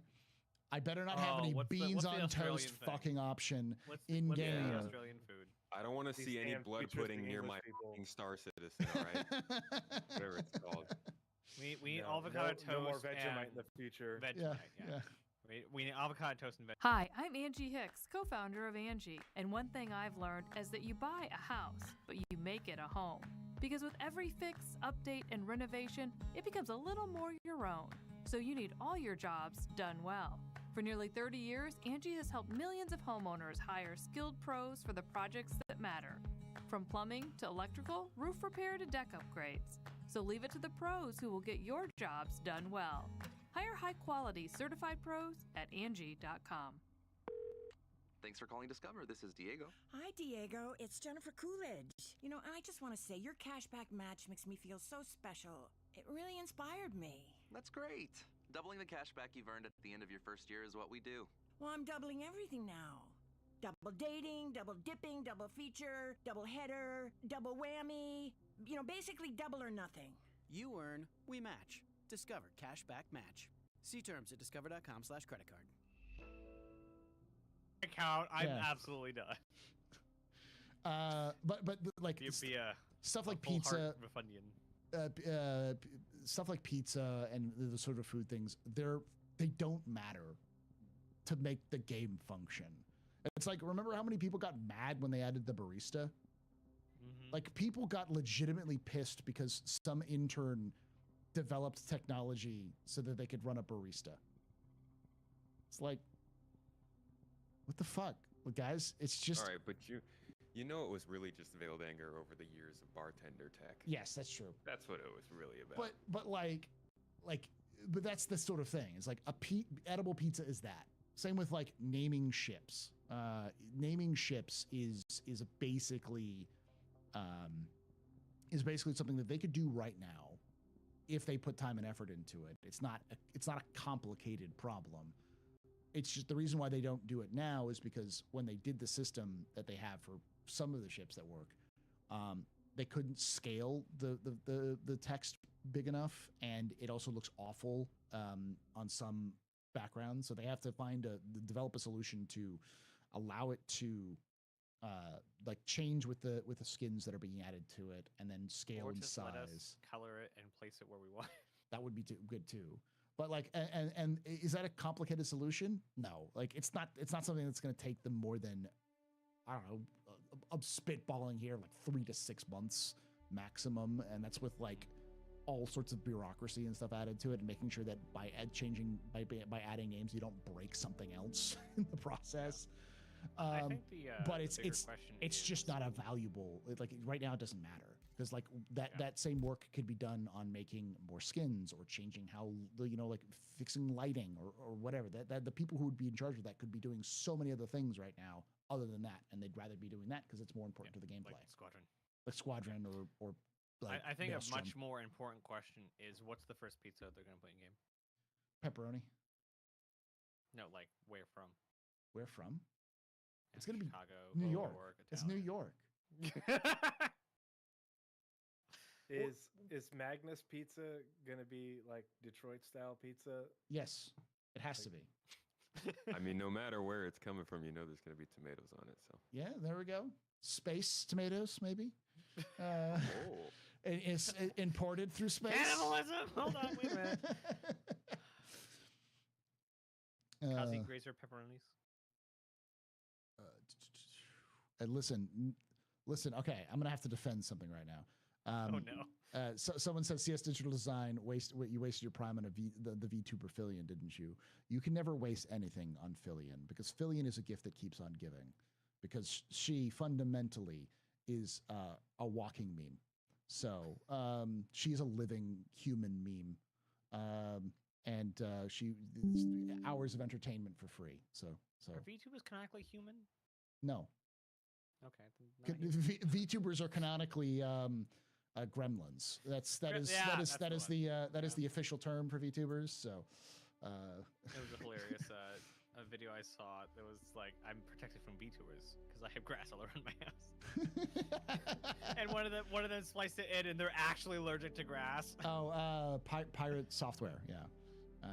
That's a name you don't bring up in Star Citizen circles now, because apparently he hates it because it's a scam or whatever. But whatever, he'll be converted eventually. All will be converted to the cult of Chris Roberts. Yeah. Yep. Once they stop selling ships, if they ever stop selling ships, that will be one of the big things that the internet stops having as an argument. Yeah. Fillion is the prime meme for girl failure. Used Dead asks, when Pyro is given to the players, will we see a new Stanton to match all of the refactoring tech that Pyro uses? Tree, what do you think? Well, like in terms of the tools, they've been updating Stanton as they go for the most part. I think the biggest thing that's left is the outposts are going to have to be updated to work with everything. And yeah, that Space Mail, you've covered the sort of aesthetics of outposts and the what's the word that you always use in terms of like the design style and what it looks like. The archetype. Archetypes. There you go. Thank you. Yeah, whether it's the buildings or the stations and everything. You know, the question is, you know, are the old school outposts in Stanton going to remain like that and get a refresh, or they going to get replaced. But the Planet Tech, whenever they make big updates to the Planet Tech, the planets get updated. And so there's, if you're expecting Pyro to be functionally different than Stanton, I think you're setting yourself up for disappointment. I mean, there's going to be differences because it's a lawless system and the aesthetic will be different. But in terms of the tech used to make the planets and everything, it's the same tech. It's just some of the POIs in Stanton are dated compared to Pyro has all new ones. I think that's the biggest question I have is, are we going to get Pyro style POIs in Stanton that aren't all, I don't know, bedraggled, rundown, yeah, because we have we have the derelict ones that are all beat up, but are we going to get those colonialism style, or are they going to refresh the sort of Isn't modular the colonialism on style stilts ones? specifically because of the age of Pyro? Yes. Yeah, so we won't necessarily have a whole bunch of colonialism ones because Stanton, as old as it is a constantly updating system. But it's kind of weird because Pyro technically Pyro didn't get settled during the colonialism era, right? It's just a frontier system, so they're using the style for it. It did get settled during the colonialism era. It just wasn't popular. It was settled in the same time period as the golden age of colonization, because it was literally discovered during the golden age of colonization. But like when you have a choice between living on, I don't know, Terra or Pyro, what are you going to choose to live in? Because when you have the options of fresh land, and because Terra and Pyro were discovered pretty close to each other. Same with like Farron and Virgil, and like these worlds in some cases are like literally idyllic paradises. It's like, come to Pyro, where you get blasted with radiation every 5 minutes through a sun that wants to kill you. Hey, buddy. And they've also said, like, they would like to apply the lessons learned in Pyro to Stanton. It will take a concerted effort. Shrub. Yeah, you have tree and shrub. Sapling? Sapling. The branches. There we go. Daddy's almost done, Booney. We'll come see in a few minutes. So, but yeah, I think it's right. It's like the tech isn't necessarily going to be immediately updated, but I do think anything that goes into making Pyro in terms of like lighting or planet tech will also be funneled over to Star Citizen or to Stanton, even if it's Star Citizen. Yeah. I mean, think of how compare the Herald to the MSR to the what ship just came out. I mean, even the Corsair is pretty good, but to any ship that's like modern edition, the Hull A is a pretty good one. They haven't reworked every ship yet because they're still making new ones that it will eventually get reworked. Same with planets and systems. They're going to continue to build more and continue to get better at making more, and they'll eventually circle back around to update the old ones with the new stuff. Yeah. That's kind of. I mean, they have talked about updating the planets with the planet tech and those changes. I think the biggest noticeable difference to me is like they specifically talked about lessons learned with the space stations. And like Space Tomato did a giant long podcast video about the space stations and their designs and a lot of things that they're lacking. And the flow and the way that they're organized is dramatically better in Pyro.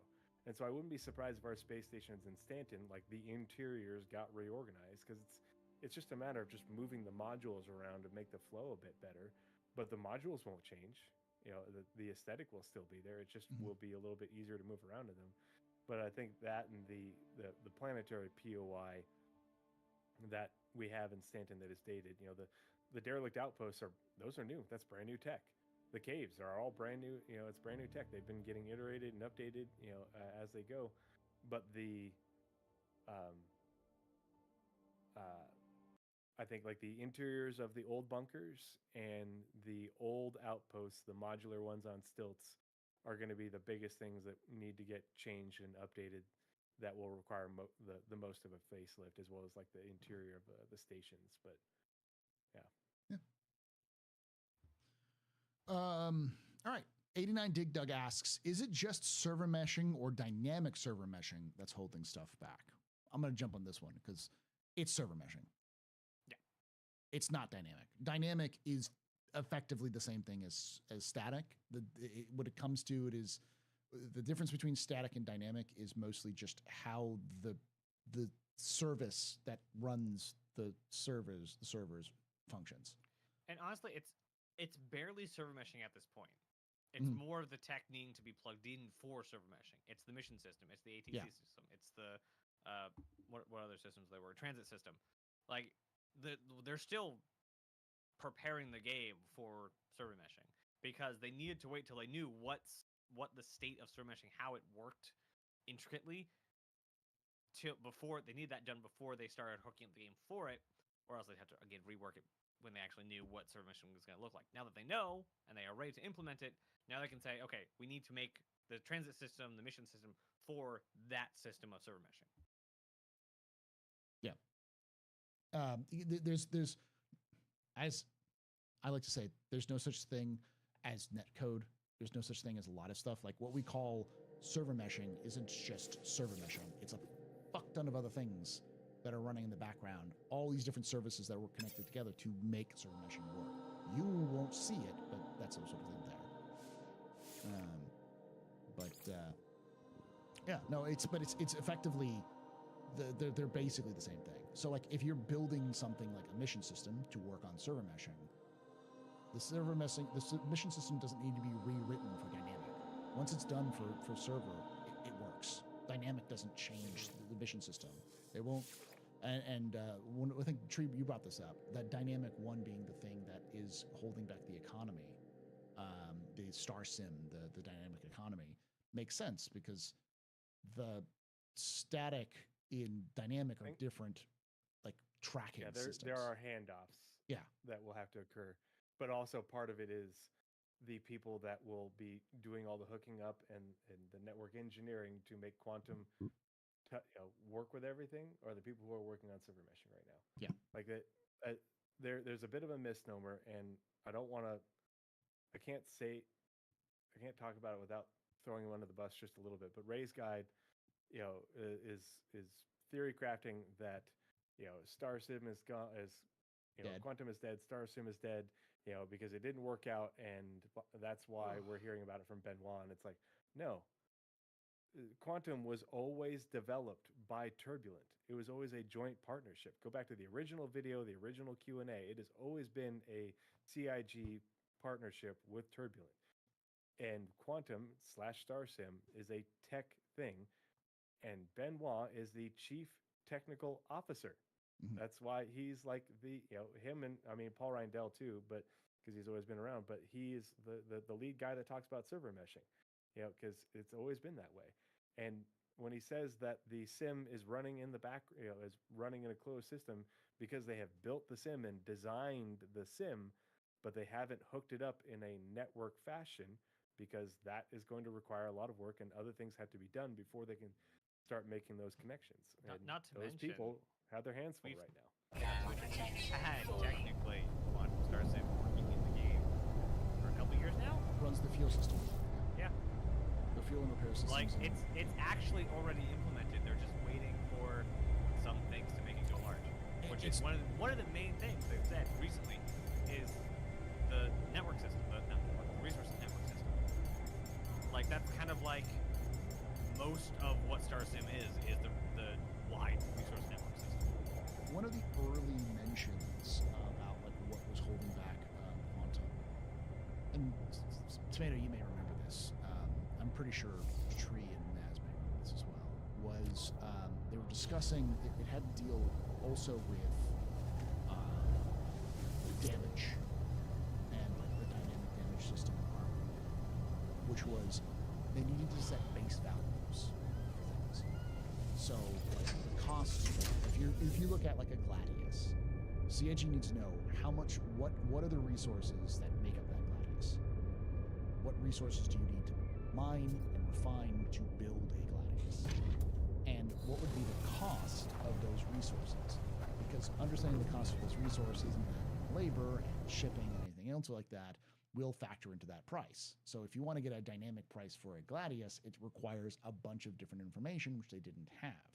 The same goes for like repair, rearm, refueling, all of those sorts of things require that sort of those sorts of systems. So you need that base status for all of these different aspects to start coming into play.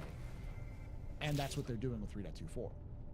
They're basing out all of the different commodities, and probably, I wouldn't be surprised if it is mining and other kind of stuff. I haven't looked deep dive into the numbers, but that's kind of what they're doing. They're starting that process. Setting the starting point for the economy.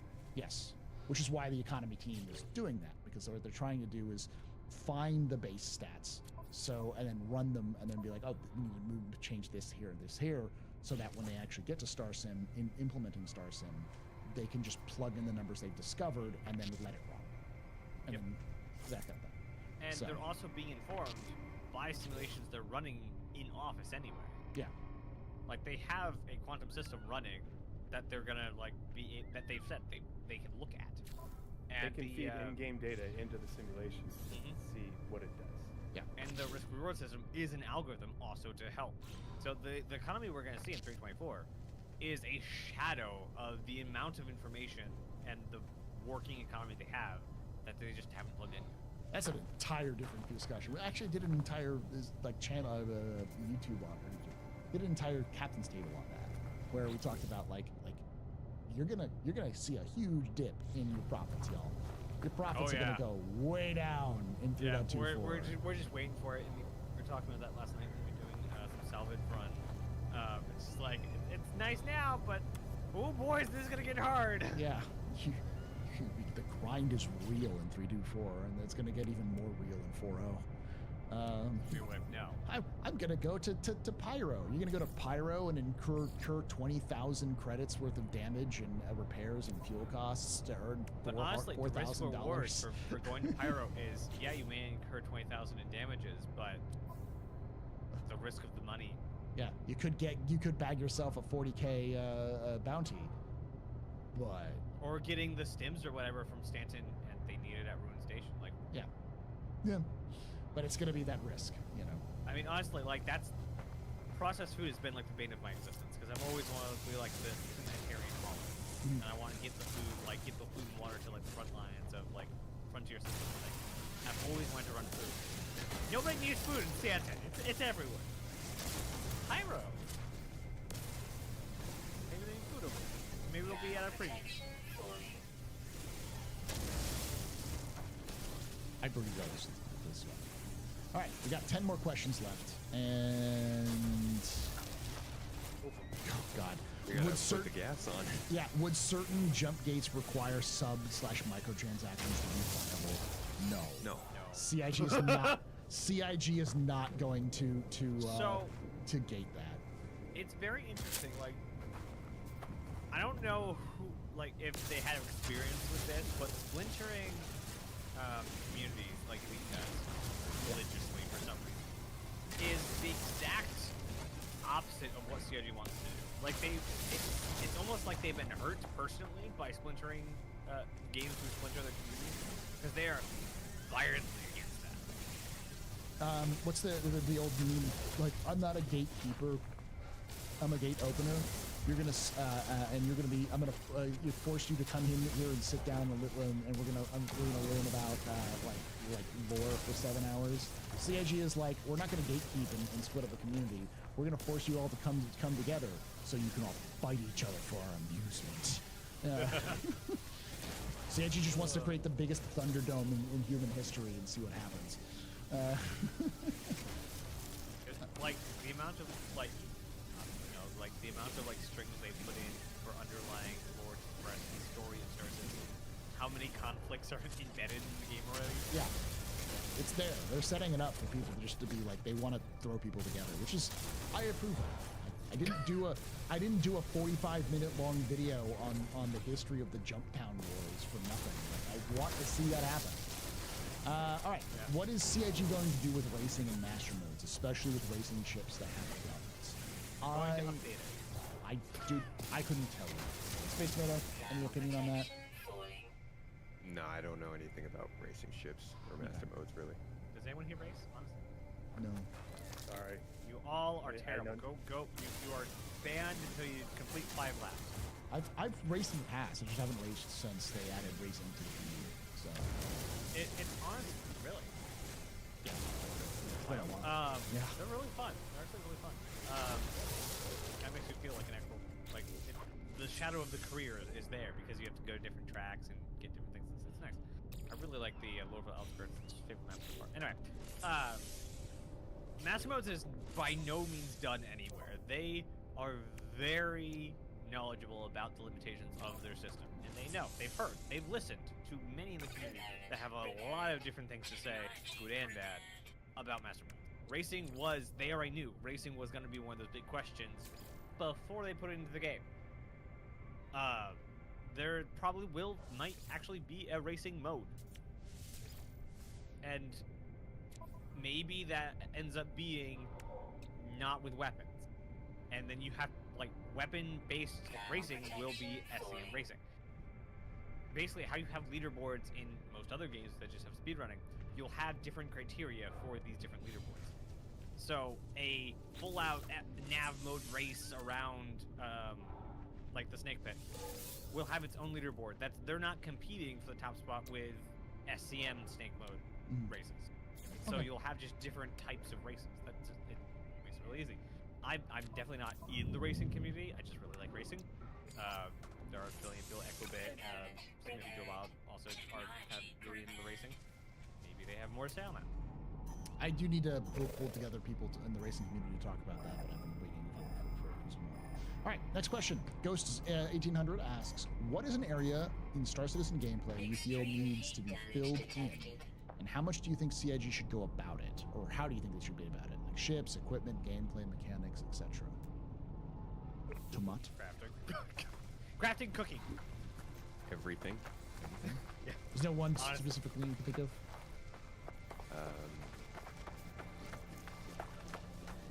Data running. Data running? How would you... There's a lot of stuff missing from the game. There's every part of the game that exists right now needs work. Yeah, even the stuff that's more finalized, like mining and salvage, also needs work. So, Tree? Medical gameplay. Oh, of course. How would you fix it? Like, how would you go and fill it in? By adding NPC rescue squads. Rescue squads. Yeah. Rescue squads, I think, and rescuees. People you have to go and rescue. Yeah, and NPC rescue missions. The fact that if medical gameplay is entire player to player, there is no PvE content. That's a big problem. Because everything else, if you're mining, well, that's PvE content. If you're hauling, that's PvE content. If you're salvaging, there is PvE content. Combat can be PvE versus PvP, but there is no medical profession, which is meant to be one of the most important professions in the game, per Tony Z, and one of the most flexible, is extremely lacking because it's only player to player, and that's a problem. But the other part is there's no NPC.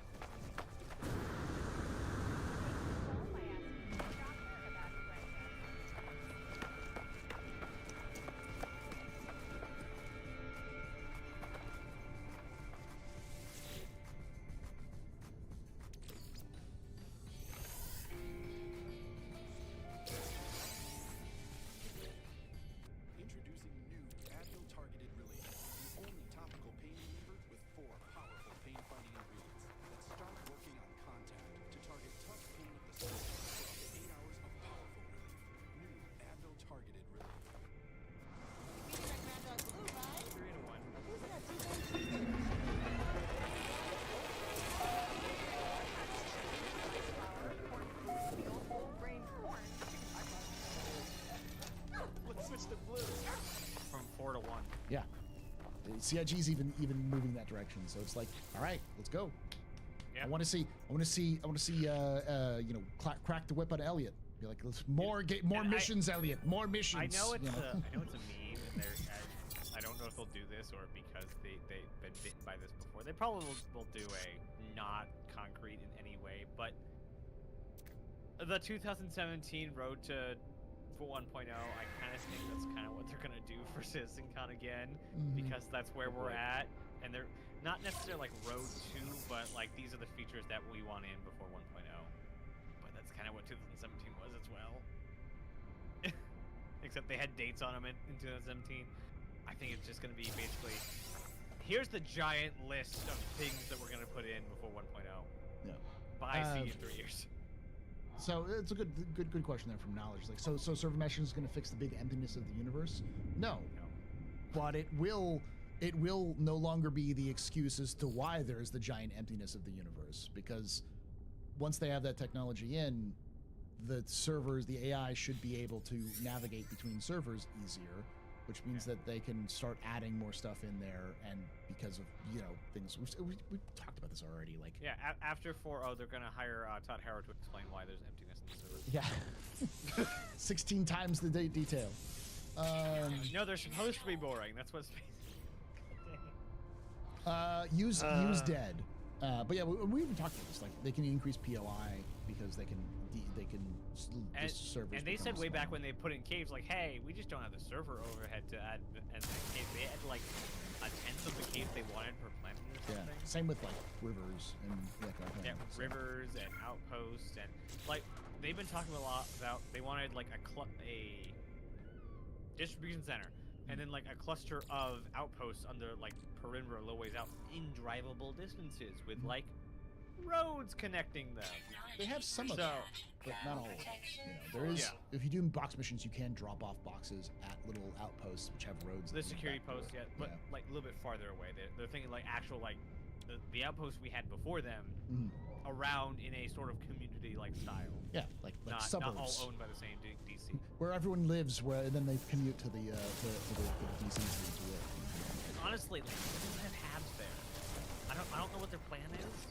We haven't seen any habs in the building, and I want to know where they plan on these people. Either we need to see the traffic of them commuting, or we need to see the habs. Where are the people who work here coming from? All right. We've got 6 questions, and I want to make sure before Space Made passes out on screen. Because it's like 3 o'clock in the morning for him. We had a 10-hour drive in 5 hours. Yes. So we'll go through this real quickly. This is a really easy one. UseDead says, will CIG build their own in-house server stack for their game as a cost-saving measure? No, you have no idea how expensive that is. That is so expensive. We talked about how personnel are the biggest expense. That's a lot of personnel. Yeah. And a lot of time. Because you have to hire people You too. can't scale that up and down. Yeah. That's the whole point of server meshing, scaling it up and down based off the mission. These 2 questions are kind of connected, so I'm going to kind of sort of connect them. Delina asks, CIG's official explanation for the jump point at ATC is to help regulate traffic through the jump point with increasing player and eventually AI counts on shards and potential for them to congregate around one point like a spaceport or a space station. Could we see the same queuing ATC or something similar for these other locations? In terms of like absolutely stuff? will. You will. Yeah. Yeah. Isn't that like? It already we just is. don't have the throughput, but isn't that what they already do? Yeah, they say please wait for another thing, and then it'll. I mean, we don't have a visual indicator when they land though, so. Yeah. I promise you, as a way to mitigate pad ramming and prevent absolute chaos around space stations or landing zones with increased player and increased NPC counts, you're going to get routed, you're going to have speed limitations. You know, Routed, like the landing tunnels we had? It will be a gamified version of what ATC does in real life. We're going. Reduce speed to this. Follow this path. Landing it's tunnels. one reason I like the tunnels. It made sense.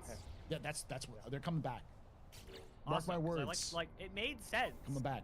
Because like you can't just like, oh, I'm free to go. I'm just gonna go ram into the ATC building. Can you imagine Area 18 when they have AI trying to fly around and then like upping the server count to like say 200 people and you have Invictus there? NPCs.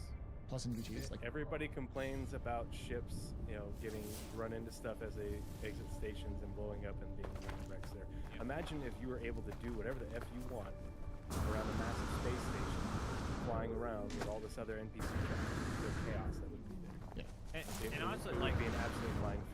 It will also move players. It will also move players away from the spaceport themselves because we'll have player hubs and hubs where we can land away from the space station itself. So why would you try and land at a hub if you have a house there, or maybe incentive to get a house there, so you can have a kind of more express route somewhere else? Yeah, especially if you like say they do the internals where you can like land at your home rather than the spaceport and park your ship inside a high-rise in Area 18 and then take off from there, so you don't have to bother with ATC because you can just deal with your own stuff. It's a lot. It's one of the biggest things I'm waiting for the Citizen Gun is an update on building gears. Procedural generation stuff.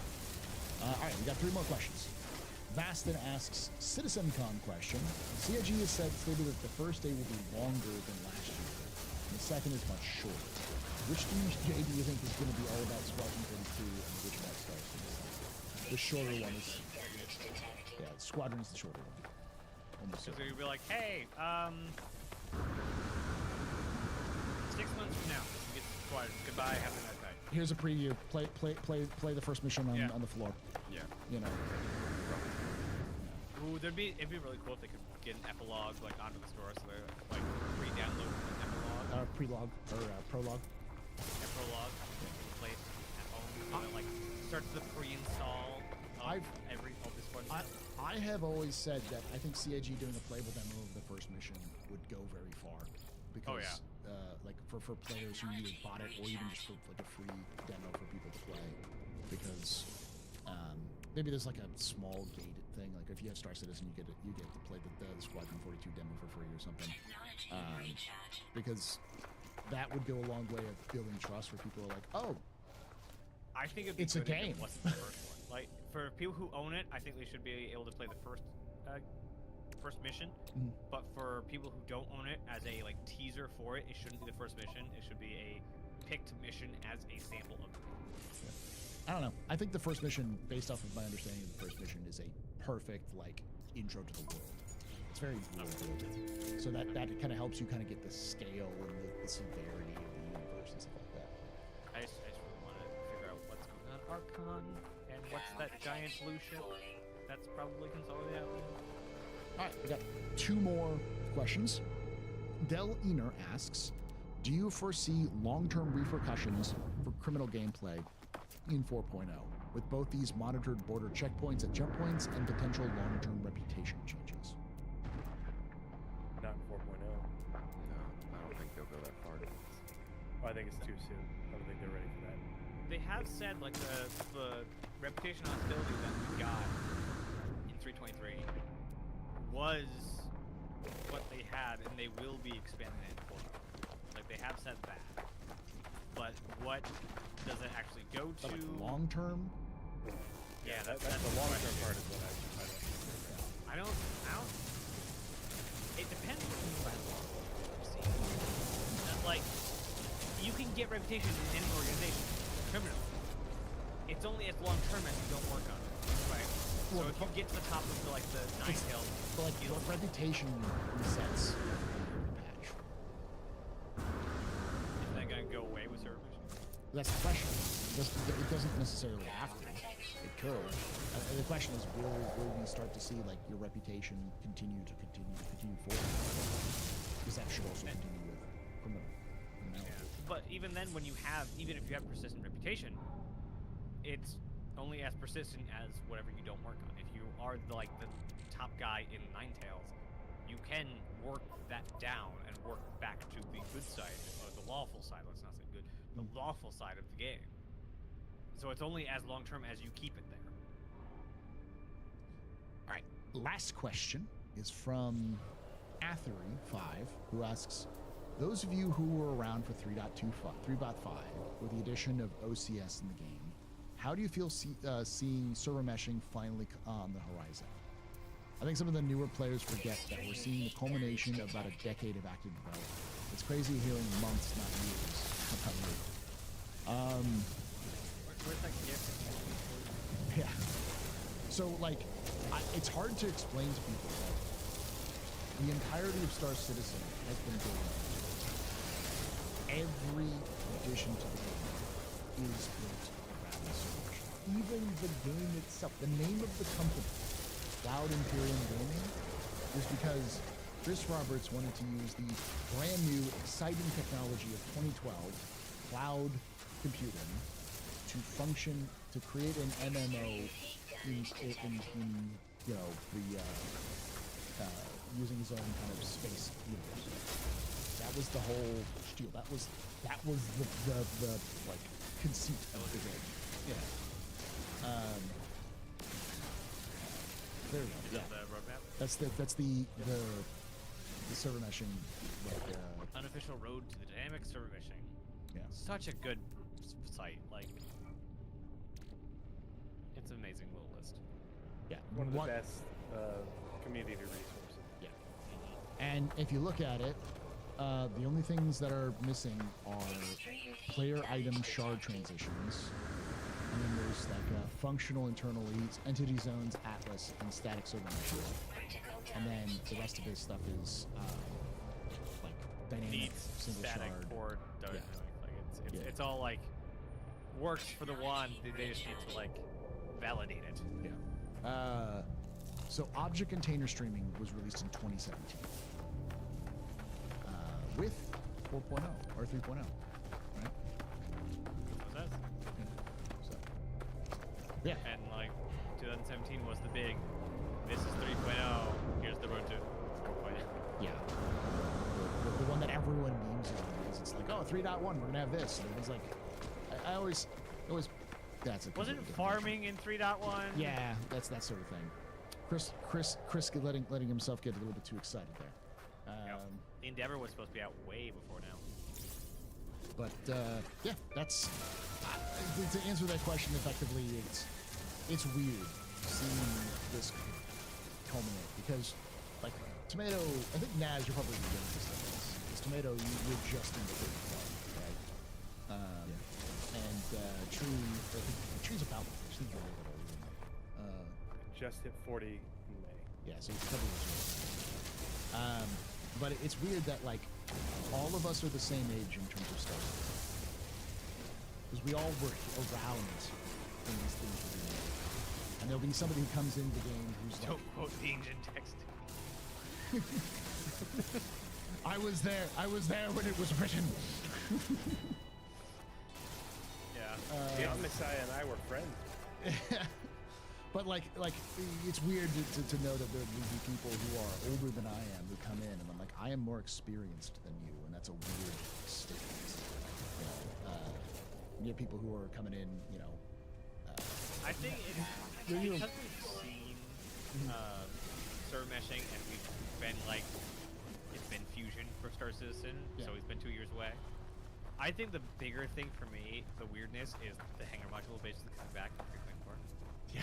Yeah, basically. I think that's way weirder than 4.0 in a couple months. Like, that's because we've been hearing about 4.0 and Pyro for constant. I am going to old man the fuck out when Nyx comes in. I'm gonna go to Delamar. Oh yeah. And I'm just gonna sit there and be like, oh, this is Delamar. It's like you don't understand. This is where I lived. This was my home. They took it from me. I'm going home. What do you mean you've been here before? Oh my god. You don't understand. You weren't there for the airlifts when nothing worked and we had to call for help. When you used to get the best bounty hunting in the asteroid belt outside of Delamar. I jumped from Crusader to Levski. Yeah. With that one jump. Yeah. No jump points. Hi, this is my old friend. What was her name? Recco Battaglia. Recco. My old friend Recco. She was just added this patch. No, she wasn't. Oh. That's another thing. Like to not. Okay, Grandpa. Let's get you back to your mission room. givers. We're still waiting on test banister. You shush. How dare you speak as thy name? The ancient ones. Oh boy. Yes. We have Mission Gear. I hope they talk about Mission Gear. That would be a good one. I really hope that the lore team is like CitizenCon, so we can actually get some updates there. Because they haven't been at CitizenCon for a while for updates, so I don't think it was that good. It's the lore team's job now. Yeah. Chop chop. Anyways, that was the end of the questions. Thank you to those Tree and Space Tomato for spending this, ungodly amount of time on questions and answers. Like I said at the very kind of the middle, if you enjoyed this, make sure you hit that follow button, subscribe for more content on YouTube. Hit the like button on YouTube as well. That helps out a lot, and the little bell icon to be notified when it's released. And if you're coming over here from the pre-record, thank you for coming over from the pre-record. Again, we're here live at Saturdays at 5 p.m. Eastern. No, 4 p.m. Eastern. 4 p.m. Eastern, 1 p.m. Pacific. On twitch.tv/theastrofop, youtube.com/theastrofop. Make sure you check out all of Space Tomato's content. Space Tomato, Space Tomato 2, Space Tomato Gaming, and then the Tomatoes. Is that what it is? And then wherever Space Tomatoes. check out Nova Forge and Tree0311 on Twitch and YouTube. They're all part of the fantastic content to pass on the podcast. And eventually, what is it called? The Armchair Generals, Admirals and Generals. Oh, let's say. Yeah. We will make a return when Night Cop returns from deployment. Oh, yeah. Thank you for watching again. And like I say every time, hope to see you someday. Technology recharge. Cheers.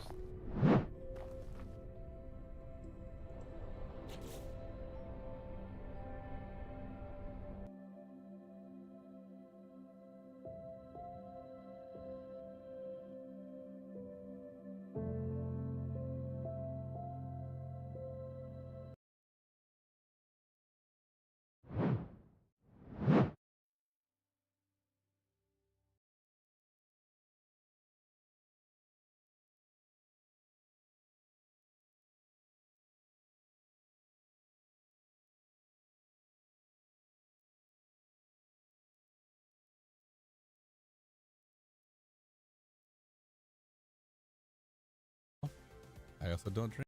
This is Quantum Fiber, internet that brings your digital world to life.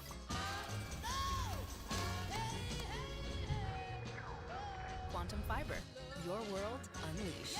Set yourself free with a price that fits your life. For my wife's sake, for my family's sake, I have limited the pickles to once per stream. Yeah, if any of you are going to be put it in your pocket for later. If any of you are going to be at the Bar Citizen in Seattle or the one in Orlando, Florida, let me know. So I'll be going to both.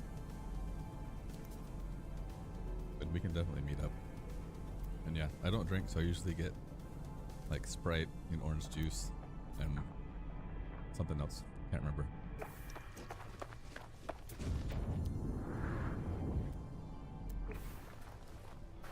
You're already eating the pickles. Yep, they already redeemed it. Your wife is gonna love you. I've limited it to once per stream now. She's gonna come in and start tripping over your cables. Yeah, start breaking more things. That's possible. Pickle snack? Oh yeah, I love pickles. I do love pickles. Spare the family, withhold the pickle? I'll have one. I'll have one. Eat pickles all day long, dude. I like actually drinking the pickle juice. To me, that's one of my favorite things. It is good. Yeah, T-Mocha, I'm gonna have to start buying pickles in bulk. This could we do you have one of those big pickles on its own bag? With every redeem, take one bite? Maybe. Maybe. Is that a shot of pickle juice? Hey, Zarkloid. I mean, don't get me wrong, it sounds great, but... Maybe. I quit drinking alcohol 11 years ago. Hey, Texas Horny Toad. No sevens. It's It's been a minute for you, man. Yeah. Well, I've heard the servers are really, really rough today. So we're probably going to start out with Arena Commander. I'm doing some gun stuff. And then probably try to do some of the distribution centers. Right, Balasoft? I've been watching streams all day at work. Everyone's been cursing at the game. The shot of whiskey with a shot of pickle juice as a chaser, it's amazing. Oh yeah. Hey, thanks, Argwood. Then marbles before the centers? Maybe. Oh wait, let me get some points out. Hey, you guys, there's 5,000 Deadbot donuts for everyone being here. Super early to the stream. I appreciate you guys. Don't gamble. Just get all your damn rewards. Super caps. Get all your tickets. Hey, ooh boy. Hey, Joker. How you doing? I'm doing pretty well. He's Valisoft. Actually sitting back. Let me get you guys. I'm gonna hop in Arena Commander. You guys are all okay. You guys are all welcome to join and come find me and attack me. You get more rewards if it's all in caps. Yeah.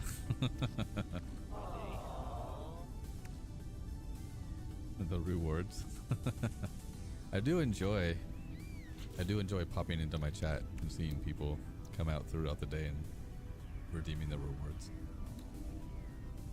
Everybody needs to get all their redeems. You came over lurking in one of Hendrosa's raids and got a gifted sub. First time hanging out. He's Arcloid. Yeah, no, usually you're killing me in Gun Rush. Welcome in, man. Hey, so I don't know if you remember, but for anyone that may be new, we do have an exclamation rewards, and you can type that to get extra points in the giveaway, and then exclamation ticket to be entered into the giveaway. Actually, Right Hood, that's extremely close. Mine was August. Mine was August 19th, 2013. That's right. You were just a couple of months before me. But it has to be in caps, right?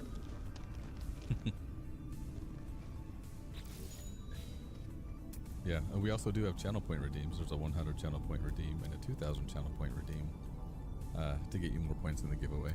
You also just earn points just by watching the stream. You guys can just hang out, watch the stream. You still get points. If you type exclamation points, yes, there is also the Discord daily code word. If you guys join Discord, if you type exclamation points, it'll tell you how many points you have and all the different ways that you can earn points.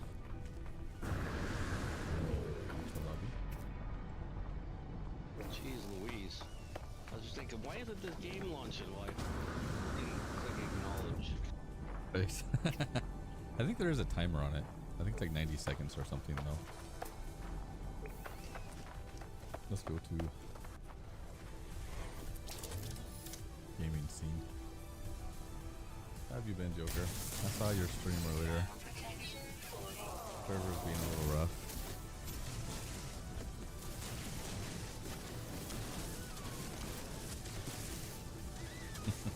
Hey, Balasoft, we're friends.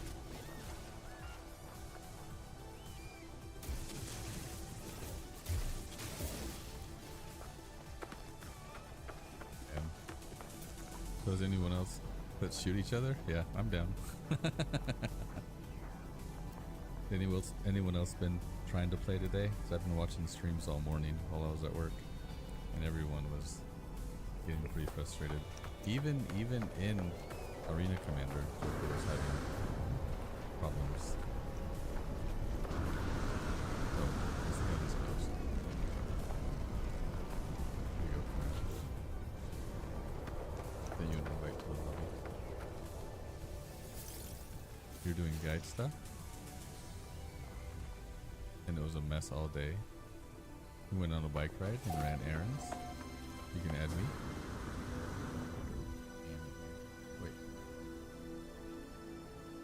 You're gonna have to send me a friend request? Don't I already have you as a friend?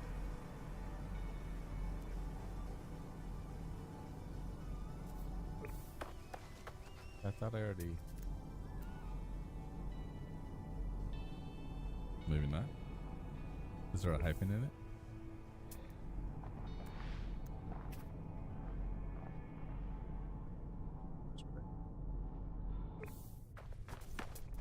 Launch, launch, launch. Yeah, you're gonna yeah, better send me a friend request. Good luck, me. Good luck to me. Rude.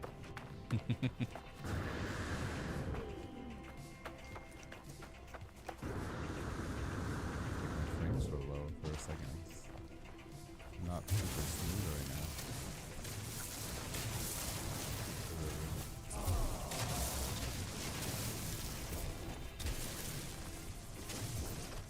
Wherever you are. Have you gotten the foundation paints? No, I haven't gotten the foundation paints. Who is this? Hey! Hotshot Henry, how you doing? I'm lurking in my own stream now. New follower? Thank you so much. We're happy Hey, you're here. hey, thank you for the follow. Welcome in. Hey, Hotshot Henry. How was your raid? How was your raid? Welcome in with the raid. How was your stream?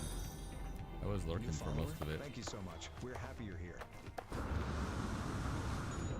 Hey everyone. Hope you have an amazing day. Thank you, Henry. Guru. Hey, how are you doing? Welcome in.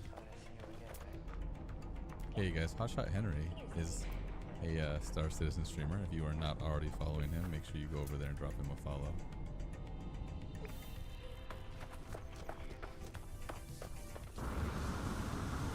Did I not get the kill? I must not have. Using hacks, Joker. I am not using hacks.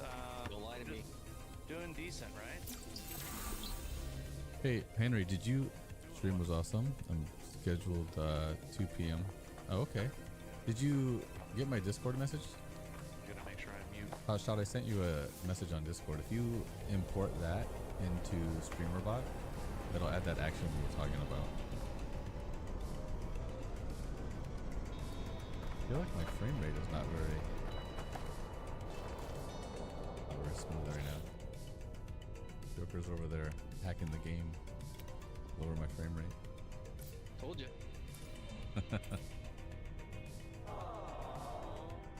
Hey guys, for anyone that came over with Hotshot Henry and is new, where is everyone? We do have a giveaway going on this month. Hear footsteps. Dang it. Alright, Dr. Reanimator.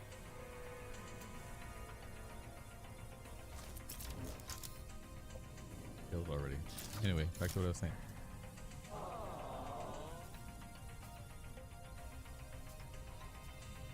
Dang it. What I was saying, we have a giveaway? Yeah.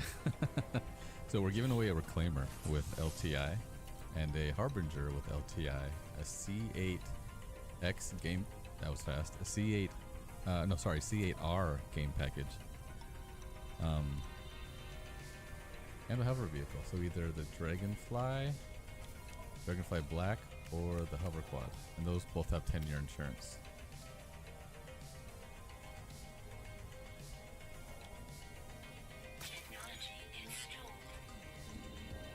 I lay down like I can't see you.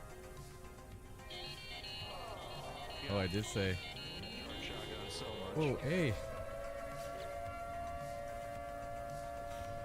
Lead Fire Claw? Is that lead or lead fire claw? Hey man, welcome in. How are you doing? Someone's... Thank you for the raid. Hey, thank you for that raid, man. How are you doing? Ouch. My gun wasn't... Okay, Joker. I see you.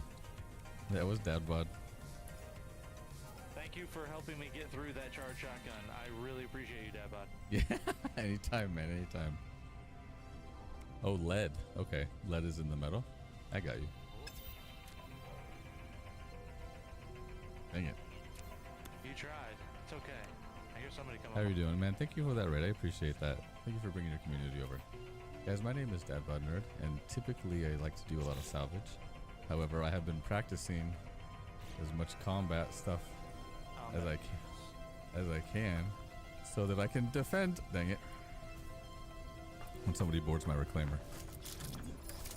We'll whip you into shape. Don't worry. Was it Sora? Sora, did you win? You did win, Sora. Hold on, let me try to hide. Like, nope, someone's firing at me.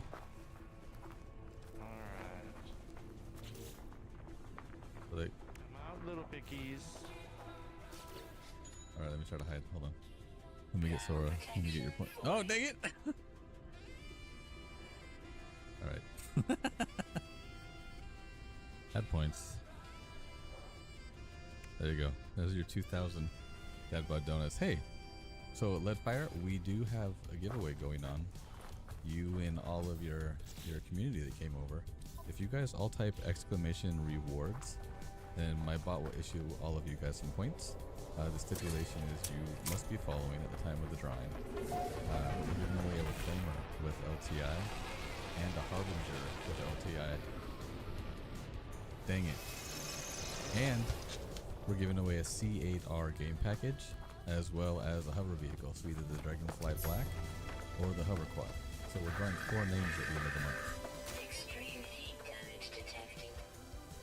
So all of you can get in the giveaway by typing !rewards and then just typing !ticket. Technology recharge.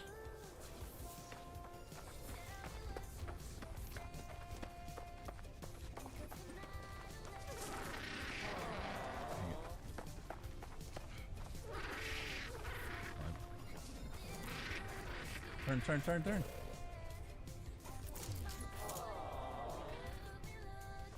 No one else got him? Dang it.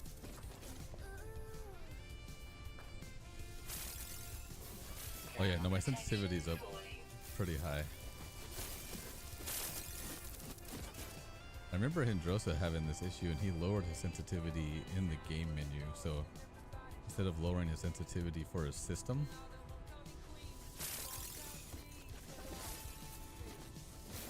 dang it. Yeah. I think it's actually my first time winning slots. Nice.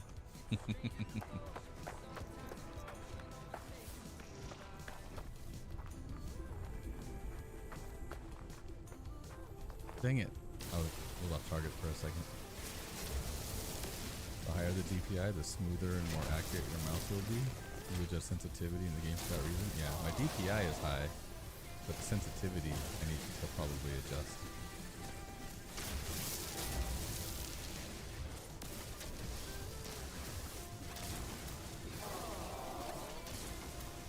Oh, Leadfire, there also is a couple channel point redeems. So there's a 100 channel point redeem, and you can redeem that once per stream while I'm streaming. And there's a 2,000 channel point redeem, which you can redeem as many times as you have channel points for. There's also a Discord daily code word.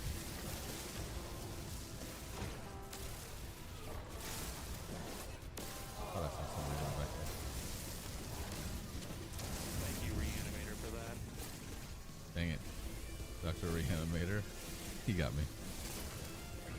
Yeah, keep your DPI high on system sensitivity where you get it dialed in the game.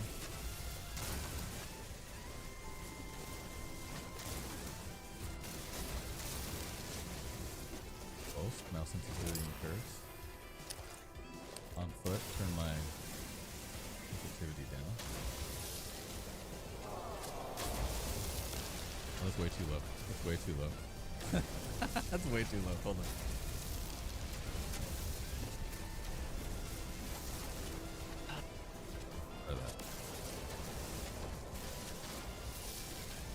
There's a couple of guys on the last pistols and just totally danced around each other.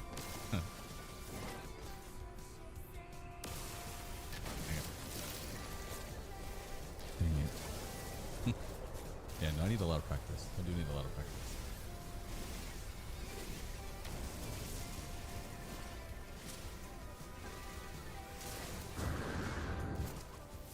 Dang it. I got 5 kills. Not, you know, not the worst game. Did you really? I got to 18. Oh, geez, I came in absolute last. Oh, goodness. Audio. Good luck me. Boo, only 19. Get out of here. I was just letting you guys warm up. I aim for being able to make a 360 with the width of your mouth. Let's see if I'm here. I can do a 180. For some reason,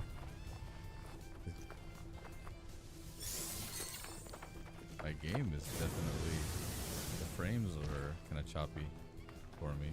This is Quantum Fiber, internet that brings your digital world to life.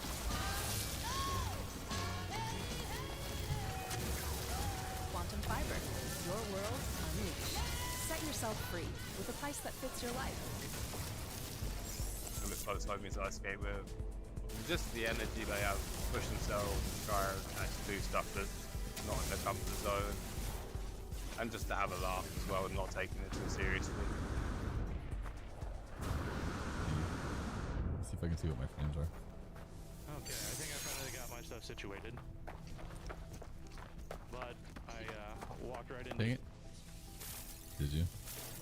Yeah. Yeah, I do that a lot. This thing keeps giving me the shotguns. What is it? I think it's game age. Well, Yeah, I'm down. Random every time you start, it gives you a different thing. Like it does a different set, I guess. Yeah, I'm down to 30 frames. 20 frames. Why am I playing so low?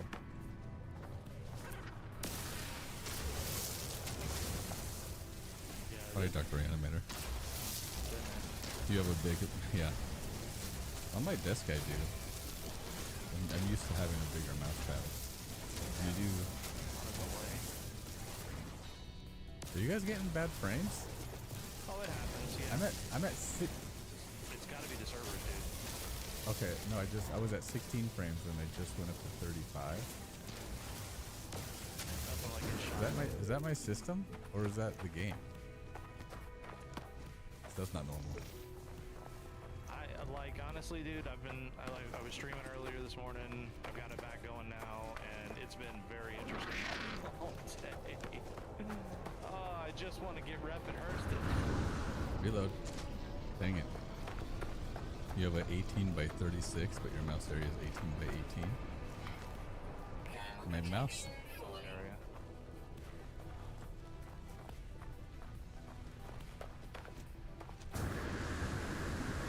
Dang it. Get him. No, he got me. The frame's so bad.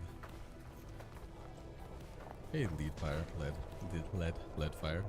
Can I go get some food? Thank you, man. Thank you for that raid. Thank you for bringing your community over. I appreciate that.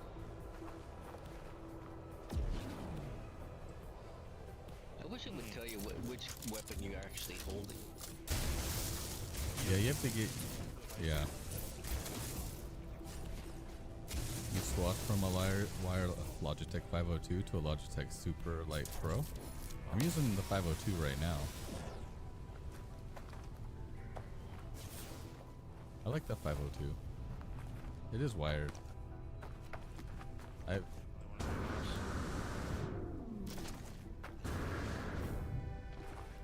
Whoa. Dang it. Somebody's shooting at me. Run! You have it higher than a lot of your Counter-Strike friends. We know several people who run higher in Call of Duty. Yeah. You love the Reclaimer? You named the Reclaimer after a good... Oh. Okay, but I'm sorry about that.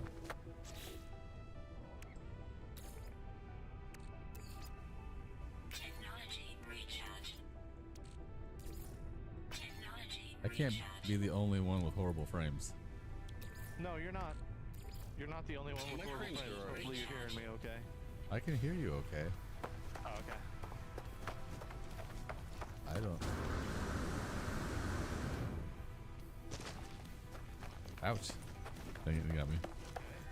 You wanted a hybrid mouse? The Super Light Pro can be used with both types. It plugs in front and locks in. Oh, that's pretty nice. Oh, thank you for going right through the charge shotgun with that. Thank you for standing right in the way. Oh. I wish I could give that man some points. Behind me, dang it. I dislike that charge shotgun that much. All right, Camaro. Snipe me right after I got Henry, yeah, I'm in gun rush. You can, yeah. You had the 502 before it, yeah. Hey, Captain Mango, how's it going? You love the side buttons on both sides of the 900 series? Oh, it has buttons on the right side as well. You got me from behind. Yeah, Henry.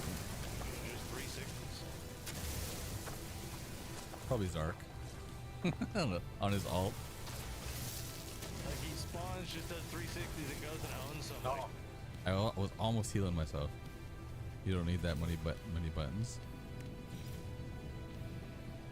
I think as long as the buttons on the right were placed well, I think it would be okay.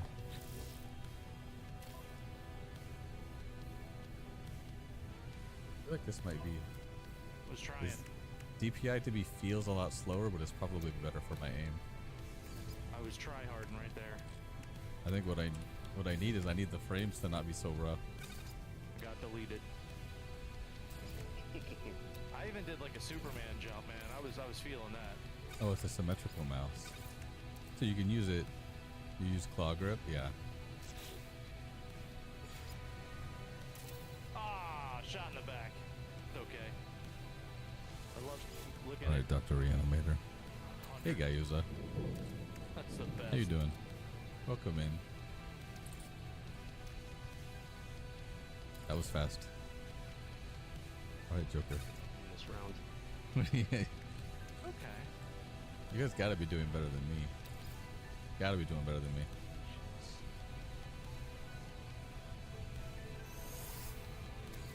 Reload. It's like every single grenade. Oh.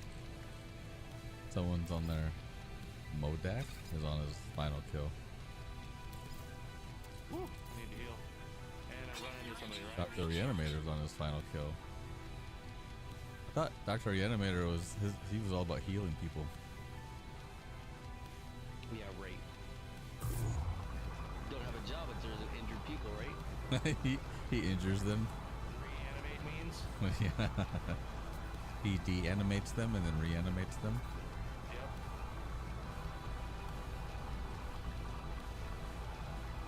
Oh, bear, bear, bear, bear! No, bear! Where's the bear? Bear's down. For now. I think there's two bears. Oh, no, no, no, don't switch to that weapon! Dang it. You know when you heal and you have the handguns? And Reload. it puts you back the knife? Oh, yep. Man. We got a 3 on the... Yeah. Everyone but me. Everyone but me's on the final kill. Somebody was here. Definitely not on the final kill. I think I've got one more to do and then I'm on it. Oh. I'm only on 9. Yep, I'm on the final.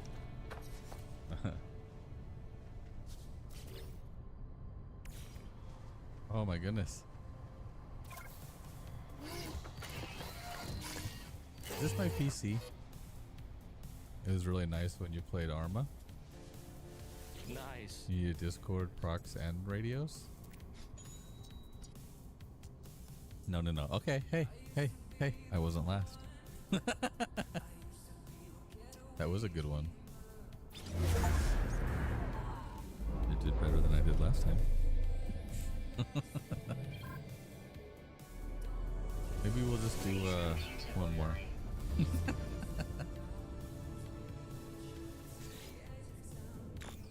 And we'll go. For sure. Yeah, we'll go do some distribution centers. Oh, yes. How did Modak already have one if the timer hadn't even started the game yet?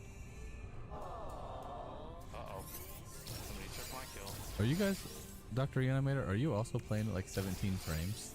I'm at 15 frames. It's gotta be my system. 15? Only 15 frames? Yeah! That's rough. Did you get the latest NVIDIA update? Pretty sure. We're getting shot on the side, below, left. Check. You can't stand in the middle. Yeah, it says I have the latest driver.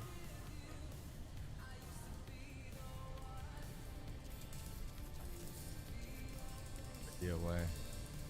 The game. Maybe I should restart my gaming PC. All right, Bellasoft. I don't know how I won that, but I'll take it. Thought I was gonna see someone come around the corner. Someone's over here. Maybe not. Ground protection falling. DirectX. Right? I gotta verify everything. Oops, no, whoop, returned again. Yeah, DirectX. That was fast. I just... Laid down behind the glass. I don't know how I survived that. That glass Yeah. sometimes. Hey, thank you for the New follow. follower? Thank you so much. We're happy you're here. Hey, if you're new, type exclamation rewards and then type exclamation ticket. Dang it.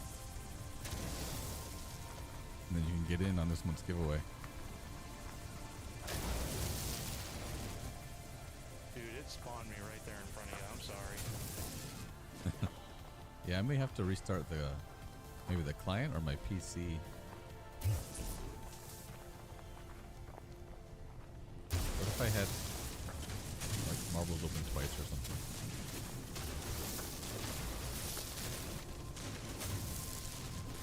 I don't think you could do that. Oh, what?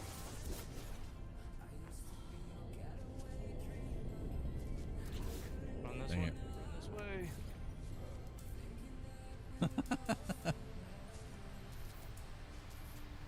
I'm just target practice for all of you guys. You got this, man. Yeah. Chalk yourself up. You're a one-man stomping machine. Oh yeah, I don't know about that. Incoming storm. Raise computer online. UP excellent for breakfast. Cloud strike drivers. Yeah. Did they ever fix that thing on the particular map where it features the whole planet? Oh, I'm not sure. Hey, Spikeness. I don't think I've noticed that, so maybe. Ground protection falling. Yeah, I'm gonna try restarting my client after this round. Down to 6%. He almost had me.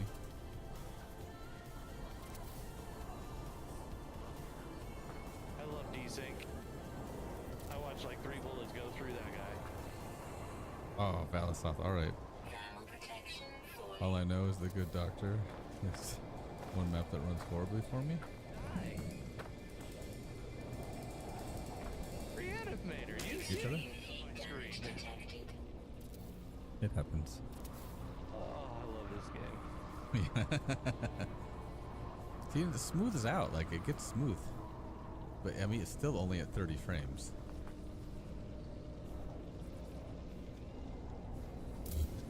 Oh, not right. Somebody's...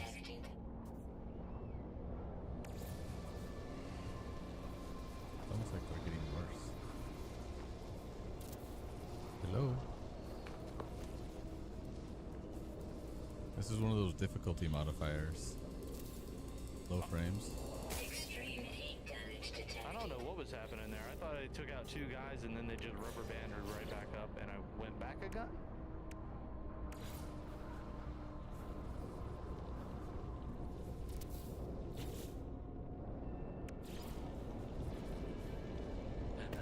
Come from. Oh, that guy just died right in front of me as I spawned. Poor guy. Dang it. Alright, Valisoft. Top of the scoreboard? Yeah, no, I'm not top of the scoreboard. That's for sure. Oh, I'm definitely not top. Oh no, there's some ones in here that are very entertaining. Well, I keep getting killed. I spawn and I get killed almost instantly. Oh my gosh, my frames. Alright, Joker. Okay, you gonna come out on top? Nice. Lurking? Hey, Town Scott. Thank you for the lurkman. I appreciate that.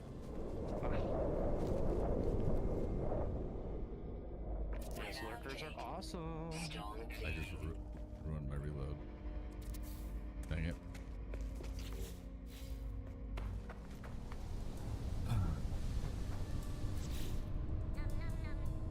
Num num num. The people on their final kill. I'm like capped, like it's not going above 31 frames right now. I'm at 30 frames. What is going on? Why am I at 30 frames? It won't go above 31 frames. 32, 33, okay, so it will. I'm gonna keep complaining about it. Yeah, Henry, Hasha Henry, you can join us. Although after this one, I'm gonna restart the client and see if it gets any better. See that right there? That was much better. That was much better. That was so much smoother. But now it's back to. Now it's back to not good. Kill somebody, it's like, oh, the frames are great, and every time he dies, oh, they're terrible. No, you guys can. Is the frame limited? Zark, I haven't changed anything. And right now I'm at 12, 13 frames. 14, 11, 15. Frames are so bad.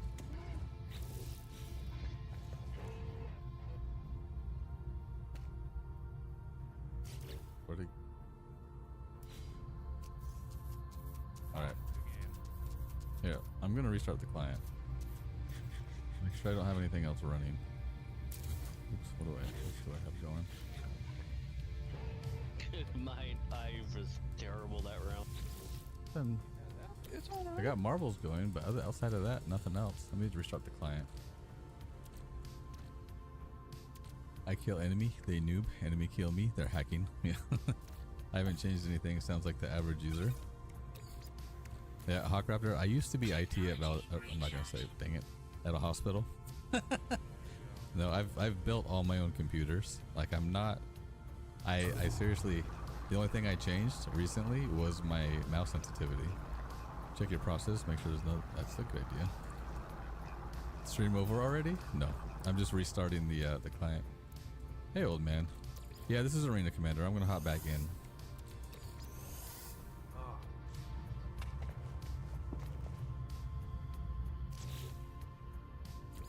Do you want me to stay in here, or should I go back to menus? Probably go back to menus. Memory being used right now. Yeah, you guys can go back to menus. No, memory. There's nothing memory leaking right now. Eating dinner and playing AC doesn't work great. Okay, Valasouth, getting all the kills. Download more RAM. Yeah, I'll download more RAM. Oh, Hotshot Henry's here too, huh? Yeah. We're gonna get everybody into a nice big game. Yep. I'll invite you guys back. Me. Let's see who else was there.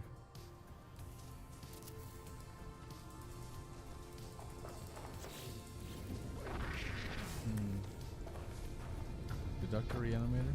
He did. There you go.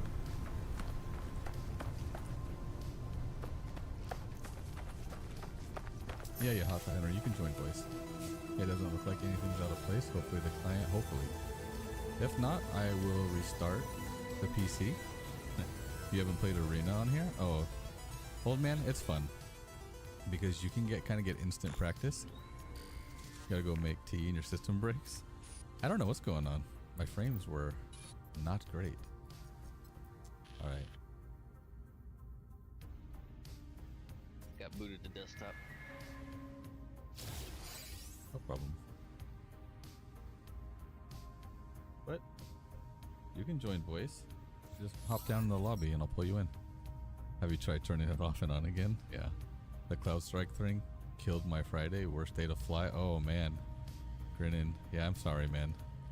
One of my kids was having surgery and the surgery was put off because the computers were down and the doctor was getting frustrated because it's not that big of a surgery, but they did have to put them to sleep for it. Ouch. And it was fine. The doctor was like, I can do the surgery without the computer, but policy he couldn't because they used the computer for some kind of logging, some kind of tracking. Okay. They're still on 3.1.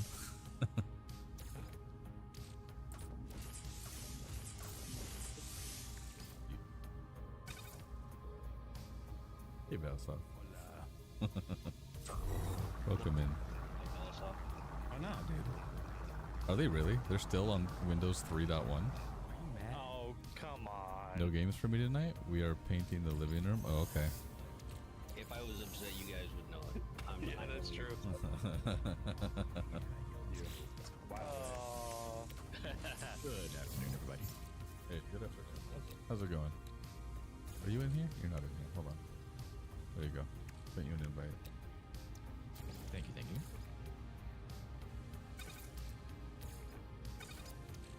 you. Yep. Three on the keys. That's why they didn't have any issues.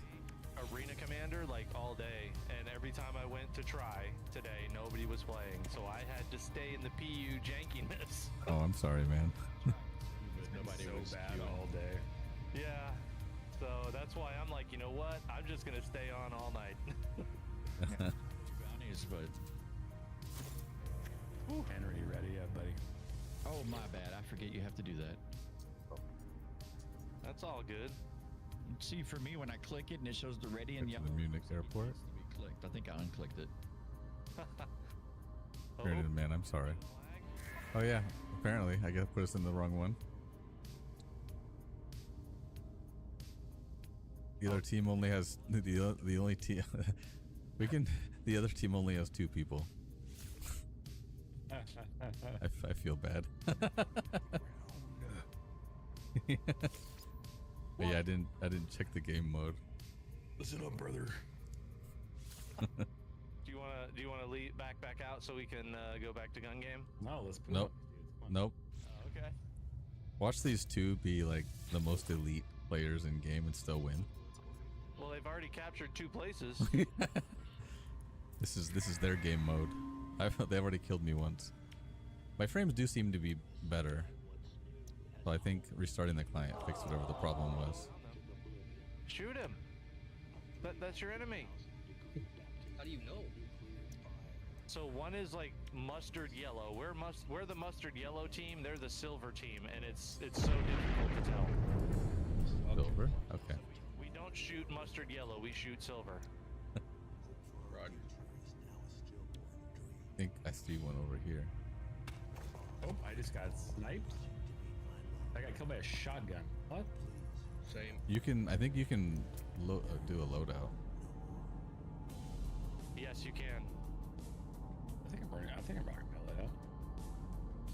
Take B back. Yeah, figure out where grenade is. I'm taking. Yeah, we got B. We're gonna get it. One of them. Big and important machines like that run Linux. Look at the helmets. Easiest way to tell the silhouettes apart.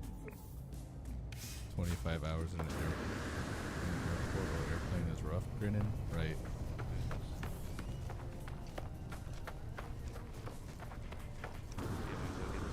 Okay. All right. He's taking the right. He's at B. He's at B back. Turn back around. Go back.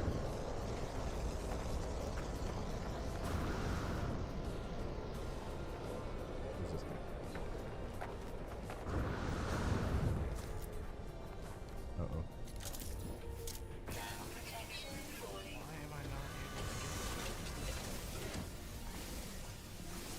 There it is. They moved it. It's over here. Where is the terminal? Is it upstairs?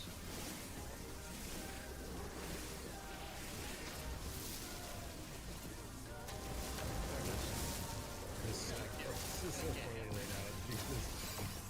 Didn't I say they were gonna win? Didn't I? Oh, they have more people now.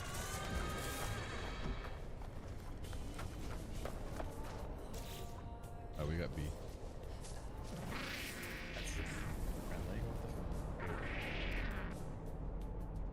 Yeah. I can't find these little points. I found one, but Dude, the points make no sense. They don't go anywhere. Like,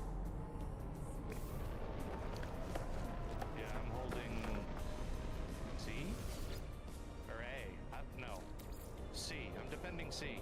B is down this way. Mustard. that's us. That's Mustard. Dang it.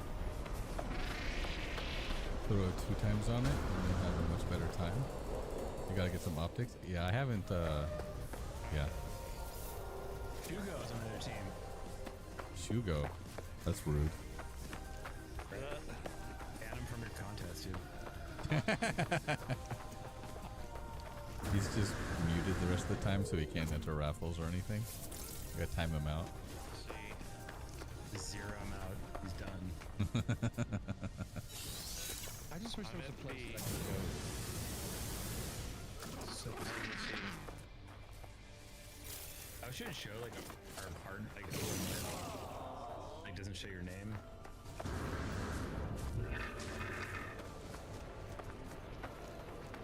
Let's see.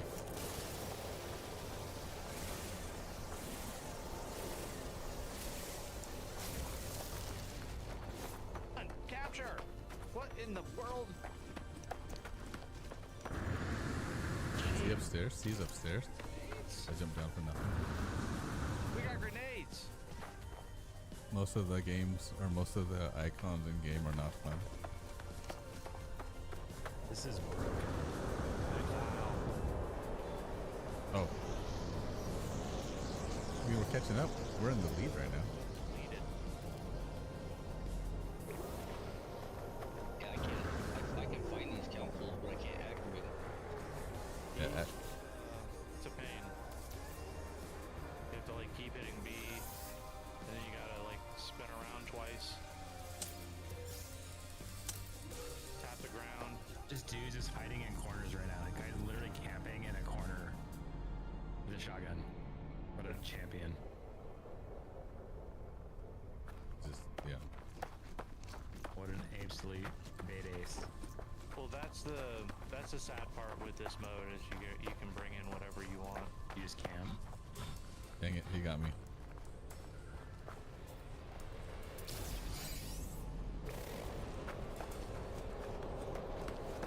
Tell me about the Toby Ice sponsorship.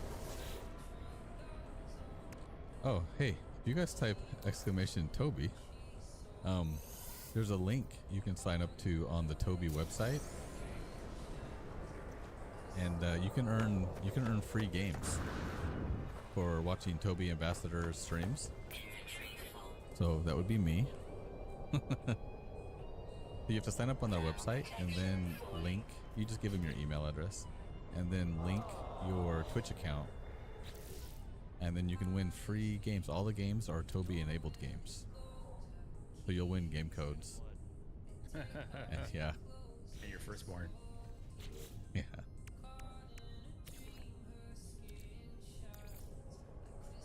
Technology recharge. Should have healed yourself, buddy. Technology recharge. Wait.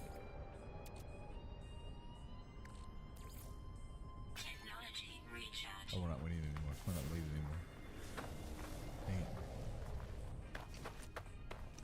Yeah, so you go to the Toby website. There's orange something you can shop from that place. Is our shotgun meta right now or something? Because this dude's just like, like 3 shots. Yes, maybe in this mode. Yeah, he says he wants to 1v4 you all in gun game. We'll go back to Gun Rush if he wants to do that. I would like to. I'm good with that. After this round we can. Oh, it's over. Yep. Well, I guess there's total of 2 rounds, so we gotta do. It's the best out of 3. 2 out of 3 ain't bad.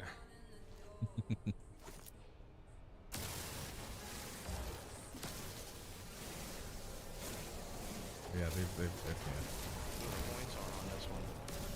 Crazy. Yeah, I have not memorized. Oh jeez. Maze and like you look very similar. Oh dang it! They're hiding. I think they killed one of their own though. I'm okay with that. R97 is pretty good. You gotta outrange it. Shotguns need 2 glints. Yeah,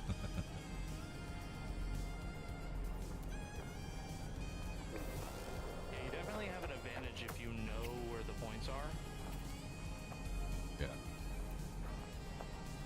I think that they don't really have this done up well. No. citizen doesn't have their shit together after 12. Hey, hey. Shocker. Watch your profanity. Watch your profanity. They don't have their stuff together after 12 years.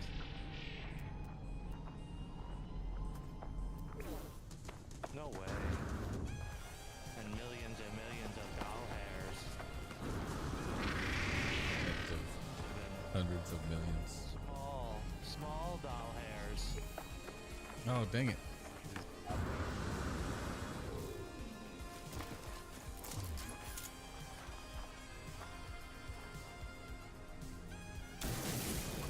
We got to see, okay. That's not right now. Friendly. Friendly. Sorry. Find me. Dash please down. Dude, A like is like out of the map for me right now. Like, what is going on, dude? Don't exceed. Makes no sense. I should have been paying attention to my ammunition. Dang it. You got me. By the way, Jam is lying. I don't want to put the smackdown on you guys. Oh, friendly fire is off in this mode, so I can just shoot everyone. Oh, it? They've gotten a lot of it together in the last year, though. Zark, they have. Yeah. We're love bashing it. That's the words. In 2024, I feel like we've gotten more updates in 2024 than we have like in the last 5 years to the persistent universe. Dude, why does it keep saying like that terminals? Like I go upstairs, it shows it downstairs. I go back upstairs. Right? Makes no sense. And then I can see the guy shooting at me. Right. But they can see me.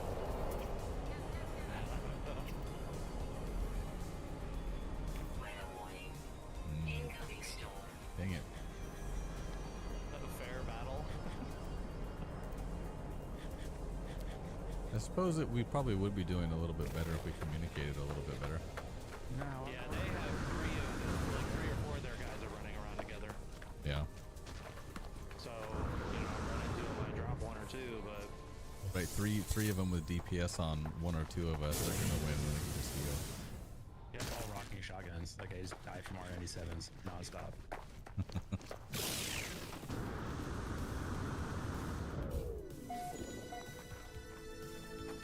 No idea where I'm going. You got him. There's nothing that way. Go this way. You only got back into Star Citizen back in February? Feels like better live service than most other games, with the understanding of the alpha janks. Yeah.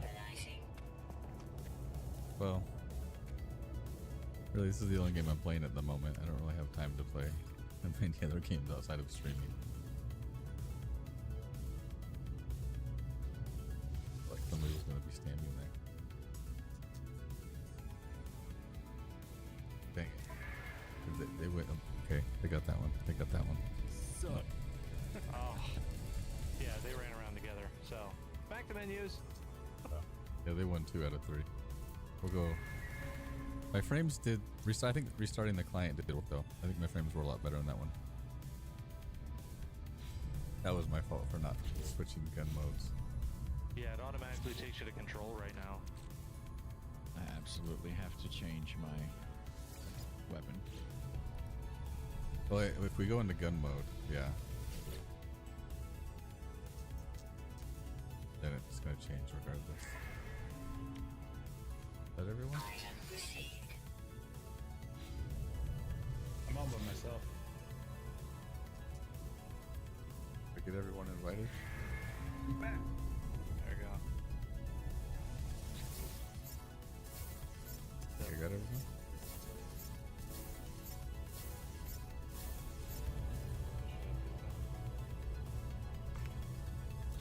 You picked the worst guns in these battles. I think I just need to get better at the guns in these battles. Weather update. Storm clearing. Yeah, right. So for anyone that is new, go ahead and type exclamation rewards and then exclamation ticket, and you'll be entered into this month's giveaway. We don't have Camaro. I invited, or I accepted your invite that dumped me back to desktop again. Okay.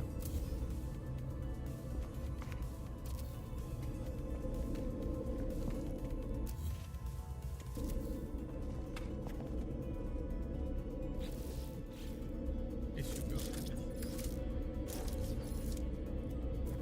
Let me in. Hey.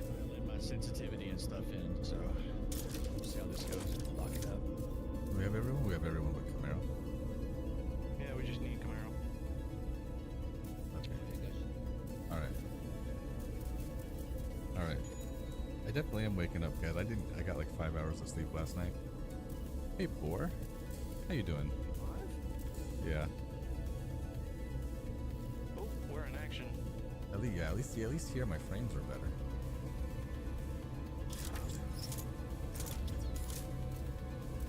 So you're like, what? I see a name. That's Just warming up. I'm just warming up. I spawned some. How many? Oh, sorry. How many points per ticket? 1,000. Got you back. So, Game, right? exclamation rewards. There's channel point redeems. There's a Discord daily code word if you guys join Discord. You can also show up early to the stream. Get points for raiding out. Oh my goodness, dang it. That was a big mess. How does this guy already have 10 kills? Did he start before us? I think We may have came in late, yeah. Definitely a lot of people in here right now. first gun.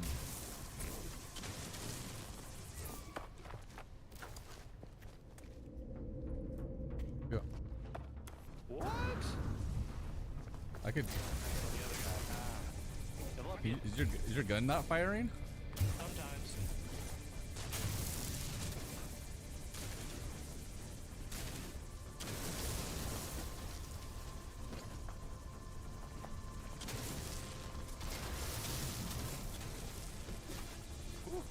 Whoa, whoa, whoa, whoa, whoa! Oh my goodness. It's like spawning people in front of me and behind me. I'm just trying Dang to... it. The hover crouch. It's weird that we can see each other. Yeah, this is the only map that does it. We can see each other's markers. So when you go around a corner and you start coming out of the corner, I can see you coming back out of the corner.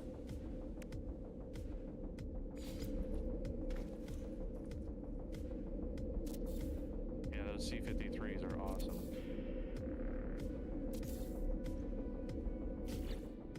Out. Yeah, but you admit my playlist slaps, dude.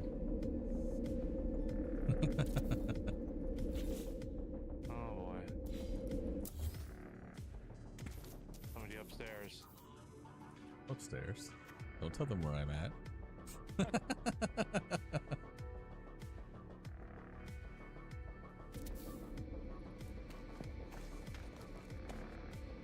Downstairs. I don't know. I guess my gun jammed. It wouldn't let me fire. I had to reload it, and it said I had plenty of ammo. That's hilarious. You all have markers? The wall hacks? Yeah, that's basically what this is. This is wall hacks. I don't have markers for y'all. Really? Really? Are you in the party? Sorry, Joker. That's good. It's all good. Time? Alright, Henry. There's somebody. There's a bear. Oh, There's a bear. my client just crashed. Ooh. If you invite to a party instead of lobby, the markers pop up. Wall hacks for the next giveaway.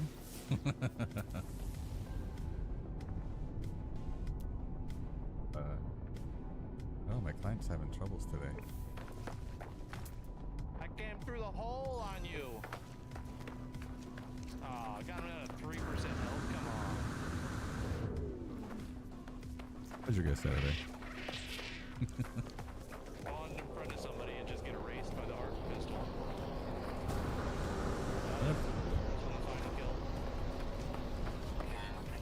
Elvin nerd. Welcome in. How are you doing? Bear's gonna get him. There it is. At least you guys were able to stay in the game. New follower? Thank you so much. We're happy you're here. Hey, thank you for the follow. Welcome in. Oh, I just looked up. I see it now. Oh man. Who won? Did you? Yeah. Nice. Good work, man. That was Ark. 13. That was Ark. I have a 5950X CPU that I bought years ago. This is not normal. But I also don't put my gaming PC to turn it off. I just put it to sleep and then wake it back up. So it might be time that I actually restart it or shut it down.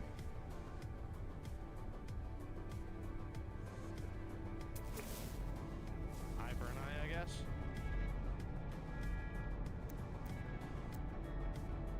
Put it back in on you guys. Yeah, Alien Hardware, you can join in. I'm playing a horror movie tonight, so if you're available after the stream. Oh yeah. You're doing that on Twitch or over Discord?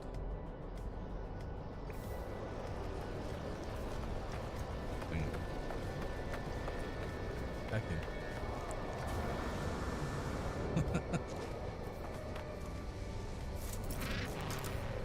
Oh, suckers.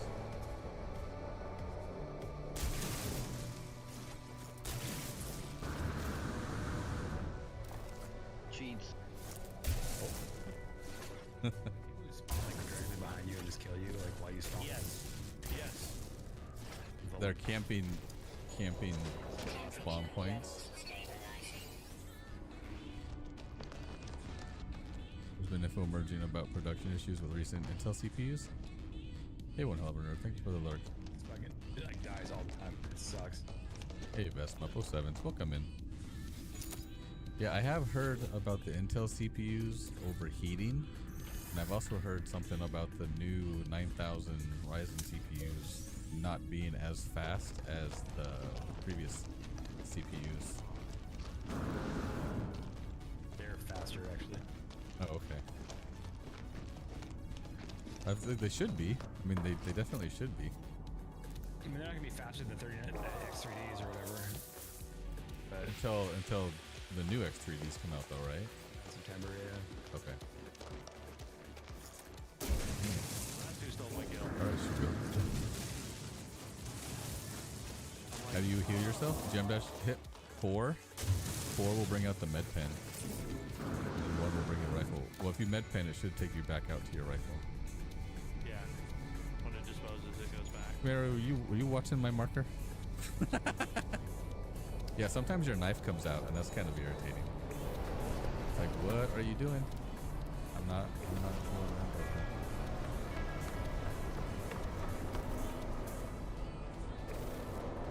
Maybe we should just ban parties. Just so we stop seeing everyone's marker. Everyone should @ themselves in chat right now. Use the @ symbol. Type your username. Make sure to add any underscores. Not case sensitive. I died because I was adding myself in chat. Dang it, dang it, dang it.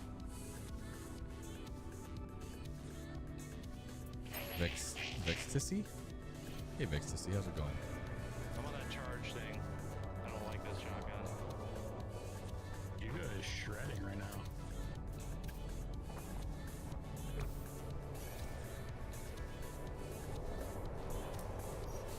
Dang it, balance off.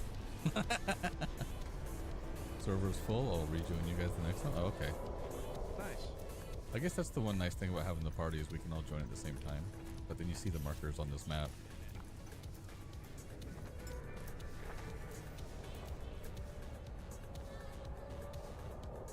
Dang it, that was my kill with the charge shotgun. I'm never gonna get off this thing.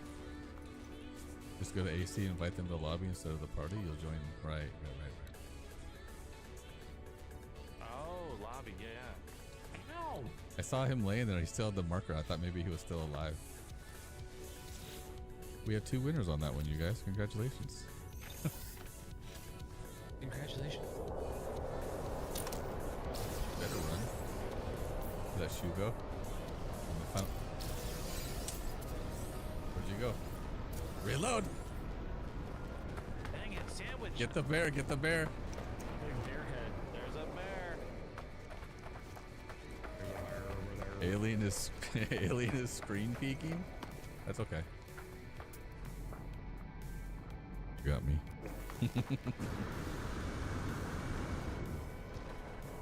You have to be in AC before you can invite to lobby? Okay.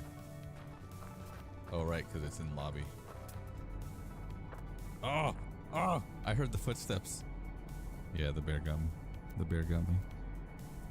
You never want to be the one. Yeah, you never want to be the one that gets bared. You got bear. I got 3 kills. I didn't come in last though, so there's that.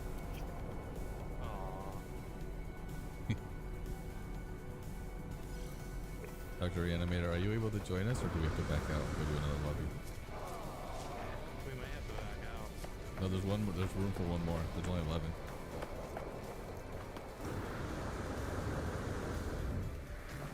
That was the slow kill. Oh, This is from... Hey. Shoot.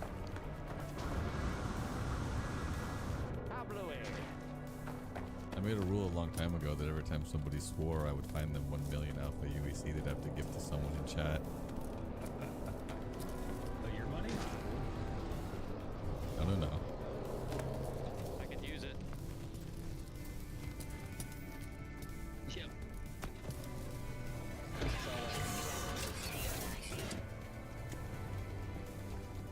I think it's this map.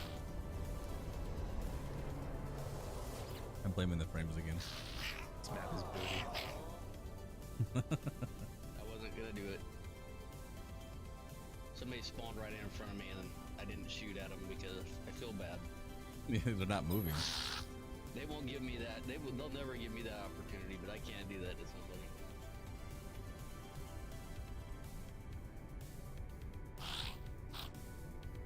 So I'm getting the kills, but I'm still using the same gun. What? Yeah, that happens. Wow, I just spawned in front of a guy running at me. And I won that fight. I don't know how that happened. Oh my goodness. Was in my build today. Oh, whoa. Alright, Camaro, you got me. I totally need an aw sound effect. Oh, you're 5 mil away from your Redeemer? Nice. I had enough time. Okay. Alright, Shugo.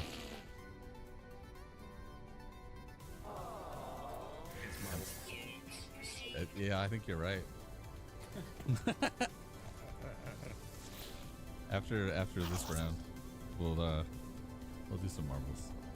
I need a DNF. You need to DNF. You need to be the first person to DNF. Always.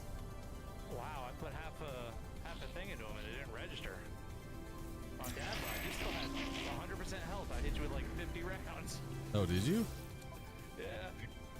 You were I think, somebody else. dude, there's some major desync because you never hit me.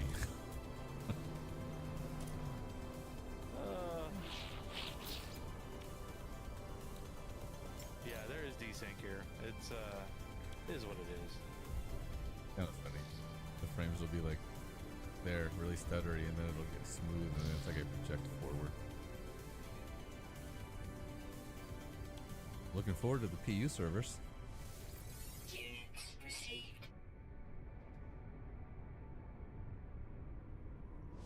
Well, these are actually playable right now, which is pretty impressive.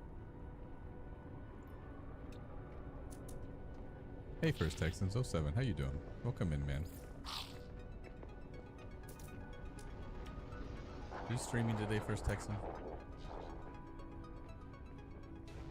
I feel like I haven't caught one of your streams for a while. You have been streaming, haven't you? 13% alien hardware. 13%. I'll give maximum effort next time. You give maximum effort next time.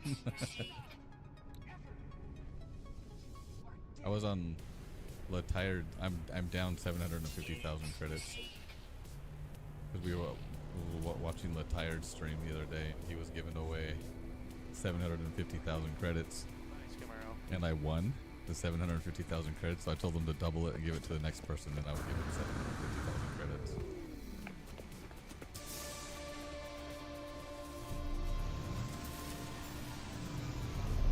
How did I fall on the ground? That is like the weirdest crap. Like your character lunges forward. Yeah, you splash down. What in the? I'm at 4%, dang it. This is absolutely. This music's hyping me up though. It's good. Hey, go ahead and at yourself in chat again. I'm gonna die at myself in chat. Yeah, I'm gonna abstain from this one. Dab on nerd. Enjoy it, crew. Actually, it's why I'm doing them. No, I'm just kidding.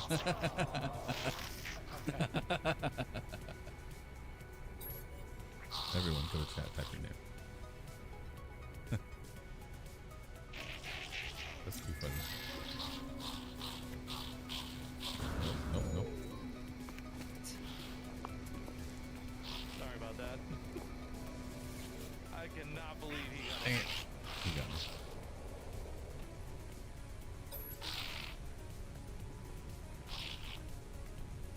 That's, The bear's out. oh, that was fast. Yeah, We got a bear already? Yeah, I'm a couple away from the bear. The bear. Hey, Risk, I did look into looking at the tickets through the API. I wasn't able to find anything yet. So I'm still looking into that. I'm trying to find a way to see if you can type a command to know how many tickets you have through chat without going to the website. I haven't figured that out yet. These shotguns are no bueno. Dang it. Oh, we had two winners for that one too. That was funny. Rigged. Goodness. I was out, so I was like jumping on top of Bailey. Wait, go up. Just as I lost the shotgun. Oh, did I say that was gonna be the last one? Marvel sign, bro. Guys, you guys want to do some marbles? Second. You guys want to win something? Random. Okay, this one looks fun. We're going back to menus. Yeah, we're gonna do some marbles. Sweet. A leap to remember. Do that. I'm just gonna drop out. I will play this next round. I'll come back and join you here in a minute. Okay, 90 seconds, guys. Type exclamation play in chat.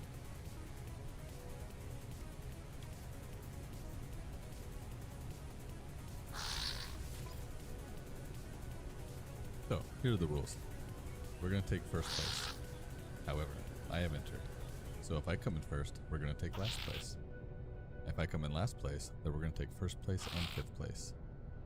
At the end of the race, everyone will get 1,000 Dad Bod Donuts. Everyone is a winner. But the first person to DNF gets an extra 1,000 Dad Bod Donuts. So good luck, everyone. So you either want to come in first, last, or DNF first.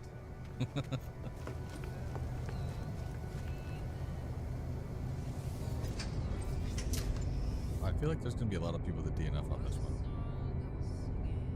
Maybe. Good luck, everyone. Here, you can also have another one of these ruffles. Num num. Type exclamation num num. Put your chance for some Dad Bod Donuts into the giveaway. Also, I did change the giveaway to the 29th. Because on the 31st, I am going to have to actually cancel that stream. We'll be out of town. Hotshot Henry, I'm trying to see if through the API I can add a command for a user to check how many tickets they have. So instead of going to the website, if they're able to check how many tickets they have in chat.